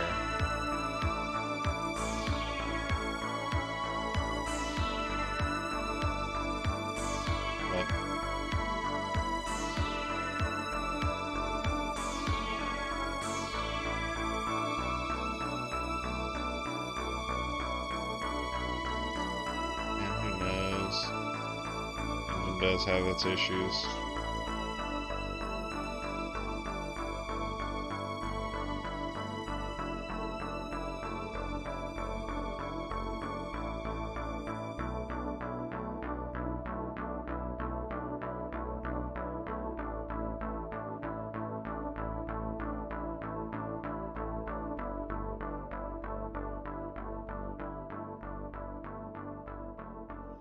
It's 2076. The world as we know it has been taken over by machines, driving humans to the brink of extinction. Earth's salvation is left to a man made half flesh and half robotics. We call him the superhuman.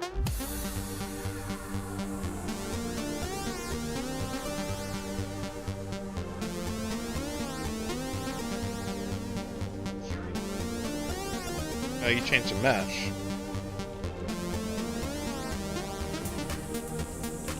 So something in the vehicle movement setup is messed up.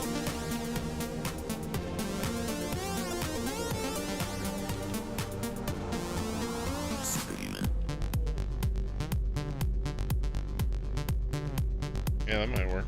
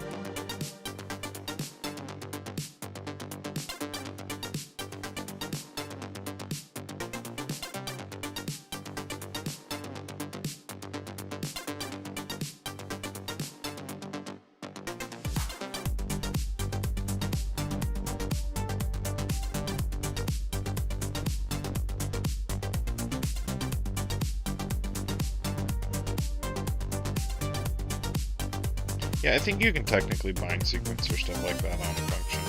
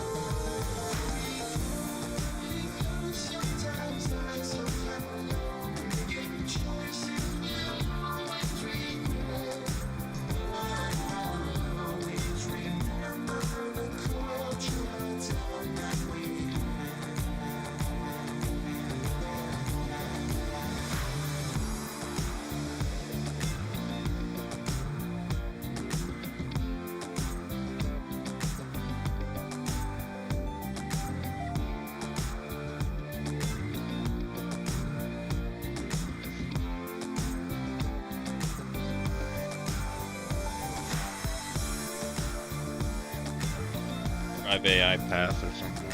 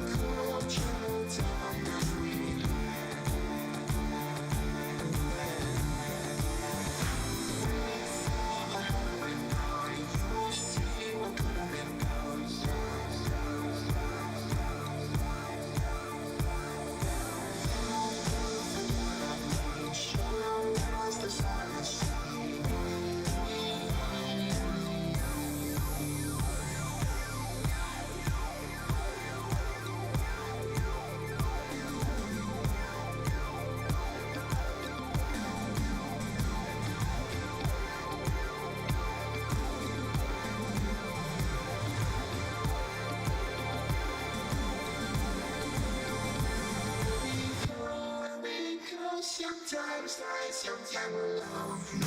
Choice in you, always remember the culture that we had.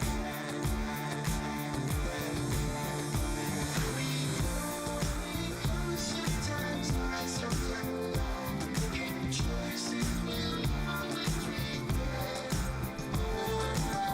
Always remember the culture that we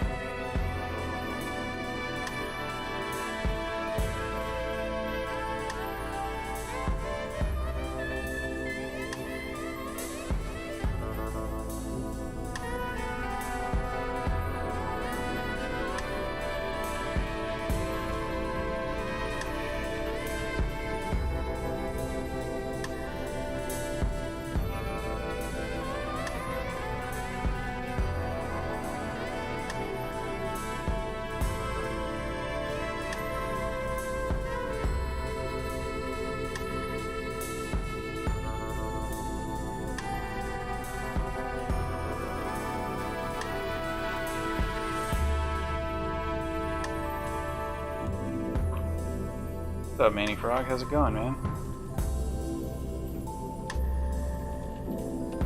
Yeah, I'm just I'm trying to debug some stuff for the for our trailer. Well, at least we know it's in the character now. Let's open up this rover farm and see what's going on there.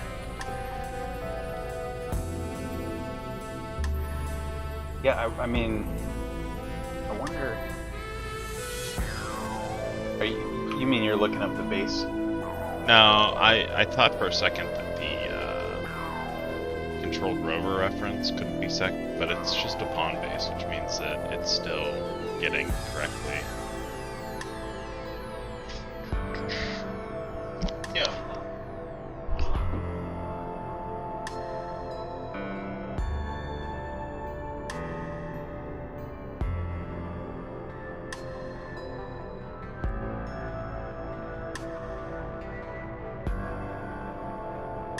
Have you seen the trailer as it is right now?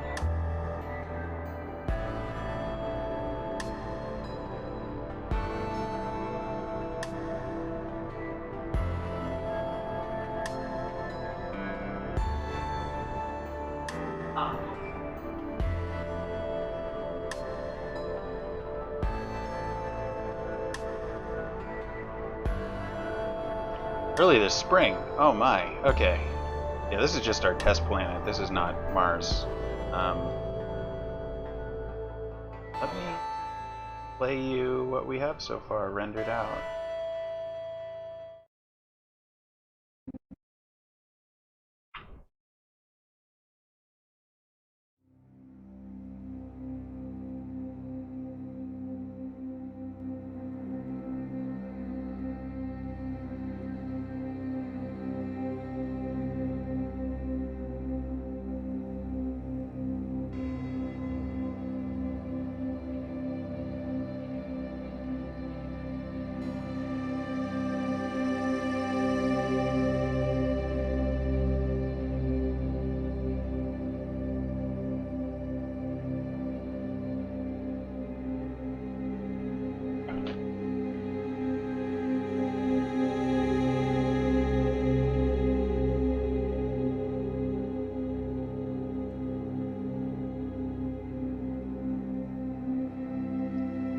Yeah, man, actually, lots of progress recently.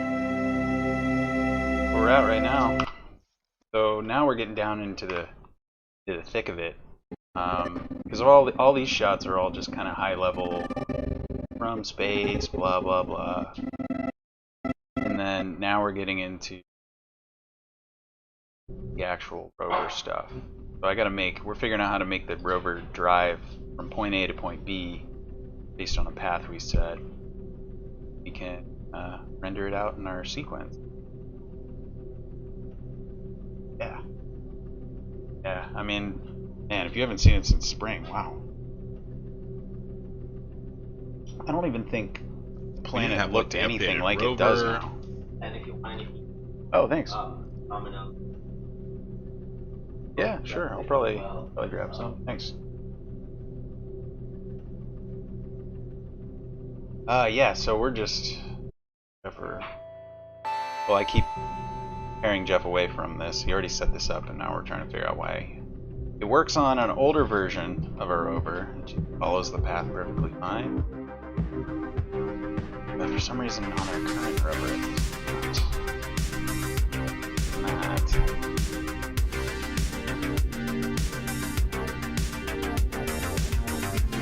Oh boy. The thing is that I don't see anything. Stopping it from not working. So I wonder if auto-possess or something is, no, because it's no, auto-possess player is with the breakpoint in it. Yeah. Or, well, yeah, double check. Oh, let me double check the outputs. Right.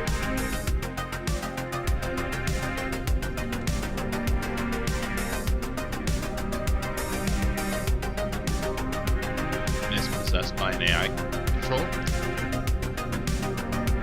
Oh my god, dude, it's like 90% of game dev is debugging. It's spend 10% of my time doing something and 90% of the time figuring out what I did wrong. I think that I have had a problem on every single shot for this trailer so far, and we haven't even gotten into it yet. Like we got like an orbital sun laser, we got chase scenes with multiple rovers coming up, so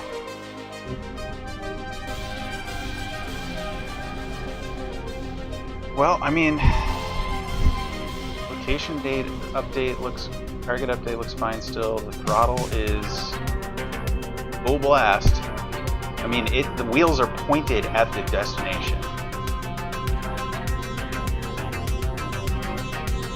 It's just not driving forward.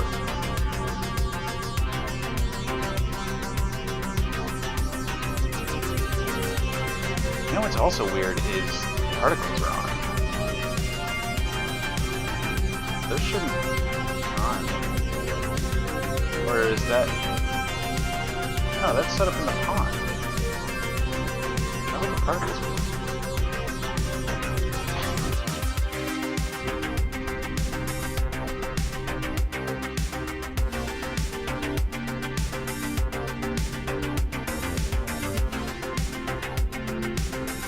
Or it's active. It wants to turn in the right direction. It is turning in the right direction. It wants to drive in the right direction.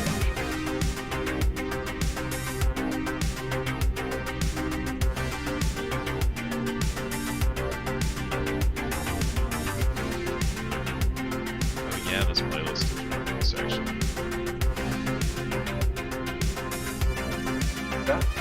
Oh, yes. That one works. A little mini me. That's the AI without anything. The player pawn is the one that I replaced the track with. It's not running. Yeah, this music, just found it on Spotify. It's like the best royalty-free, stream-safe music that we could find.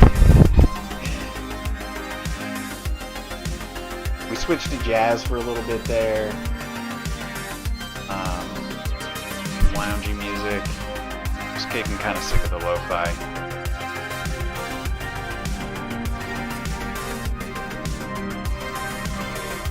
Yeah, the lo-fi is great, but it's kind of dull when you're like trying to stay focused and stuff. It kind of lulls me to sleep late night. Yeah, lulling, sleepy music. Not great work.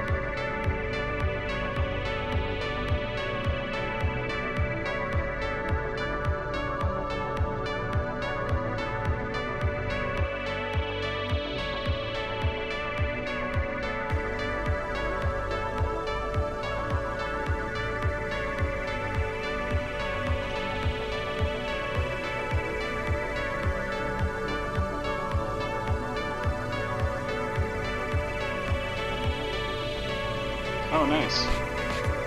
Open up your sequencer. Find something. Right click on the track properties. Passing the player pawn.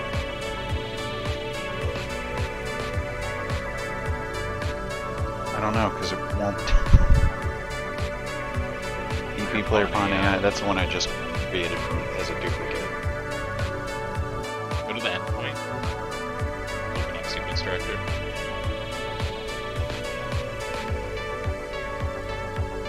EP player pawn AI. Wait.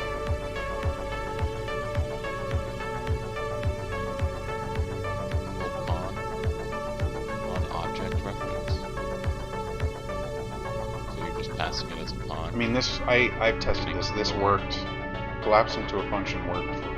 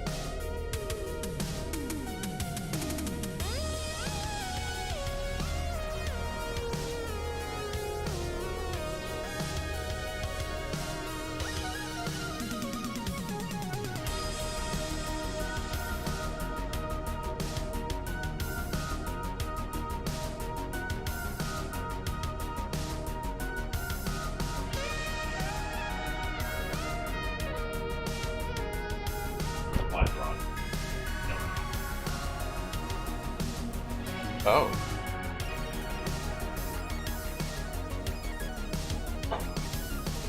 Okay.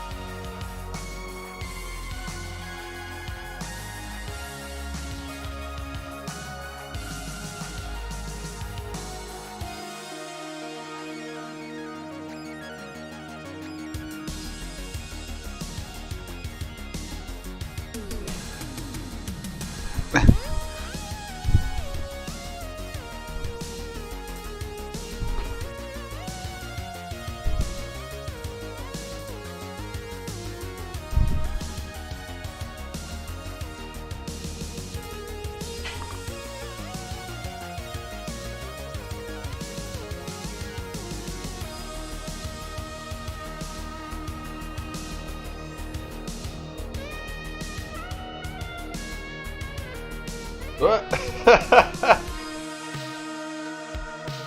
Oh.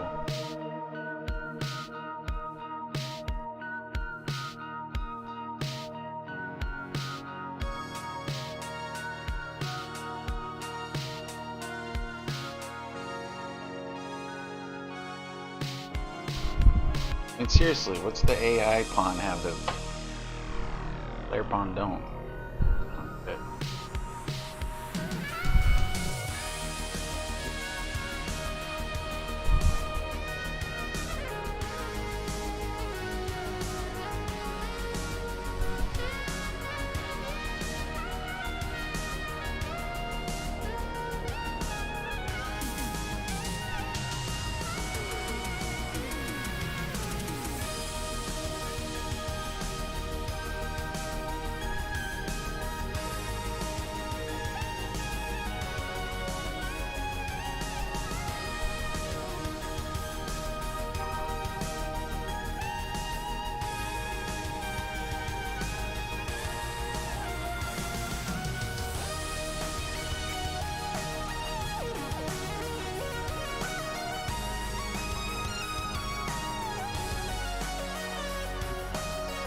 Wait, that's still in Rover Pawn base.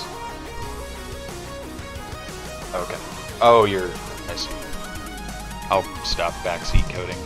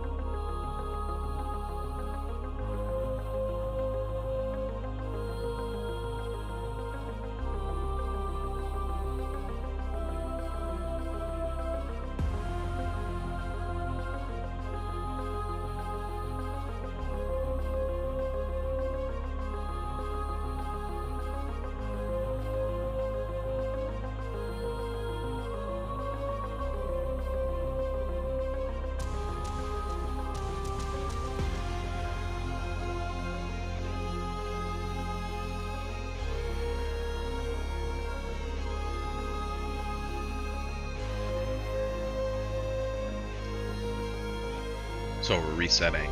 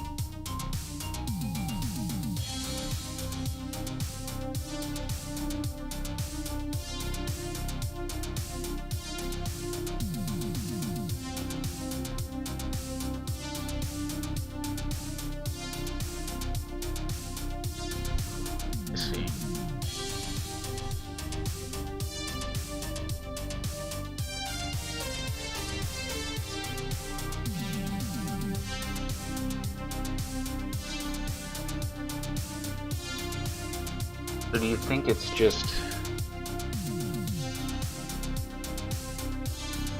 passing over it, but isn't that like... Isn't this just happening all the time? Like, so once it is valid, it would just do it, wouldn't it?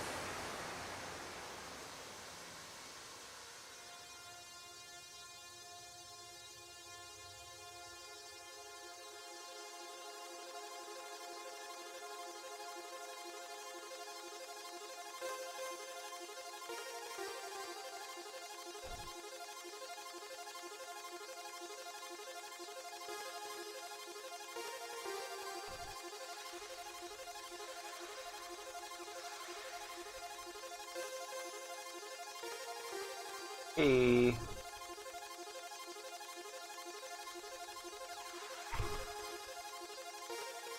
Yeah, awesome.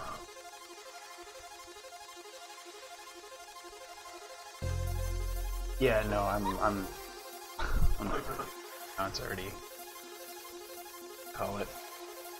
Once you're checked in, I'll just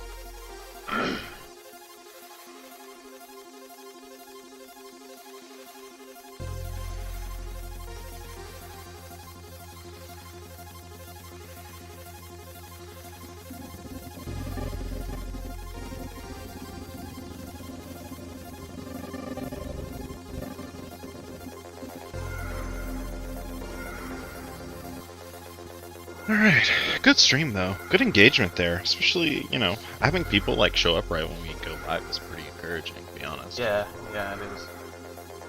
I mean, in general.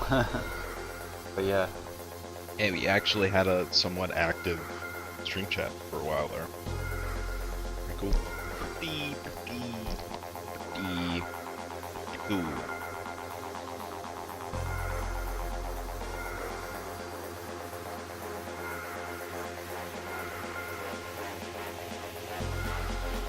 Alright, yeah, so we're probably gonna call it there. Yep. At least we know we can hit the ground running with. Yeah, I mean, I'll probably work on this a little bit tomorrow on my own. And I'll post updates in Discord.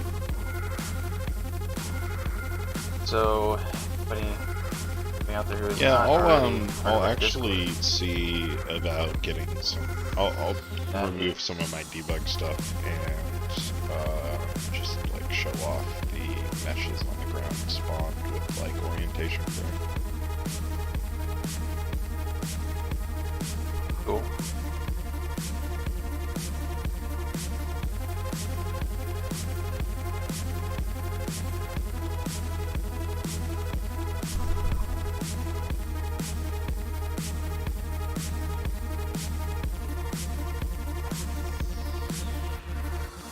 Oh man, that's so old.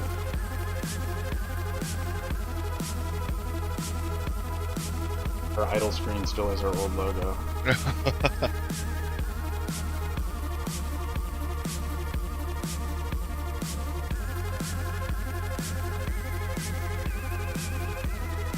Oh.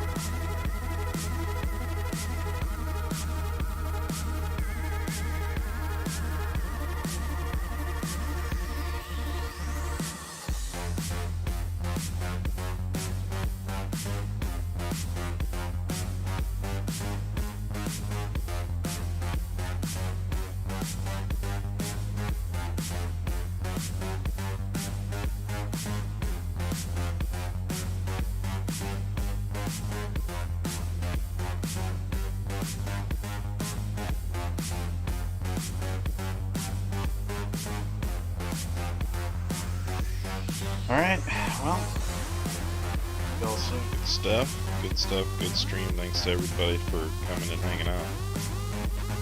Yeah. Y'all take it easy.